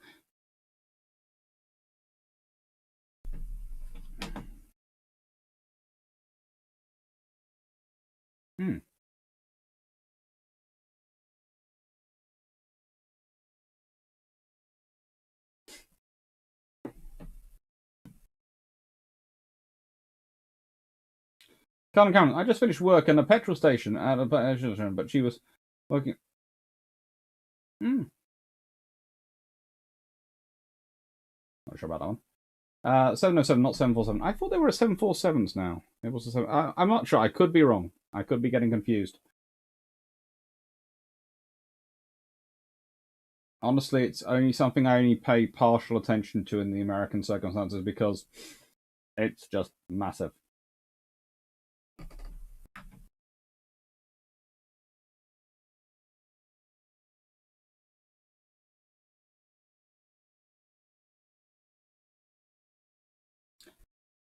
Airborne Launch Control System. Are you familiar? Aircraft with the capability to link into the US land-based ICBM sites and remotely initiate and execute launches. Yeah, I've heard of that system. I don't like any of these things myself. My policy is that the fact that America has to spend quite so much having quite so many systems and to command and control it is a very centralized command and control system. And I worry there are problems with that one. But it's how they've gone, and it's their deterrent system. It works for them. I don't think America could ever afford... this is going to sound terrible, but I do not think the... I don't think America could ever design a system which doesn't have centralized control for these sort of things. That's not the way their federal government really works.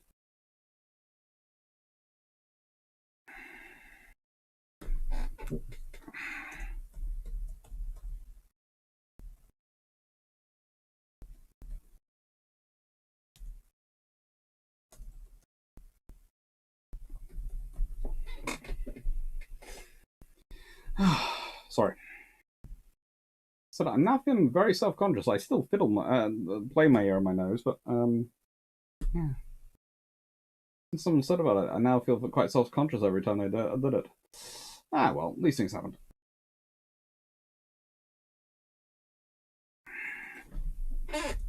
PM letters.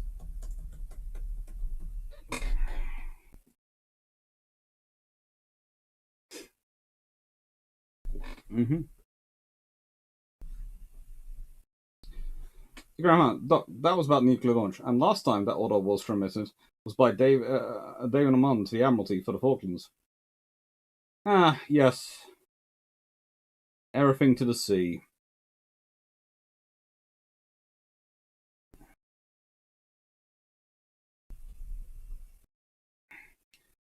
Dan Freeman, BBC is not government propaganda. You can tell whoever is in power complains on them.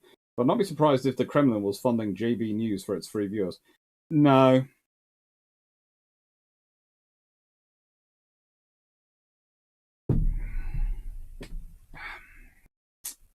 Let's sort out this kneecap issue. I still have...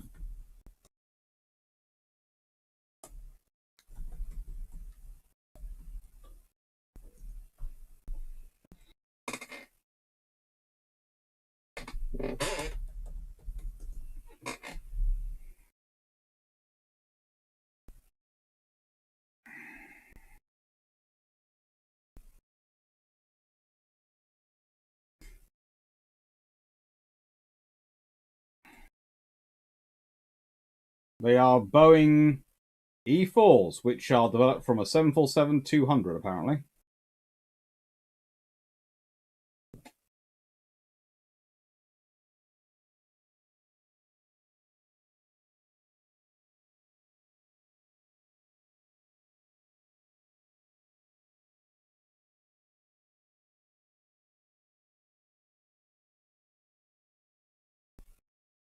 So let's see if I can get one of these pictures up.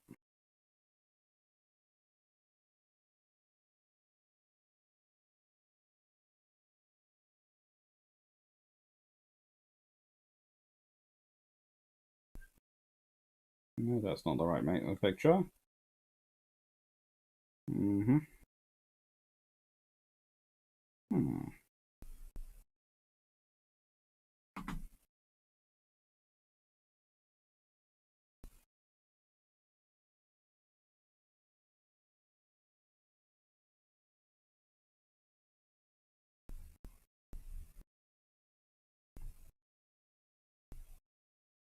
Oh, that's annoying. Staying as a GIF, which I won't show. Okay, let's see if I can find that one.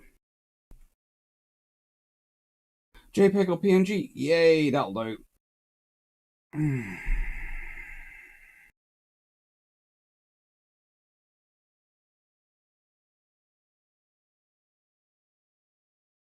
Here you go. E4B. Woohoo. They're big.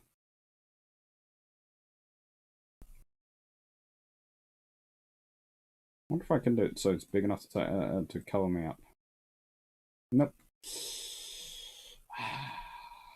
There you go. E4B. It's now flying along up next to me. Okay.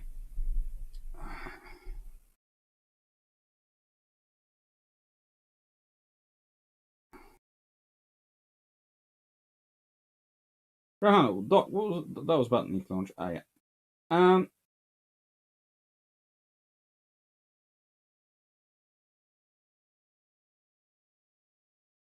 What was it you think there is a problem with when you said when responding to the LCS bid?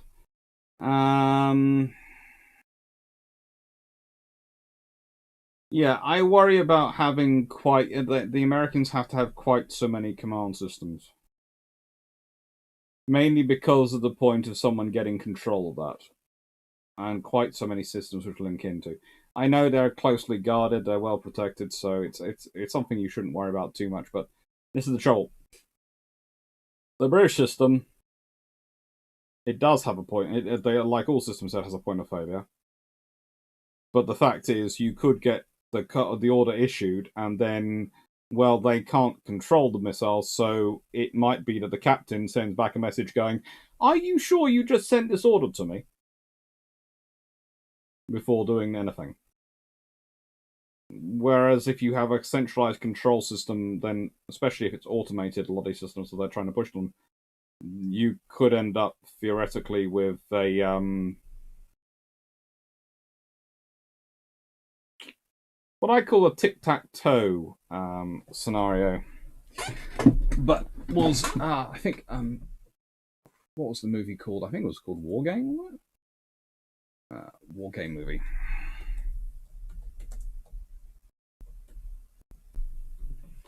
Yeah, War Games. I think. Yeah, stars Matthew Broderick. Yeah, that's the movie I was thinking of. And that always worries me. I always worry. I don't worry about computers taking over the world. I worry about humans doing it for them sometimes.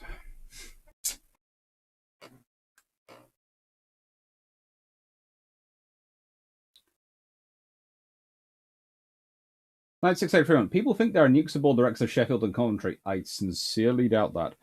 American aircraft carriers used to carry what they called nuclear components, so they could stop imports which wouldn't allow them in with nuclear weapons aboard. But no, not British Type 42s.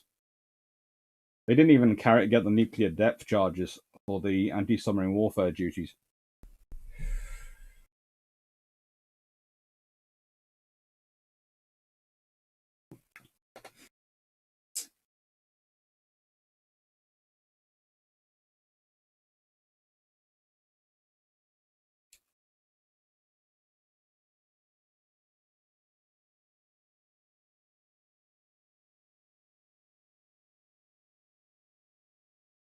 There you go. We've now got the kneecap aircraft, so we're definitely, in the air now.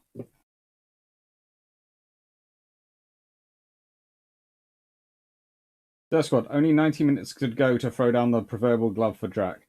I'm not doing that for that reason, but, maybe. Who knows?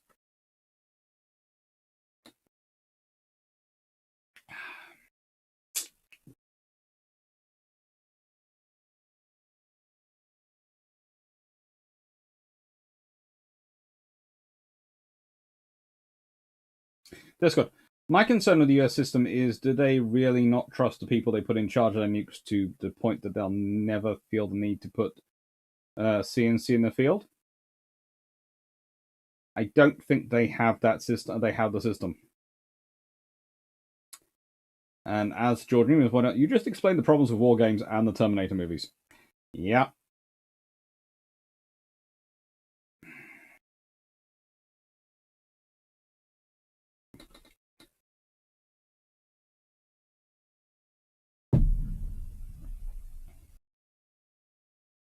That's right.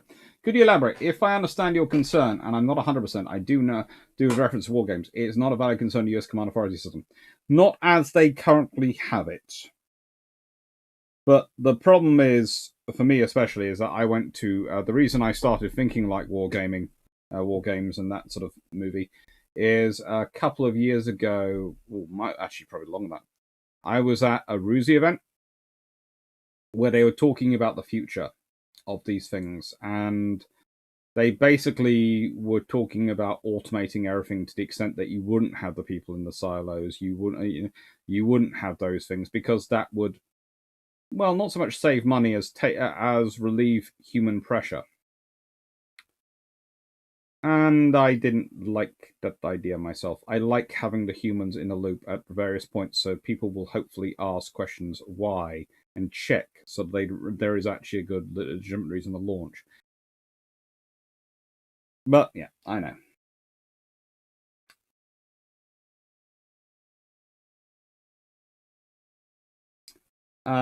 Yeah, the Type 42s don't get the nuclear depth charges. Not in the period of the Falklands War, anyway.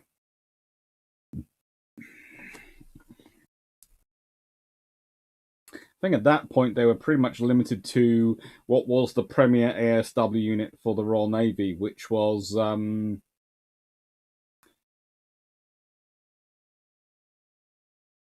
I'm not 100% sure of this because, of course, this is, of course, never discussed, but based on some potential, conjecture, let's say, in convivial environments, I would strongly suspect that if they were on any ships, they would have been Type 22s and invincible, but not really. And they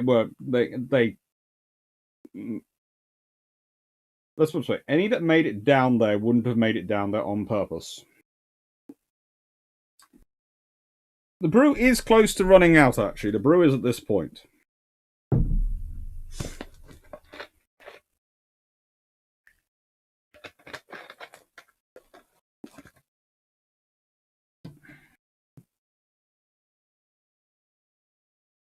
Can someone get drunk from Iron Brew? I drank 6 liters yesterday. Today I'm just on 2. This is nothing for me.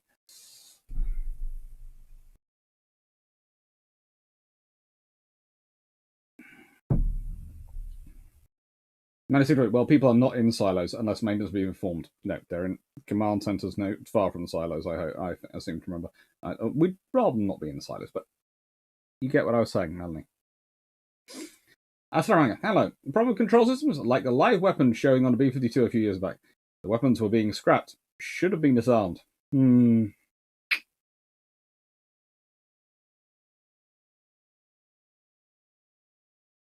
So, aren't the last 2 passenger 747s going to become Air Force Ones? I'm not sure. I think which generation of 747, because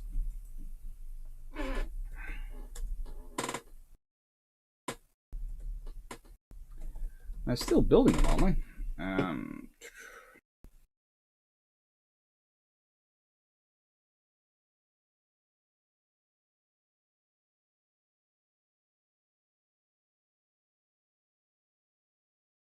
In 2022, oh no, I'm wrong. In 2022, manufacture of 747 is scheduled to end.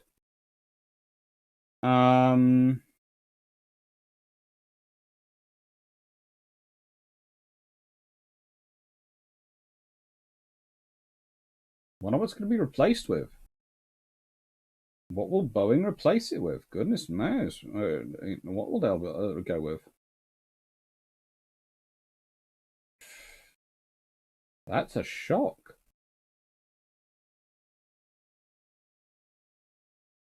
It's actually going to end in 2022. I didn't realize that one.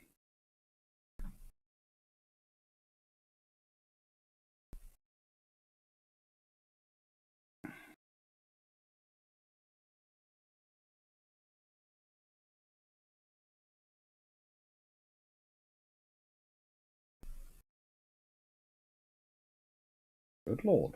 That's a shock for me. Sorry. It shouldn't be, but it is a shock for me.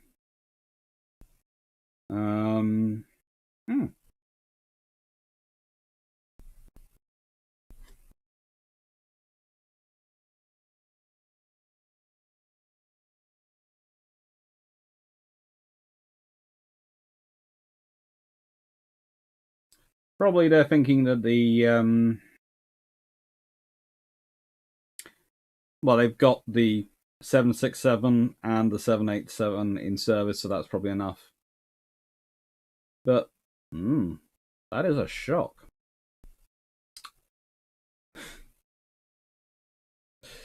What you miss?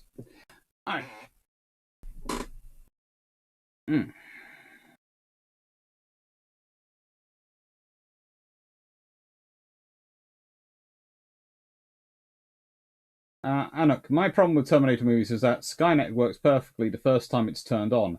What software in the history of humankind has worked perfectly the first time it's tried? Nope. Georgian, War Games started with the scene where, during a drill, one of the two officers refused to turn his launch key because he was questioning the authenticity of a launch order. Then a computer gets put in.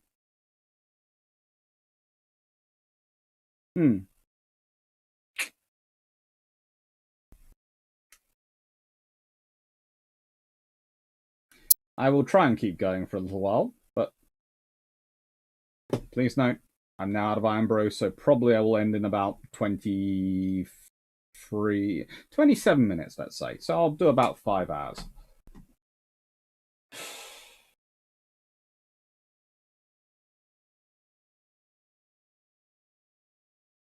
Knight 631. Should China be worried about what the Royal Navy has coming? Depends if the Royal Navy gets a lot more funding and builds more of it. Knight 640. The Broken Arrow was not a problem with control systems. That was a problem with humans not following procedure when dealing with nuclear weapons. That is the problem quite often. There is both advantages and disadvantages to having the slightly evolved monkey in the loop.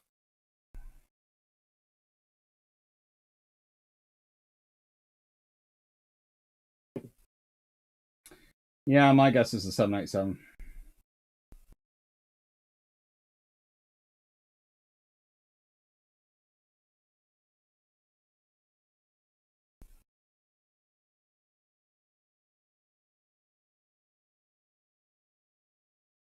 Don Giovanni, long-range point-to-point ended hub-to-hub trunk routes. Yeah.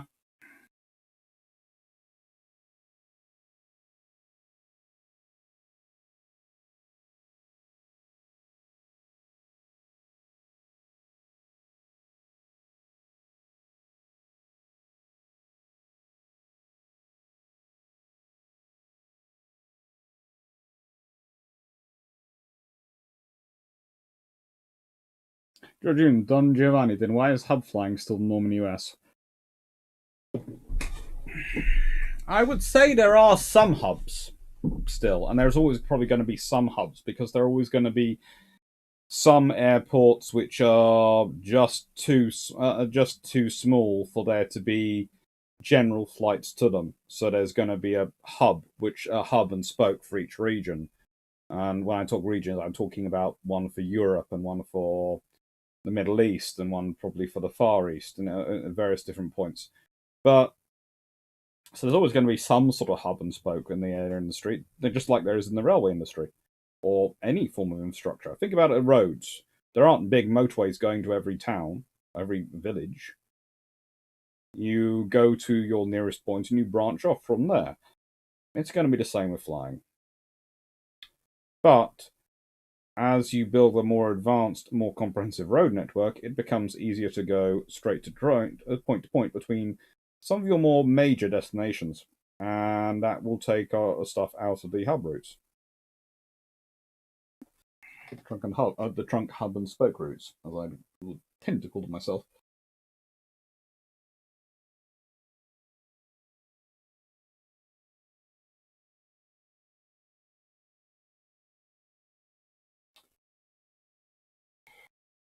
Oh, goodness gracious me, Melanie. Now you're straining me, because the last time I did proper research and wrote a paper jointly with someone on this topic was about 6 years ago, which was why I invited the RISI event. In the ICBMs, they require something from the headquarters, and I think they have the 2-key system as well. I'm sure most of them require 2 keys, which are set far enough apart they have to be turned at the same time that you cannot do that with your, one person can't turn them. But they are... I forget what they have at the central command point for it as well. But I do think they have layers. The US do have layers. They were just talking about removing those layers at that conference, and that worried me.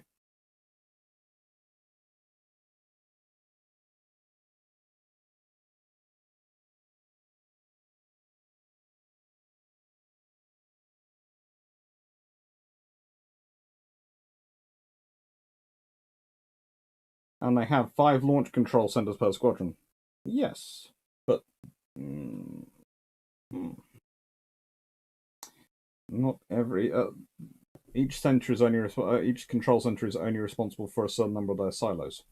Remember correctly.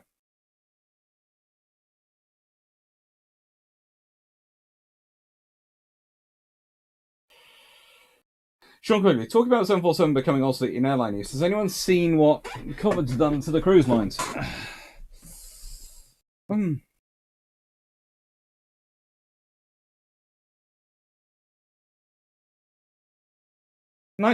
How outdated would the Nimrod MRA.4 have been now if we had got them in as planned? Not that outdated, but they would have been interesting. Mainly the fact is we put all the effort into upgrading them with all the technology and the wings, and then we cancelled it to save money, and then we realised, hang on, we do actually need them, so we then announced that we were getting...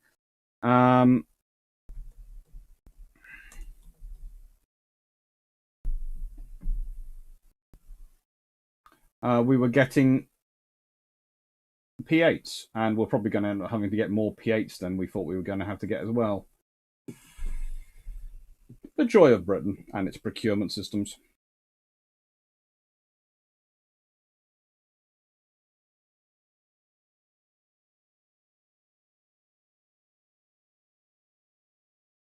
But guys, 89, you can buy some decommissioned... Yes, you can buy decommissioned ICBMs in the US. That is rather helpful. If you want to live in one. But really, would you want to? What's the fun? And the cost of redeveloping it into something comfortable. But you could probably turn the base into a massive hot tub. So you could have a hot tub down the bottom and all the layers go down to it.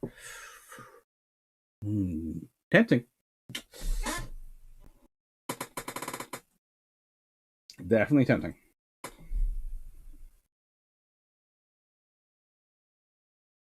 And look, there are multiple enabling signals that must be in place to launch an armed weapon.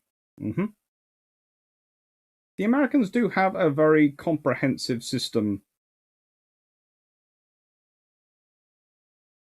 And that's one of my issues of it, but also my other wish. Let's put it this way. The Americans have a very comprehensive system, and they've developed one for that. And it's very comprehensive. It's good, but it's... All these command systems, all of them have points of failure and points you will have to worry about. If anyone ever tries to tell me any command system is perfect, I just smile at them and walk away.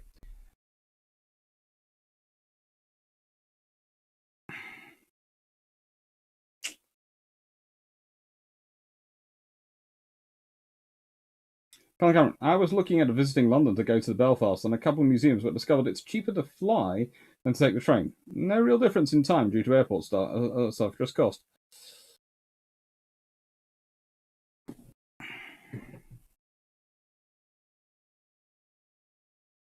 That never surprises me.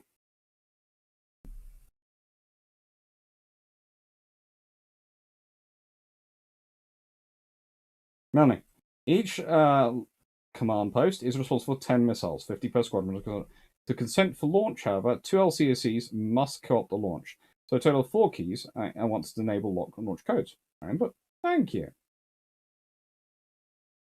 That's good to know.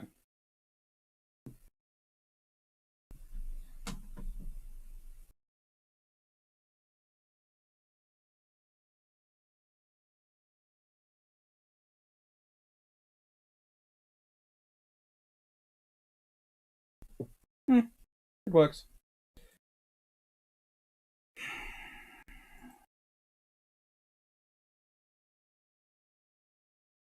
I'm ruined. I'm feeling it.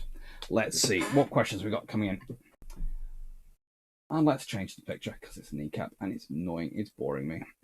Let's see, what should we get?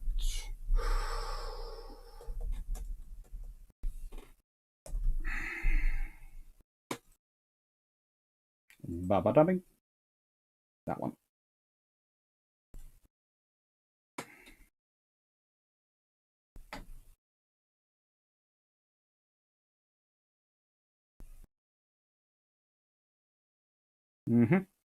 And boom. There we go. There's some pretty aircraft and a pretty ship. So,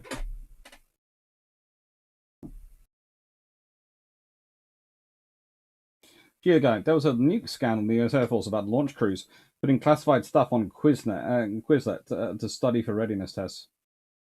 That doesn't surprise me. Everyone likes their online study guides. They're helpful. They sort things out and make things a little bit easier.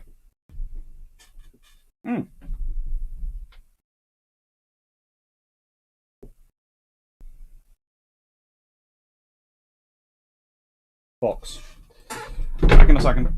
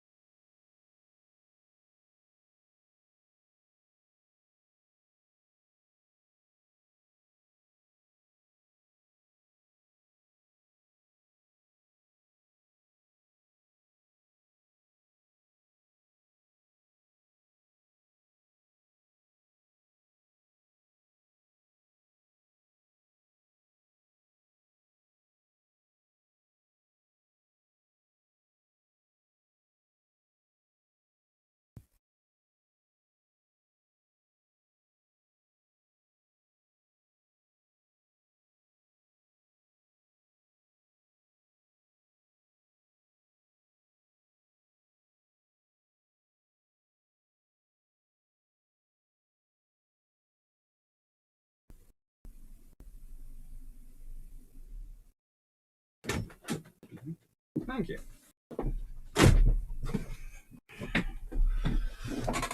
Yes, this is Ark Royal. She's good. Atomic Theory. Hello. My uncle back in the 80s was tasked to make a report about ensuring that they could get the Able Archer shipping to 3 weeks. His suggestion: give every ranking officer. That's a interesting theory. Might work. Did the Knight 6831, did the UK ever consider getting something like E4B, as the RAF nearly did buy the C5 Galaxy? They did consider it. Basically, it becomes quite interesting that the British procurement at various points. And George Newman, I would say it sounds like 4 officers have to agree. Considering you cannot physically reach both keys. But guys, did the RN have anything like the USS Growler back in the day? USS Growler.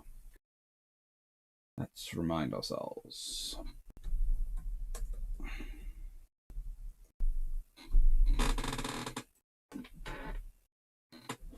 She was the one adapted for all sorts of weird things, wasn't she?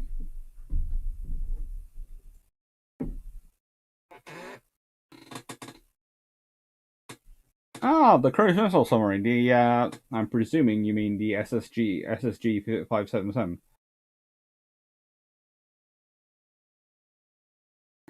The British have never had a cruise missile submarine. We use torpedo tube launched Tomahawks, which is not really what I prefer to be using. Honestly, I often wish they'd gone through their considered plan of building the 5th R class SSBN as an SSGN, which they did consider doing. And if they'd set up as precedent, so we'd got SSGN version of our SSBNs for each generation, that would have been quite useful, both continuity of our submarine construction, but also continuity of capability.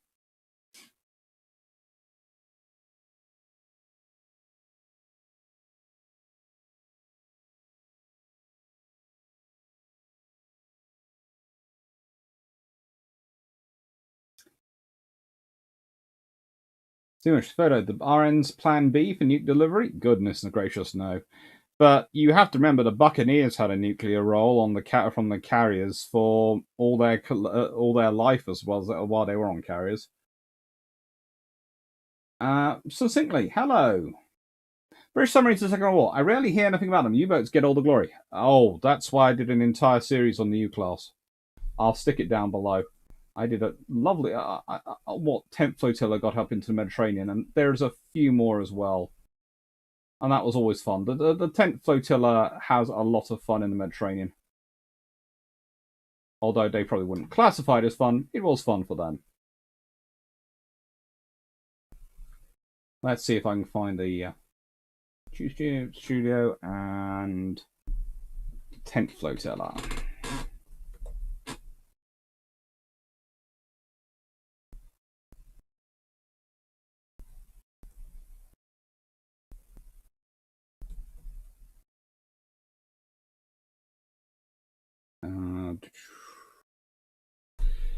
Long patrol. There we go.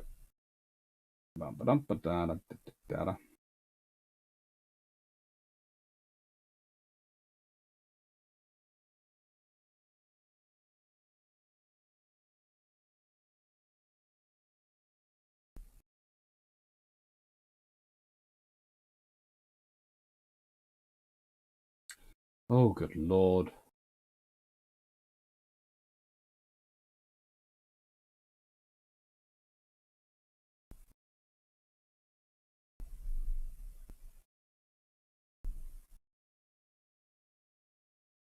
So, the link and details for the 10th floater, the RN submarines in the Mediterranean, is down below now. It should be. And basically, the RN get up to a lot with submarines in World War II, but the trouble is they have a paucity of, how do I put this? They have a paucity of targets versus the Axis fleet and the US Navy in the Pacific.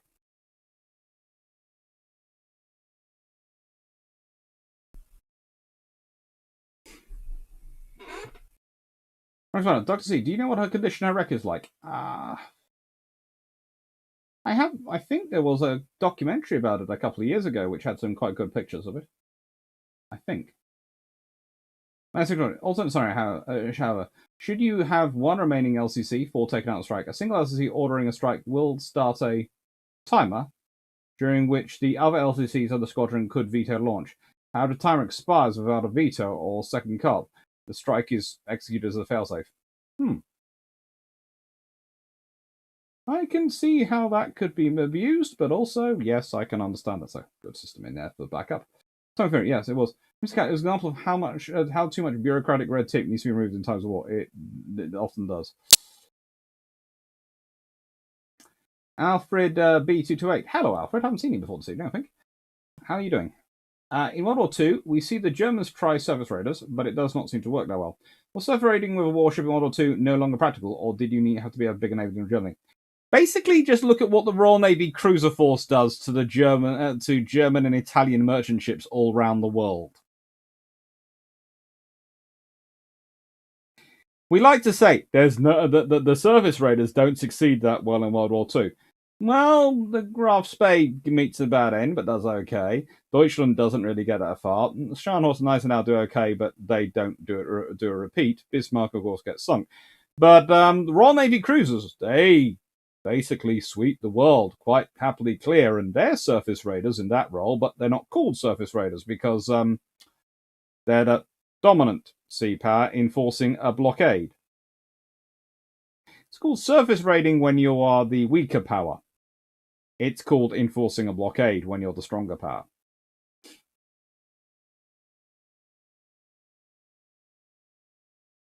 No, it really is a fox, which has been annoying me, but I think I've managed to sort it out.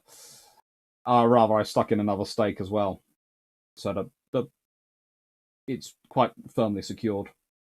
Not the fox, the pot it keeps knocking over. So honestly, I'm just tempted to buy a bigger pot. Make it so big he can't knock that bush over.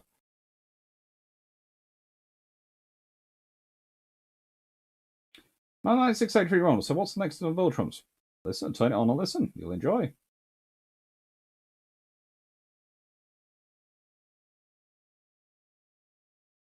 See, the sub doesn't have to surface to launch the torpedo, the Tomahawks. It's entirely designed to be launched through the torpedo system.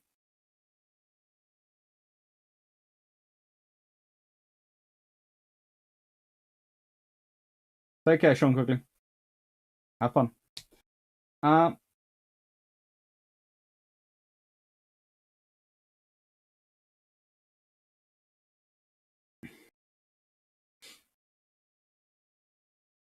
Yes, Anuk, I do have 20 more subscribers. It's just I need about...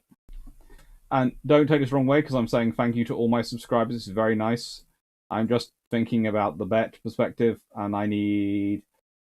Let's see, to get to 13,000, I need 6,267. So I still think my aunt is fairly safe in her bet, but it's fun. We'll see what goes. We'll see what happens.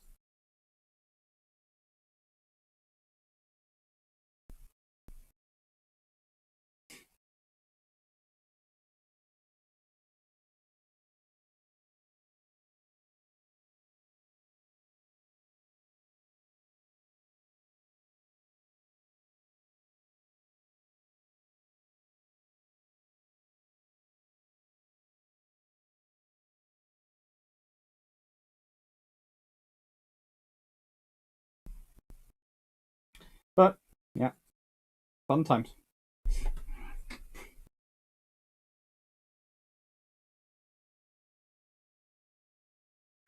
(9603) How many cruise missiles could have been fitted onto a Resolution class SSBN? You could probably get, all the time, 6 to... Well, a Resolution class...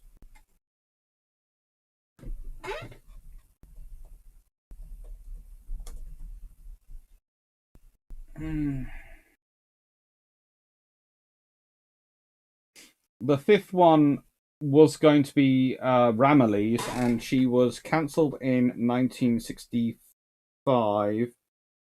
But she was going to be laid. She would have been laid down in probably 1966, and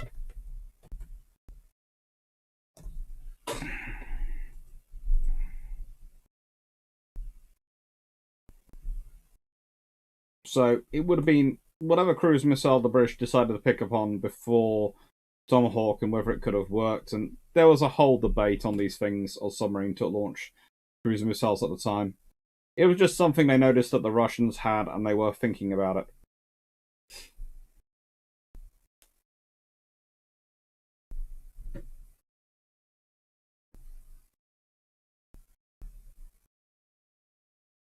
But I think she'd have probably been able to fit...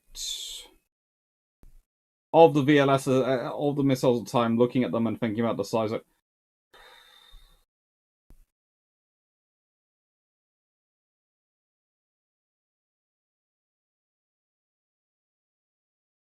Well...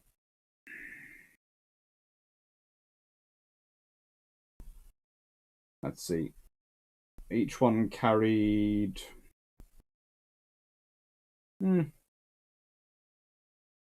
Probably you're talking 36 to 48 cruise missiles at the time, which are far bigger than... If they'd been upgraded later on to Tomahawks, or you had a V-class with Tomahawks, that could have carried a lot more. The same space. But it was one of the ideas considered at the time, because they cancelled the Ramillies, and before they cancelled it, they were considering about other options for it.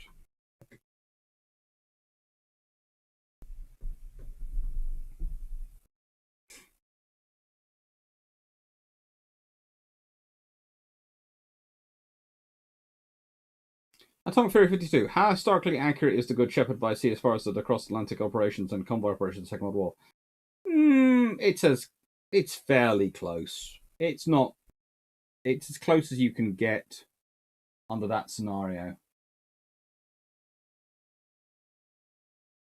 Which is a work of fiction.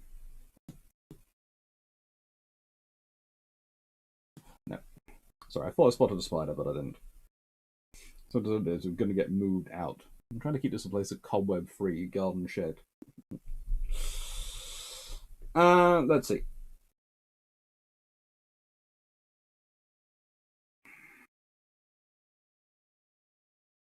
Take care, Rick Vasava.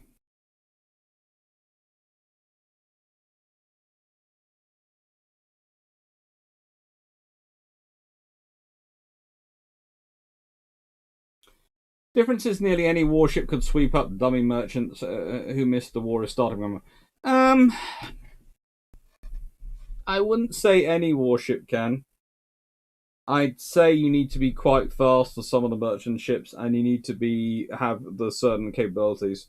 You do need to be able to search a wide area. So again, it's why the cruisers at the beginning of the war have their scout aircraft fitted, and by the end of the war, when they no longer need to do that, they don't. Because at the beginning of the war, they're useful for tracking down those merchant ships. By the end of the war, they're not needing them.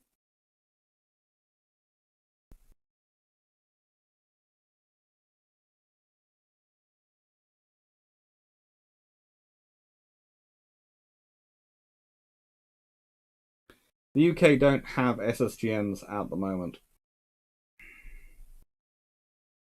Which is interesting, because again, one of the proposals I put forward a couple of years ago when people were going around, oh, we want to have free SSBNs, we want to reduce our SSBN fleet, and engineering-wise, you can't guarantee capability on patrol with free vessels. So my suggestion was, well, actually, let's up the fleet to 5, and 2 will have cruise missile inserts put into their tubes, which is within the technological bounds. There are options of having things that sets being able to put in that could also be taken out if you needed to. And then 2 can be rolled as SSGNs, and 3 can be rolled as SSBNs. And if something happens, which means you have a problem, then one of your in maintaining your deployment, let's say one of your SSBNs bumps into a French SSBN, which of course would never happen, already has, of course, but then take out the inserts, you're rolled as SSBN, you go into the SSBN which is damaged, goes into dry dock to be fixed. And when it comes out, it gets rolled as an SSGN while we're making sure the fixes work. That's the sort of scenario which would be sensible. And then you get all the effects of having a 5 ship. You get the effect, basically the guaranteed on service capability of having a 5 ship fleet with only having a free boat ballistic missile fleet. But no, I doubt they'd ever go for that. But it was a suggestion I put forward, and in good faith.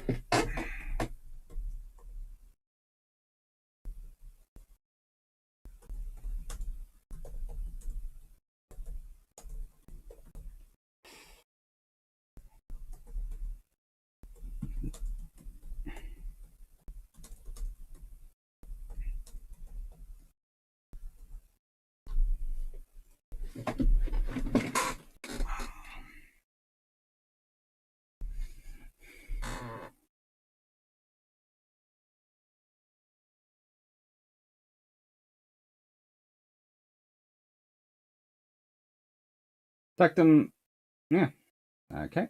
So secondly, I remember seeing it a 9.2-inch gun was better than 8 or 10-inch because that was the cutoff before loading time increased. Why is that so? Is there a similar concept for larger guns? There is basically, but once you get to 10-inch, you get all the drawbacks of the pace of loading of a low-end battleship gun, i.e. 12-inch, 14-inch, that sort of range of system, or 15-inch. 16-inch guns, but where you can usually maintain 2 to 3 rounds per minute, depending on the mechanism, the crew, and the gun. But with 9.2, you can keep it at 6 to 8 rounds per minute, which is fairly viable. It's in the sort of range of what the 8-inch gun can do. So the 9.2 is viable to be able to do what the 8-inch can do in terms of rate of fire, but the 10-inch isn't. So you then go, well, hang on, is a 10-inch really worth cutting my rate of fire by 50%? No. It doesn't give you enough advantage over the 9.2. And it's the same when you start going up to the 20-inch gun. Once you get above 16 inches, it gets very, very heavy. All the movements, everything.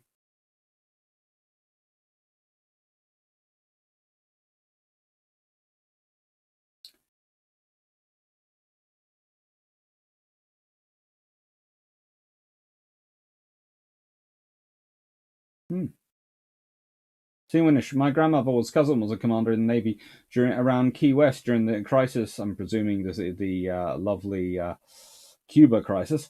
And he told her to get away from the Cleveland and stay away from cities. They all thought it was going down. Doesn't surprise me. Are you talking about conversion of Ohio SSBN, SSGN conversion with VLS cruise missiles in the previous Polaris A3 troops? If so, what pre-Tomahawk cruise missiles? I'm not sure. I know the discussions, and I know there was a lot about it. Basically, there were a lot of people trying to figure out a way to keep the Ramillies because they wanted the fifth boat. It would have been quite good for the economy. They decided they didn't need one for the deterrent to be maintained. They could do it with 4 boats, but they were then thinking, well, rather than cancel it, what else can we do with it? And they were looking at, I'm not sure which cruise missile they were looking at, but it was one of and probably an American one, let's be honest. That's probably the options they're going with. Might have gone with French. I think they had a sub-launch cruise missile at one point, but I don't think it was in that period. None come to mind that would fit it readily for such a conversion. That might well have been why they might have been the cost and the realities of the project, which is why they didn't go ahead with it. But they looked into it. This was what I was saying. And if they had been able to find something, it would have been rather a useful advantage.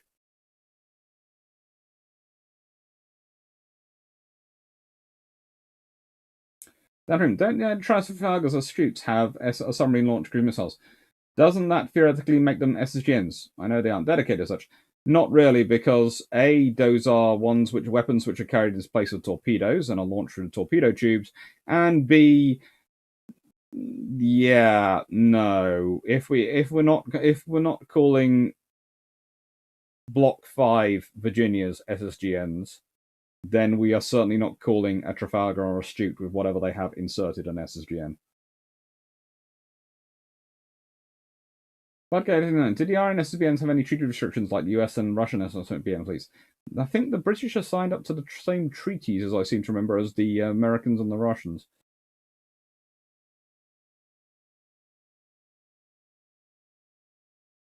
That's all the French, from memory. I'm not sure about the Chinese. Probably.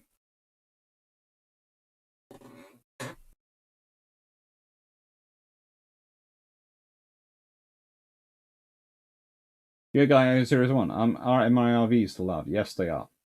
Tom Gosberg. Thought on the Oscar Yarazin style SSBN, i.e. load of anti-ship missiles, not generalish subsonic cruise missiles. They are still loaded with missiles. The fact that they are carrier-killing subs, which are designed to go and take out a carrier, that's what you do. They have torpedoes, but that's not their job. Their job is to get within missile range and launch missiles from a unsuspecting position, while the backfires and blackjacks are launching missiles from a different direction. And preferably a Kirov and perhaps Kiev or something else are launching their own missiles from a third direction.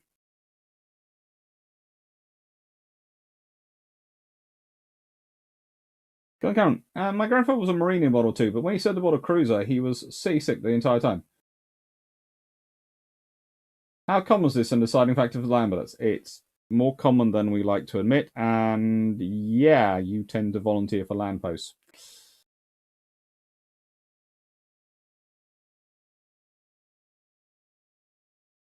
Succinctly, what's your opinion on the 6-inch main versus 5-inch secondaries of the Cleveland class?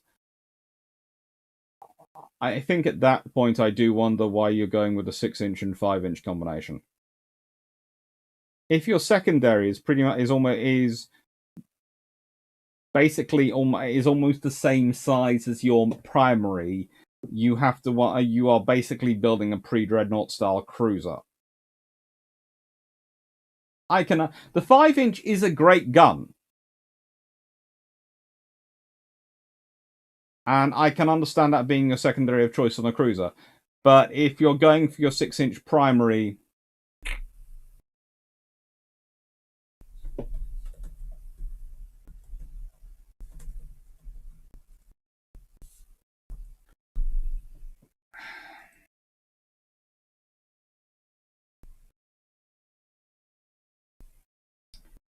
it's one of those things. If any ships probably could justify, on the basis of their secondary gun, being upgraded to 8-inch, then it's the Cleveland class. Because they have 12 6-inch guns and 12 5-inch guns. 12 6-inch 47s and 12 5-inch 38s. And then from Vicksburg onwards, they have, they have pretty much the same primary numbers. Just admit it. You are designing them to be upgraded to have 8-inch guns. That's why you gave them a 5-inch secondary. Did you miss my question re-resolution conversion? I don't think I did. I think you were asking what cruise missiles were available, and I answered that one, I think. Which was that I'm not sure what they were looking at. They ended up not going their route, and Ramillies gets cancelled. But I know they did look at every option before they cancelled Ramillies. I just got to it.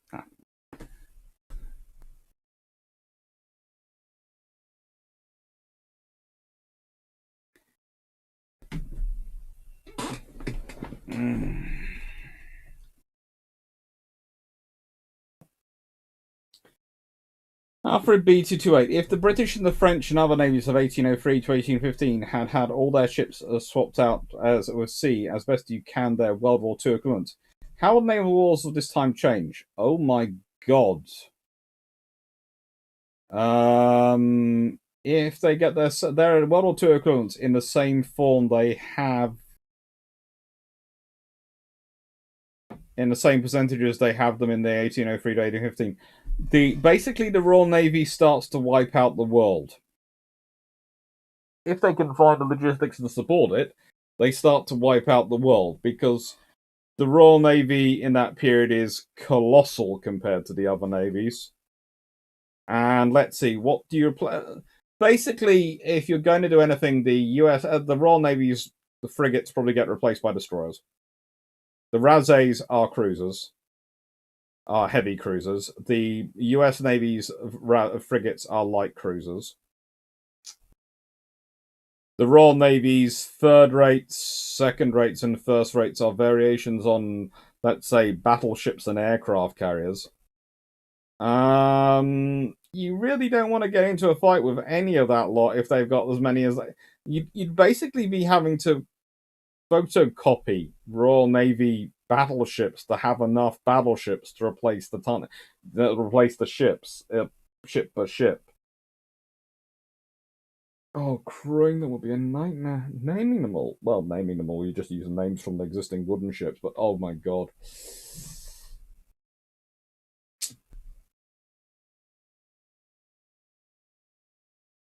That's just disturbing. That is disturbing.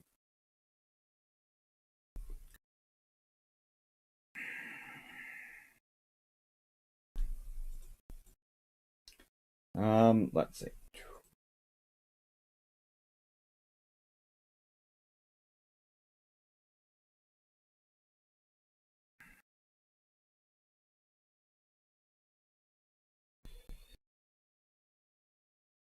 Let's see. No, I haven't thrown down the gauntlet of Drac. His was 5 hours and 40 odd 5 minutes. Mine's nearly at sort of 5 hours and 15 minutes. And I'm only still going because hopefully the Iron Brew is lingering in my system, hopefully. But I am out of Iron Brew, so I should have, in theory, finished.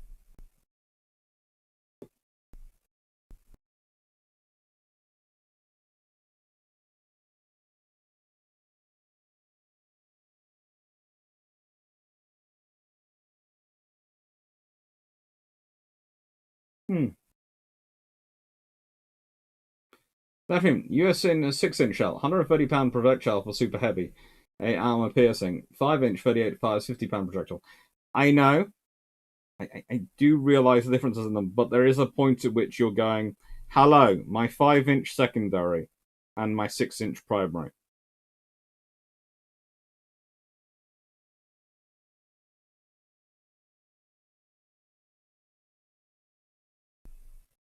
Yes, your 6-inch is gonna pierce some armor better, but at that point, you're creating yourself a logistic problem. You could have used given them 8-inch guns and have mass produced them and have a very useful 8-inch cruiser with 8-inch guns that could do some really massive heavy duty work, and that would have given you more heavy cruisers with 8-inch guns to take on the Japanese heavy cruiser formations.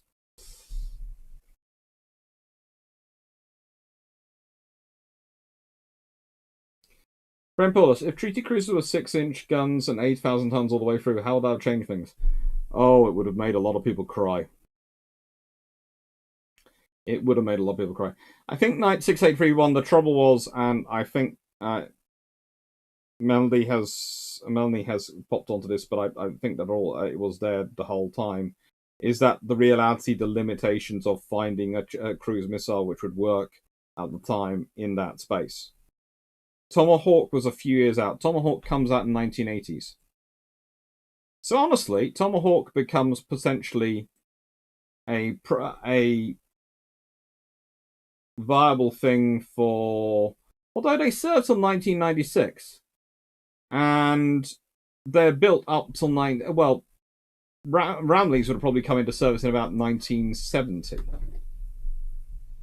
Considering they came into service in 67, 68, 68, and 69. So she would have probably come into service in 1970. Tomahawk cruise missiles in 1983. Maybe they could have found something, but they didn't.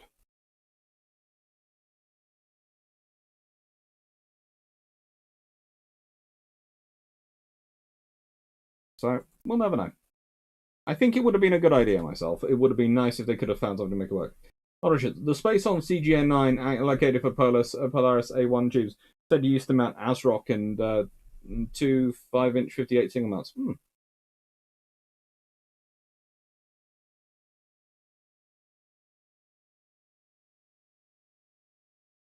1640. The US currently does not deploy MIRVs aboard the Minuteman free. Obama had them removed despite no treaty requirements of being done. I think it was a classic British style show of how to put it, in the spirit of the British style naval treaties, show of good faith to try and get a better agreement done.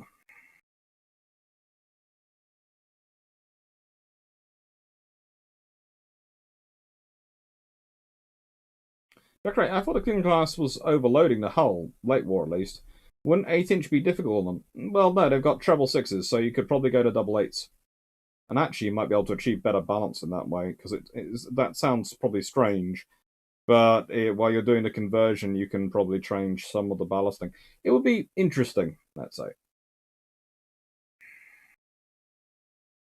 But they went with a 6-inch and what I call the short barrel 5-inch.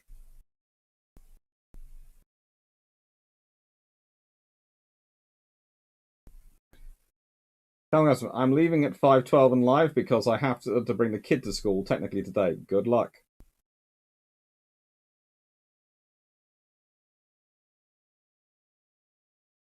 Where is Queen Elizabeth for the moment? Last I checked, she's still in the Far East.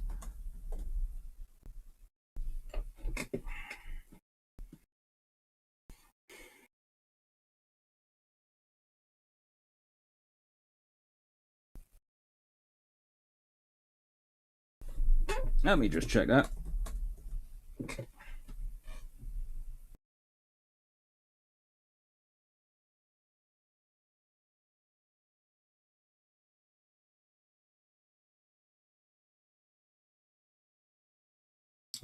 She still is in the Pacific as far as I know.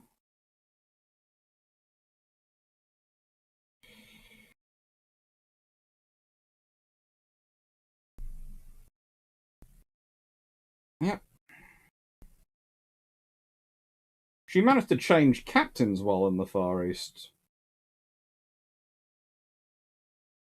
24 September. Change captains around. But I think she's currently in Guam.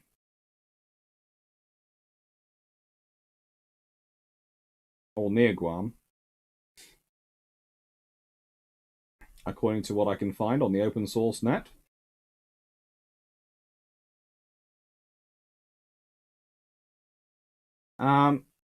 I'm not sure why, but it's saying there's been a super chat come in and I haven't seen it. So, oh, there it is. Hello, Jack Ray. Thank you.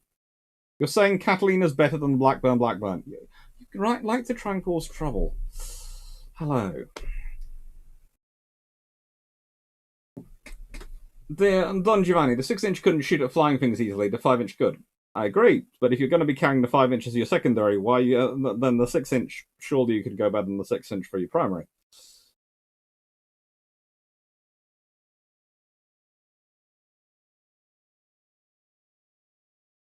KB the Direwolf, the amount of iron brew you drink, I'm surprised you don't have that. I don't have a lot of sugar in anything else. I'm very low sugar in terms of other things, and to be honest, as I've drunk so much over this weekend, I will probably not drink iron brew, and I'll probably keep to water and milk for till probably about Thursday, and so I will keep off it for the next 3 days. I'm quite. I do cover. I do when I know I've gone to excess. I make sure to detox for a bit.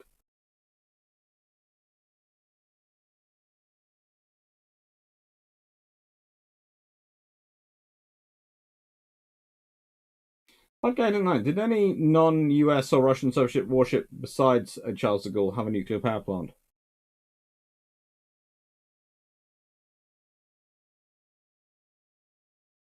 Don't think so.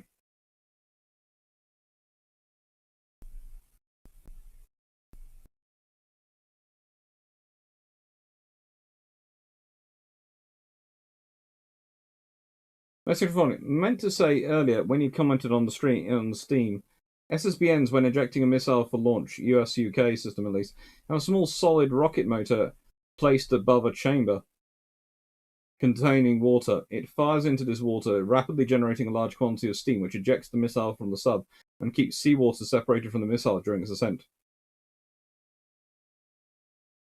Yes, it's a variation on a cold launch system.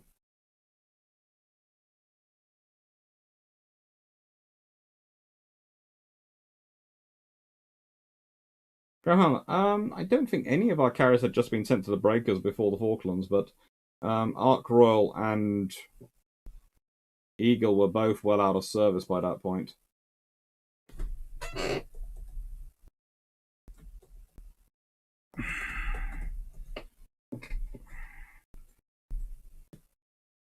She was decommissioned in 1979 and Ark Royal was decommissioned in 1979 and scrapped in 1980. So that's 2 years before the Falklands. Not really just before the Falklands. And that's to be honest, when she's been stricken in 1979, there's not much they can help them.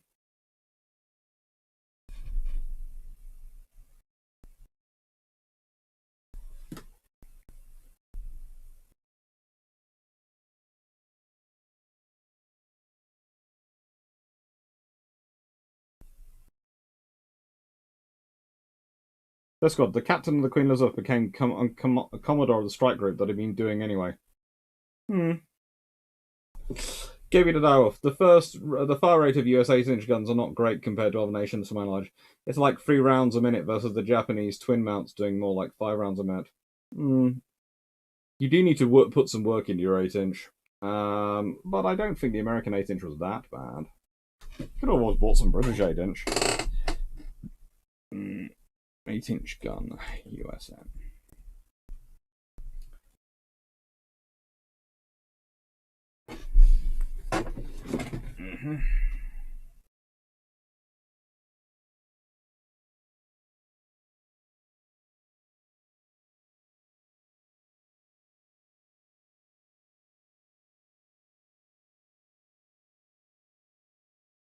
It's always interesting when you read through these things and you go, no, we're not going to tell you how many rounds per minute they fire. You go, that's suspicious. That is always suspicious when you don't tell me this information. It suggests that you're not doing it that well. Okay, let's go to the other site. There are roughly 2 decent sites, of which, frankly,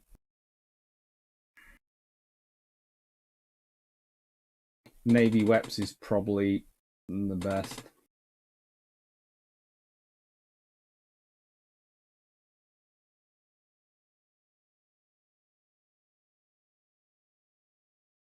They claim 10 rounds per minute for theirs, but that's the Mark 16. 8-inch, 10-inch, 9-inch, 8-inch Mark 16, 8-inch, 12 Mark. Yeah, there are these owners. 3 to 4 rounds per minute. Yeah, that sounds more like it for the 12 to 15.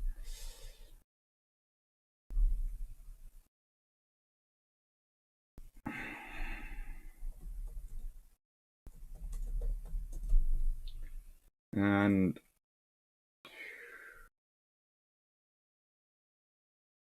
Mark 16s were only fitted on Salem, Newport News, and Hull, which all come into service post-World War II. So, yeah, they really did have a problem with those things.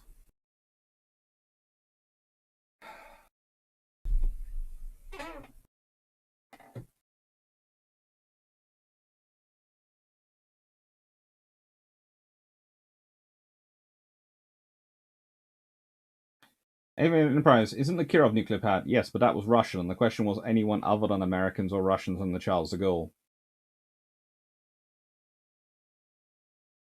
Don Cameron, if they had sent Britannia along with the main task force in a hospital ship or troop transport configuration, would she have been a priority target like the carriers? Potentially, but she would have probably never get closer than... Ooh. Would I even let her pass Ascension? Let's put it this way. She'd have got about as close as they took the QE2. Maximum. 96831. Ever heard of the Takeo class destroyer escort?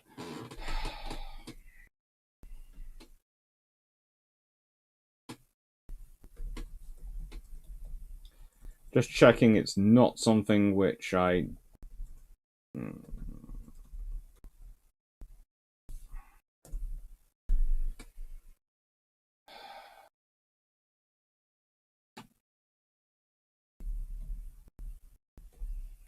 Well, they have cruisers. Yeah.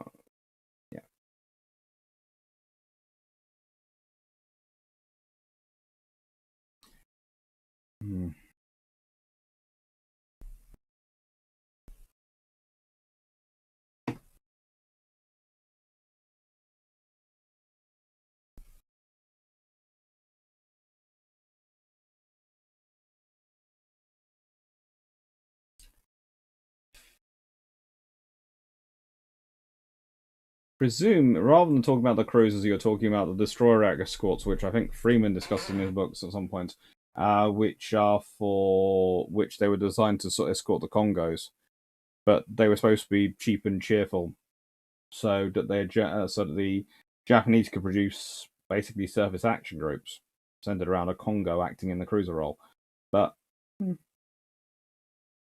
not much about them.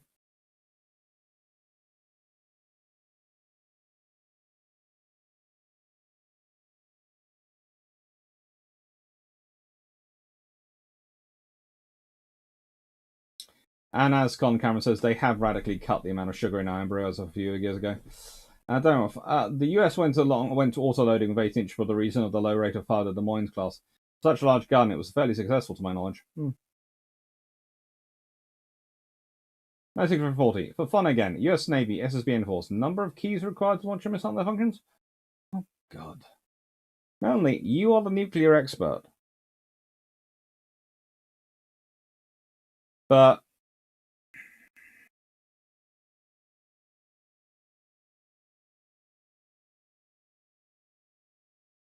yeah, you're a nuclear expert. This is why I think this is why Drac doesn't do modern stuff.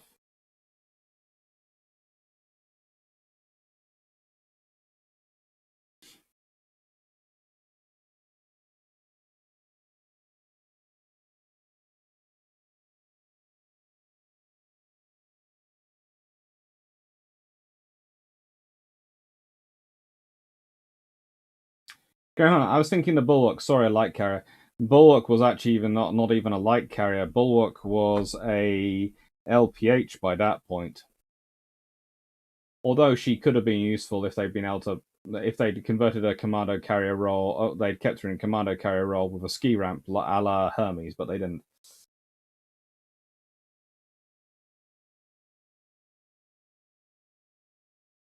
Hey, they were asking me where I would put Britannia if the Royal Yacht Britannia had gone down to the Falklands, where she would have been.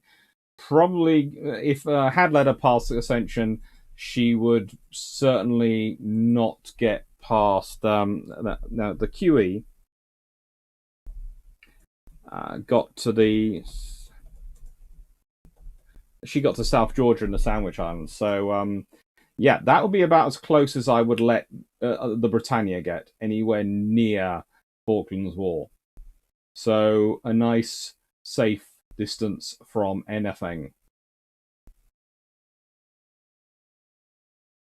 If you look at the map, it's basically.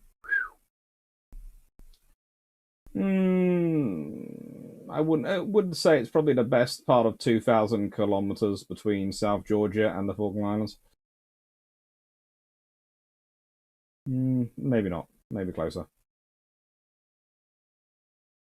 I'm looking at Google Maps and trying to make a rough judgment based on my thumb.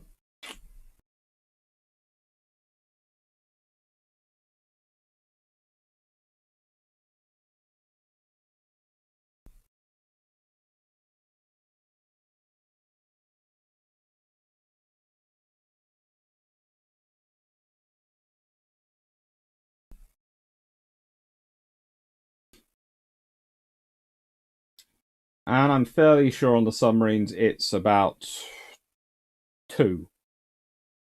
But they might have a third key, because there was also a discussion. But I think it's probably 2 and some and the codes. From memory. But again, I haven't done any work on this in about 5 years.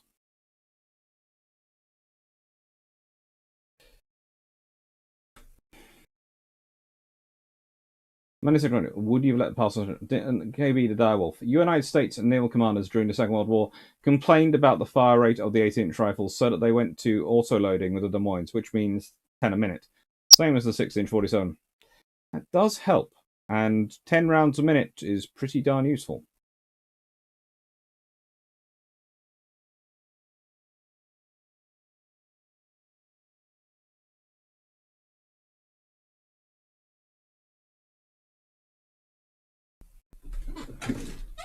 There again, and this is going to sound terrible, if Britannia is down there as a hospital ship and someone attacks her and sinks her, then let's be honest, the Argentines might get the glory of having said they sunk Britannia, but they'll have sunk a hospital ship. And if it's marked up as a hospital ship and they sink a hospital ship, then, well, you couldn't probably do a bigger war crime. At which point, there are very few ways of trying to do a bigger war crime even if they accidentally sunk her. But if she was transmitting and acting as a hospital ship should, they would have been in a. Well, let's put it this way. There is a part of me that would be cynically say if they did manage to sink her, that the British had put it in an exposed position in the case that it would. And, of course, Margaret Thatcher would have then announced that a brand new one would be built for the Queen. And Tony Blair and the Labour government wouldn't have been able to cut Britannia at any point. No one would ever be able to cut Britannia at any point.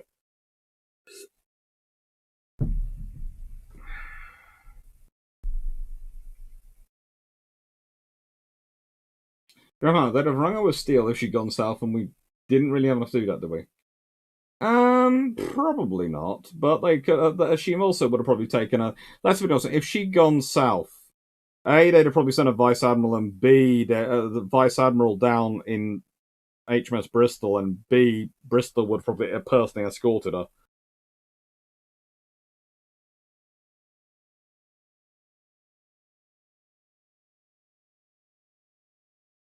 Glenn Cameron. Only if recognised as a hospital ship. The UK refused to recognise some German hospital ships. That was in World War II. And World War One, and there were issues with that. There was one hospital ship flagged as a hospital ship that when they boarded, they found no doctors, no patients, and a whole load of explosives. And guns, and other systems. So, yeah, they didn't recognise it as a hospital ship.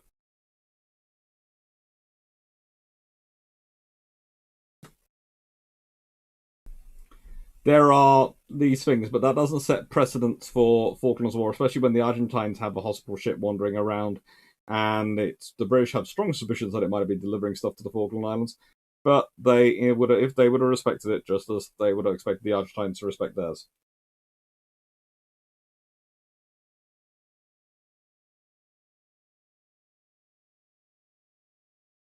It's always interesting to point out that the vice admiral who should have gone down in command of things in the Falklands, a guy called Derek Graffel, doesn't go down till after the Falklands War is pretty much over. He's sent down in HMS Bristol.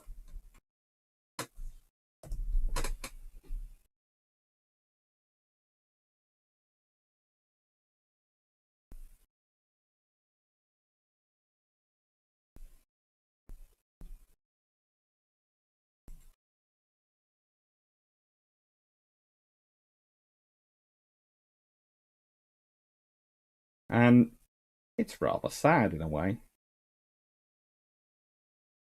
Because he gets down there and he gets to command the mopping up operations and sort out all that. And it's a case of, yeah.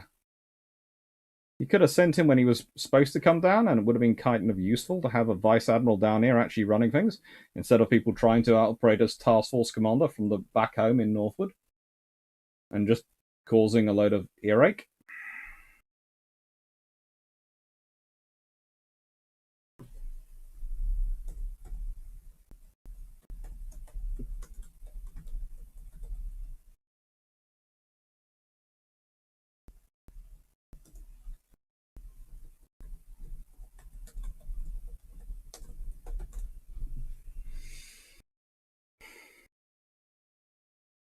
Thank you, Kevin. That's very kind of you.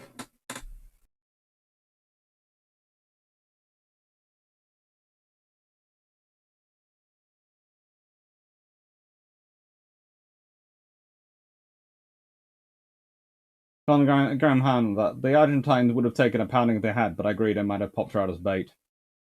Potentially. But I don't think the British would actually do that. I can't imagine Sandy Woodward or Michael Clapp doing that sort of thing. That's not their style or modus operandi. And they definitely didn't do it. Definitely didn't do that on purpose.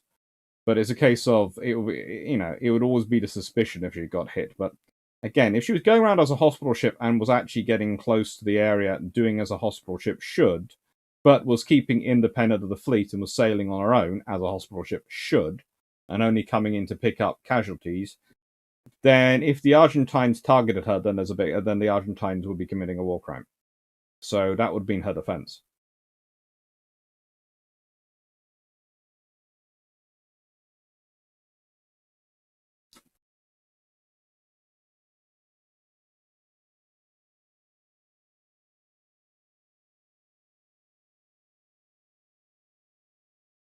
Yeah, great. This has been a great weekend for all your live streams. Thank you. It's a pleasure.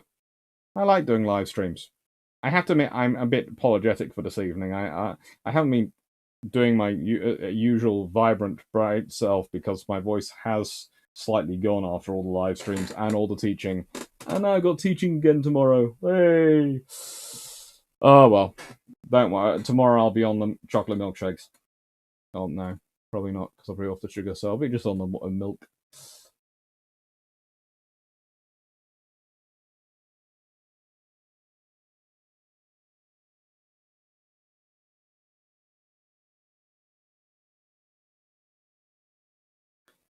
No, 74 again. Captain XO, as I expect you already know, at the weapons officer station, all the missiles under control command staff. There's a small safe which contains a third tactical firing key and a fourth. The first three are used for all the missiles. The fourth is unique to each missile, and it's used to enable the firing circuits on that rocket motor ejection charge.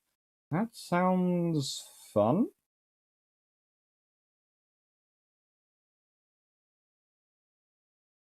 I take safe room. Shame HMS Bristle never got the upgrade she should have got. It is a shame. Shame she didn't get the sisters she was supposed to have. Picasso, 799 nautical miles from Falklands to South Georgia, just in case anyone wants to know. That actually does. Let me just check.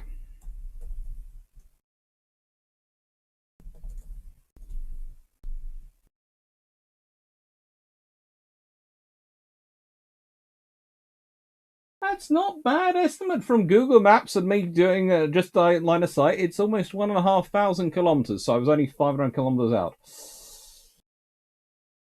Still far enough to give a healthy safety zone.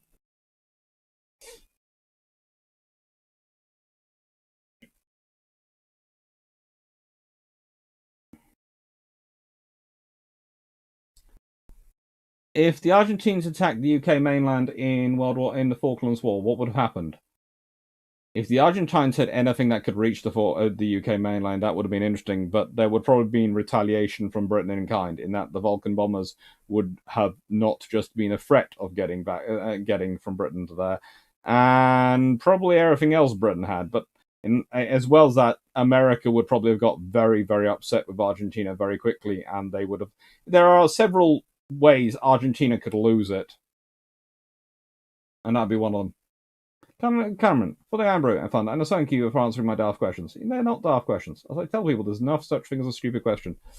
Just the question needs to be asked.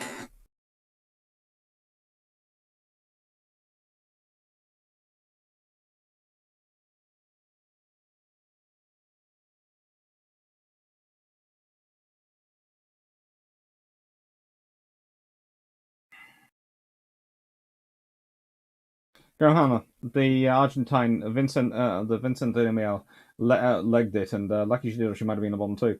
Yeah, there was submarines lining up the shot.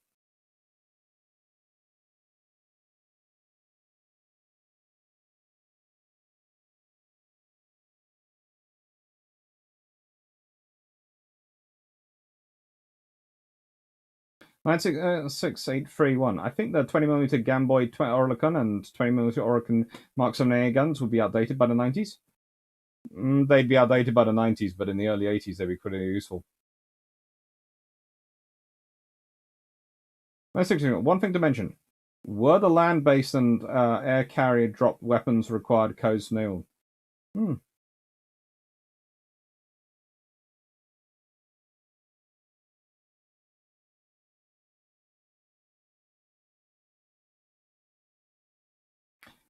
I think, Greg Sarsky, the UK, whilst the UK could have invoked Article 5 in the case of Argentina attacking British home soil territory, I don't think they would have. I think they would have been at that point going out all for it. I also think you would get a massive carrier building program. And let's put it this way: if it was perceived that the reason Britain had been attacked was because of the weaknesses allowed to build up in the fleet due to the Cold War, at that point, Britain would have to build up its own defences. We might end up with Patriot batteries if it was an air attack, and we would also end up with probably a stronger fleet.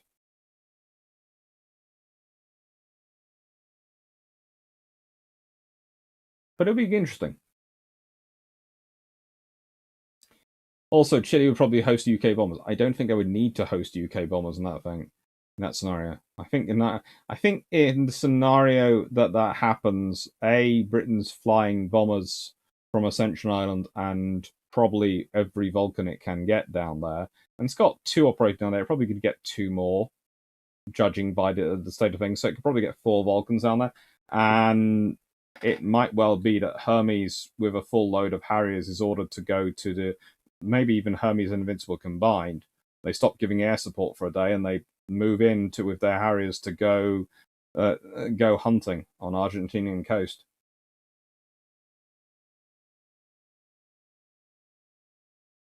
That's God. Well, no such thing as a stupid question. Challenge accepted. Within the context of the chat, but okay. Why is Tuesday not green? Smell of the solar system and taste of the time. Why doesn't it? It does. Tuesday's green. Every Tuesday when I go out, there's green grass, so Tuesday is green. Smell of the solar system. Well, if you ever smell raspberries, you will smell. If you smell raspberries on a Tuesday, you will smell the solar system, because that's what the solar system space smells of. And the taste of time? Well, normally I don't like thyme on my meat, but if you really want to, you can put some thyme on your meat. That's THLYME. Good evening, Animal 163365. Grace asking, invoking Article 5 would open the way for US to provide logistical support. The British didn't need the Americans to provide logistical support at that point. What would the American logistical support do? The Americans were already providing a lot of informal help in Ascension and various other things. What did the British need American logistical support for? That's the question. Whenever people say, oh, they could have done that and then they have that, I go, what do they need it for? Is Britain going to send a land army down to invade the Argentine mainland? No. Do they need more than the troops they have already deployed down into the Falklands? Nope. What do they possibly need from the Americans? Well, do they stock 105mm artillery rounds? Could they get some of them down there? 4.5-inch rounds? No, that's not really any help, is it? Okay, we've got fuel supplies. They've already given us the Sidewinders. There's all this. The thing is, there isn't much more the Americans could do than they were already doing in the Falklands War.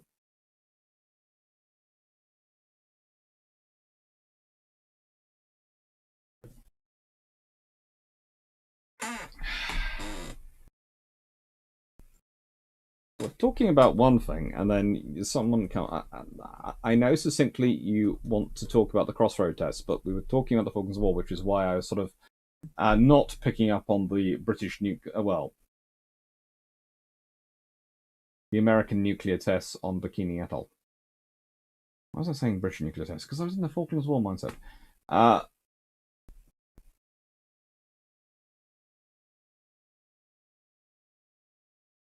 They are basically testing to see what the effect of nuclear weapons have on ships when they blow them up, and they find it's not great. The results of them, besides the obvious, are pretty much what the results were. And also, the trouble is, most of the ships being tested on were the past ships from the war, and they were just testing them just to see what happened. We find out that underwater explosion and nuclear explosions really not good for ships. And thermonuclear explosions, not great for ships either. You don't want to be too close to them. It's pretty much obvious.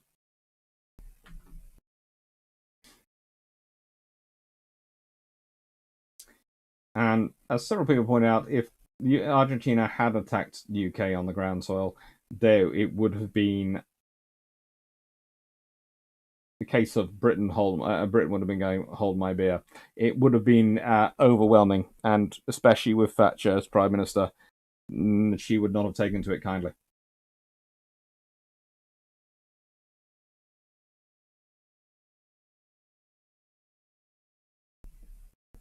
Araba, Army of the Rhine becomes Army de Rio de la Pampa. No one wants to try and move them there. No one. Look, we only have the only point you do that is if you would have to need the Americans for that one to be able to do that, and frankly, no one's doing that.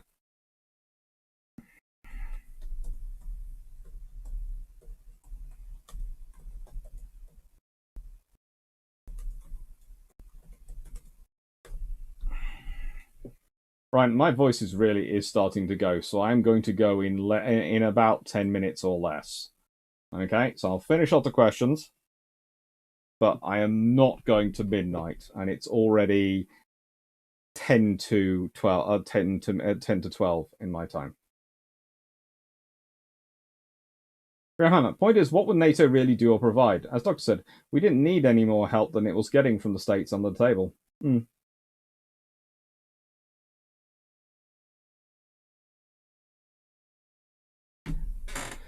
Whilst attack on the UK is within mainland is within the jurisdiction of NATO, frankly, again, what does Britain want for it? What does Britain need?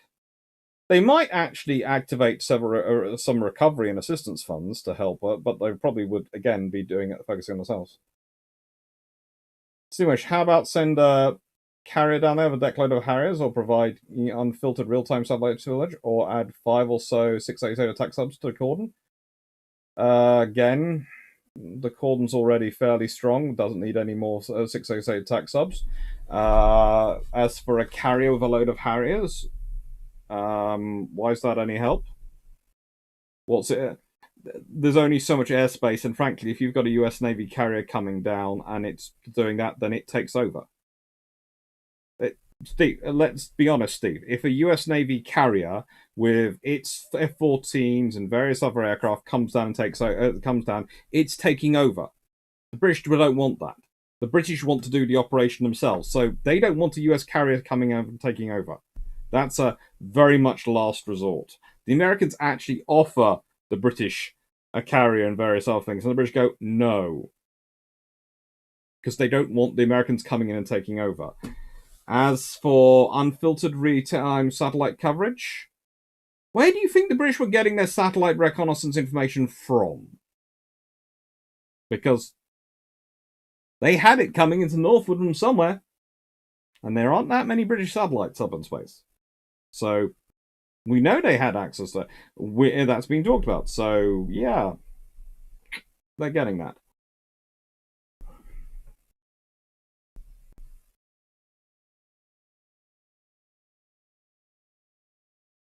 I'm not saying those aren't lovely, useful things, but they're not things Britain would wanted, because having Americans come down there, that takes over the operation. If something becomes a super, the moment the Americans come involved in the Falklands, it's the American superpower involved, and they will want to take the lead. And everyone will even if they don't take the lead, everyone will perceive them as taking the lead because they're coming down there, and their carrier is so massive compared to our carriers. So no.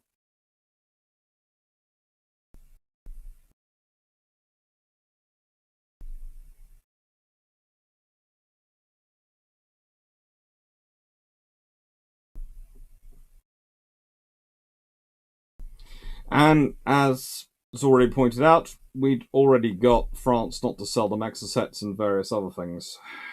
But, you know, it's an issue.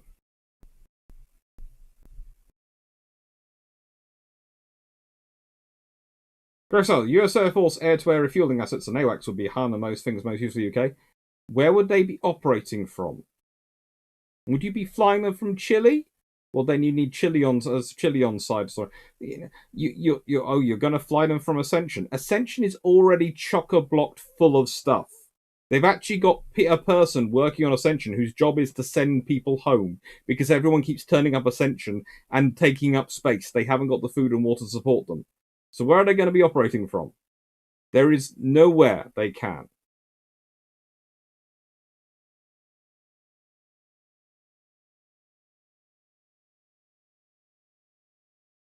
No, not with US pilots. Well, then the British don't have enough pilots to fill that. Again, Steve, US aircraft carrier turns up with a load of Harriers. That's lovely. We didn't have the pilots to fill that. We didn't have the spare Harrier pilots. So we couldn't do more than we were doing. And not unfiltered or real-time on the satellite information.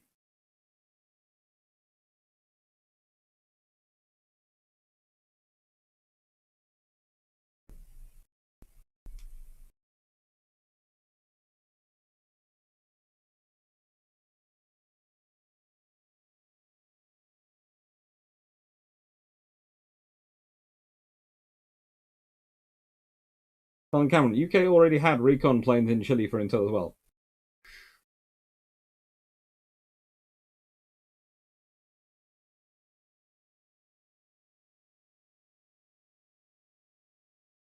Wasn't there an aircraft that landed with Sidewinders that caused a rather sticky situation? If you're talking about the one which landed on Ascension, or the one the Harrier which had the issue which landed on Invincible, both were fun.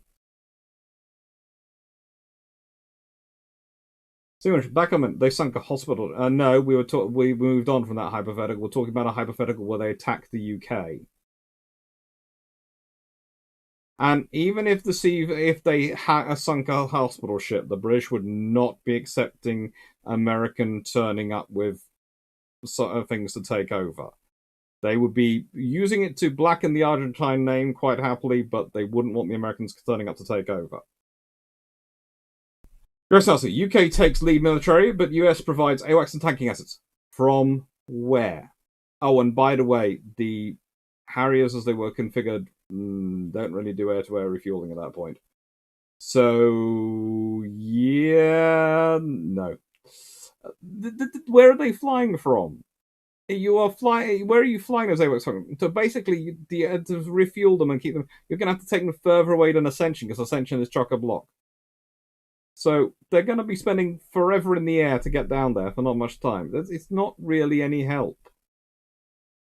It's a nice gesture, nice idea, but it's kind of like Eurofighters flying from the UK to drop bombs in Libya. It's oh, you did that. Oh.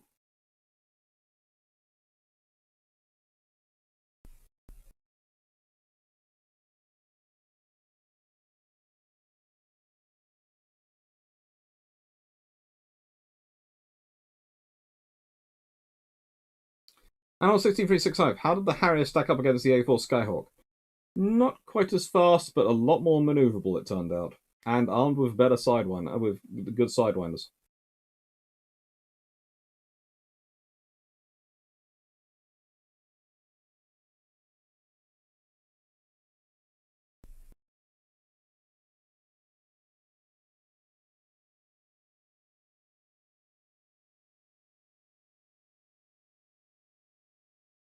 In this scenario, Argentina has attacked UK mainland. Therefore, their need is needed for assets in North Atlantic as well as South Atlantic. In the North Atlantic, maybe. In the North Atlantic, the Americans could well be asked to help out, and NATO powers could well come on. But honestly, there's only one thing: the Argentines are going to do the attack twice. What is the attack? What we're talking about? Is it a terrorist attack? Do they use commandos with bombs? In which case, why would you have NATO? So basically, for it to be an attack which you're needing those assets to do it, then they have had to launch an air attack, which means they've probably taken Vicente de Meo up into the North Atlantic and launched a strike on the UK. If they have done that, got past the British airborne early warning and the other defences which they had on alert, because the British had their own aircraft in that period, and launch a strike, then A, British submarines would be hunting Vicente de Meo, and B, yes, they would probably accept NATO support. But that's the only really scenario where that happens.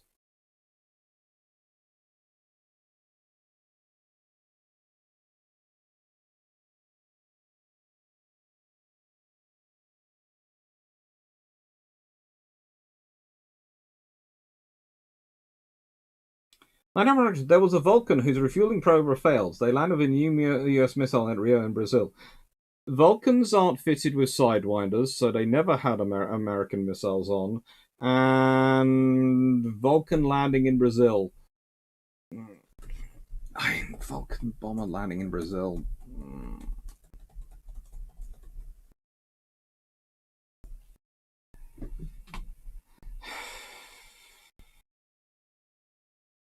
There was one which did nearly land, apparently nearly landed in Brazil.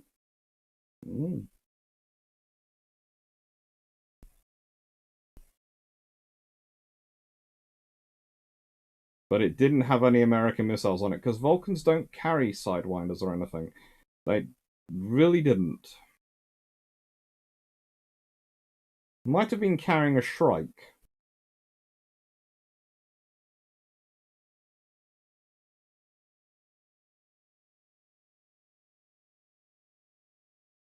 Yeah, he was carrying a Shrike missile. Blackbuck 6.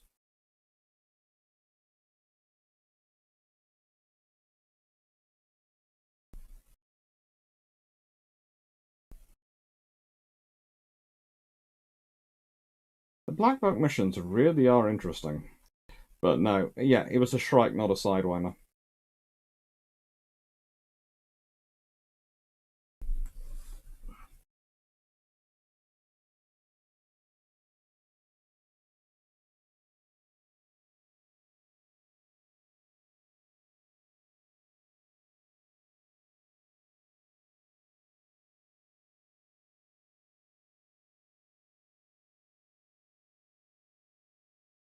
That's the point. Blackbuck almost overstretched UK tank assets.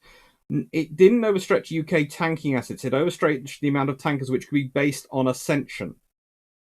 Ascension is not that massive an airbase. There is only so much facilities that can be put there. Where are you operating from those American tankers from to assist? How many tanks are you going to have to use? Are they going to have to fly out of Cuba? Where are they going from? It's a lovely idea. It's a lovely, kind gesture, but it's not really viable.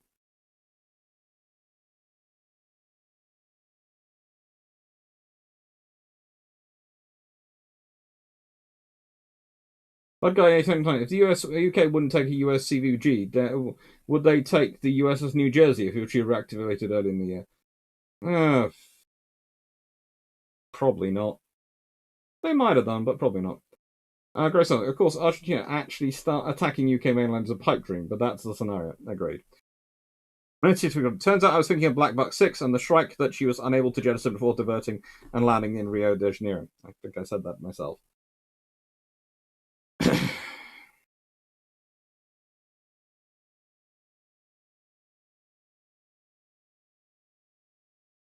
Yes, it's Black Buck 6. It's a Shrike missile, not a Sidewinder. It was an anti-radar missile.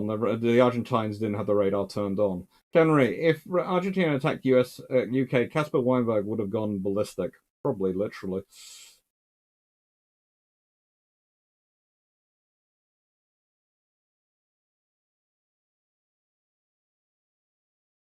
Yeah, she had one of her original loadout of 4 strike missiles. Yeah, but the thing was, someone said a brand new American missile, and I don't think the Shrikes were brand new. I think the most of the Shrikes the British were using down there, they'd had a while, or at least as soon as they'd bought them a while back.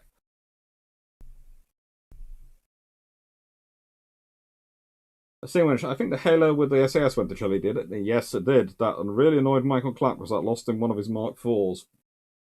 Commando helicopters, and he needed those.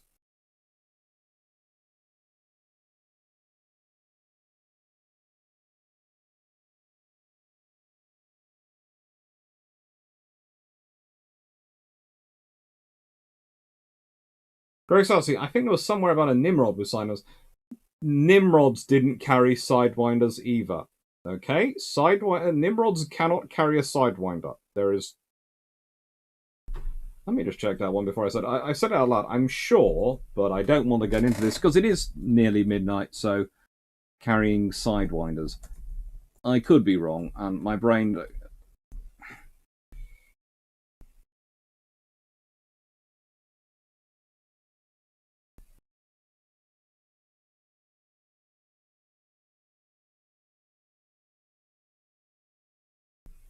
Let's see.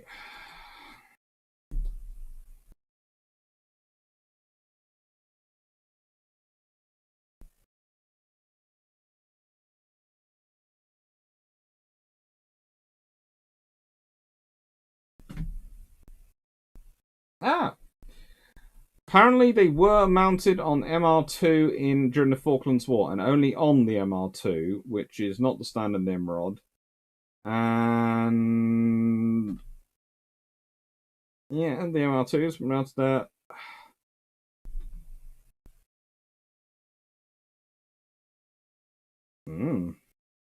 But they did have Sidewinders fitted. They could carry 2. I have no. If you are firing a Nimrod, firing a Sidewinder, you are already in trouble. Talk about adding a pointless weapon system to just for ego. Seriously, the size of thing of Nimrod is, and you've got a Sidewinder as your defense missile? Oh, God. But I was wrong. Nimrods did have Sidewinders, but I don't think that... maybe one was. But it was only the maritime patrol ones, not the electronic warfare ones. MR2s.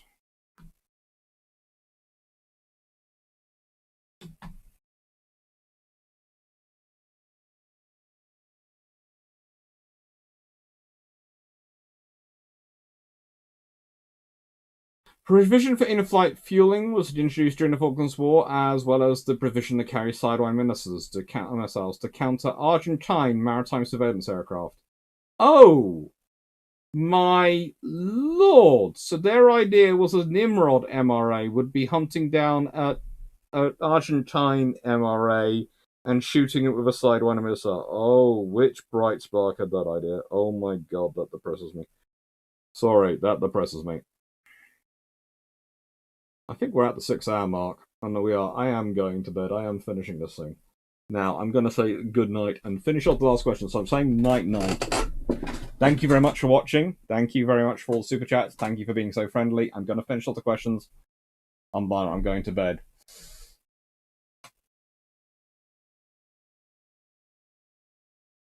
And the Vulcans, they were protected by the RAF. The RAF is far better at preserving its stuff than the Royal Navy ever has been. That is one thing I do enjoy about them. Well, there you go. 7 times for fuel the whole way. Possibly. Yes, they can. Only the MR2s. There was an aircraft that never otherwise carried them. That was outfitted with Sidewinders for the Falklands campaign. That's why I was thinking Sidewinders for the Vulcan, not Strike. It was the Nimrod, and the reason was to shoot down. It was that this had managed to, had managed to scrape past me, or possibly I've learnt it and have blacked it from my memory as something so absurd. The idea that let's arm the Nimrod maritime patrol aircraft with Sidewinders so it can shoot down the Argentinian maritime patrol aircraft.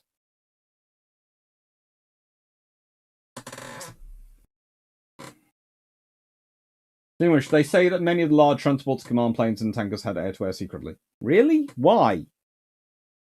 Why do you want to... It's not just the complexity of fitting it, but if they're think about firing a Sidewinder. You have to be pointing your aircraft in the direction of the enemy. If you're in a transport or a tanker and the enemy aircraft are coming for you, you don't want to be pointing the direction of the enemy. You want to be popping chaff and flares and getting out of dodge as quickly as you freaking can, and calling on fighter support to cover you. You don't want to be engaged in that, so you do not want to carry Sidewinders or anything.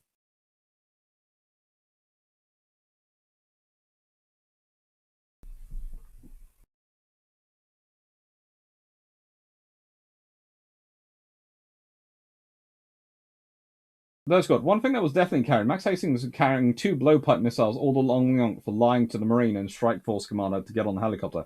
Yeah. Knight 6 variant. Wonder if the L11011 TriStars would have been better if he got them 82. Could possibly, but we'll never know. But guy, if a US CVG got sent down, would Top Gun be based on the action around Argentina and Libya? Probably.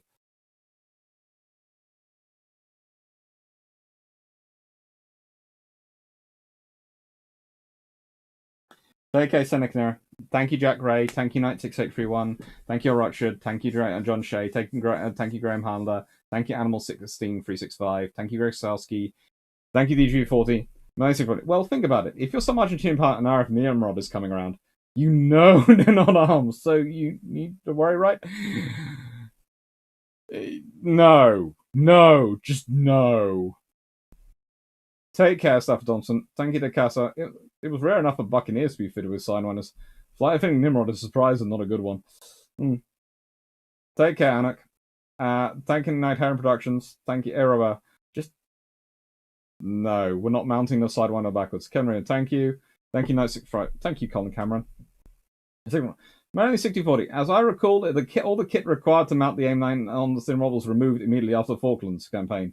Figured this should make you happy about all. That does make a lot of sense. Basically, they fitted it and then went, no. Right then. Let's see. Let's find my end screen.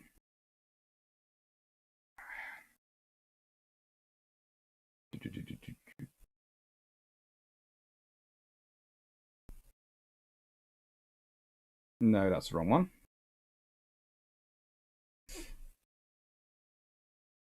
That's the right one.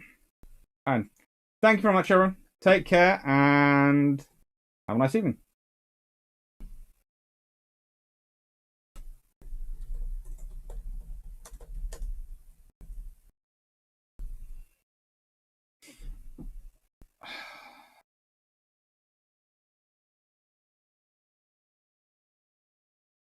Thank you, everyone. Take care. Bye-bye.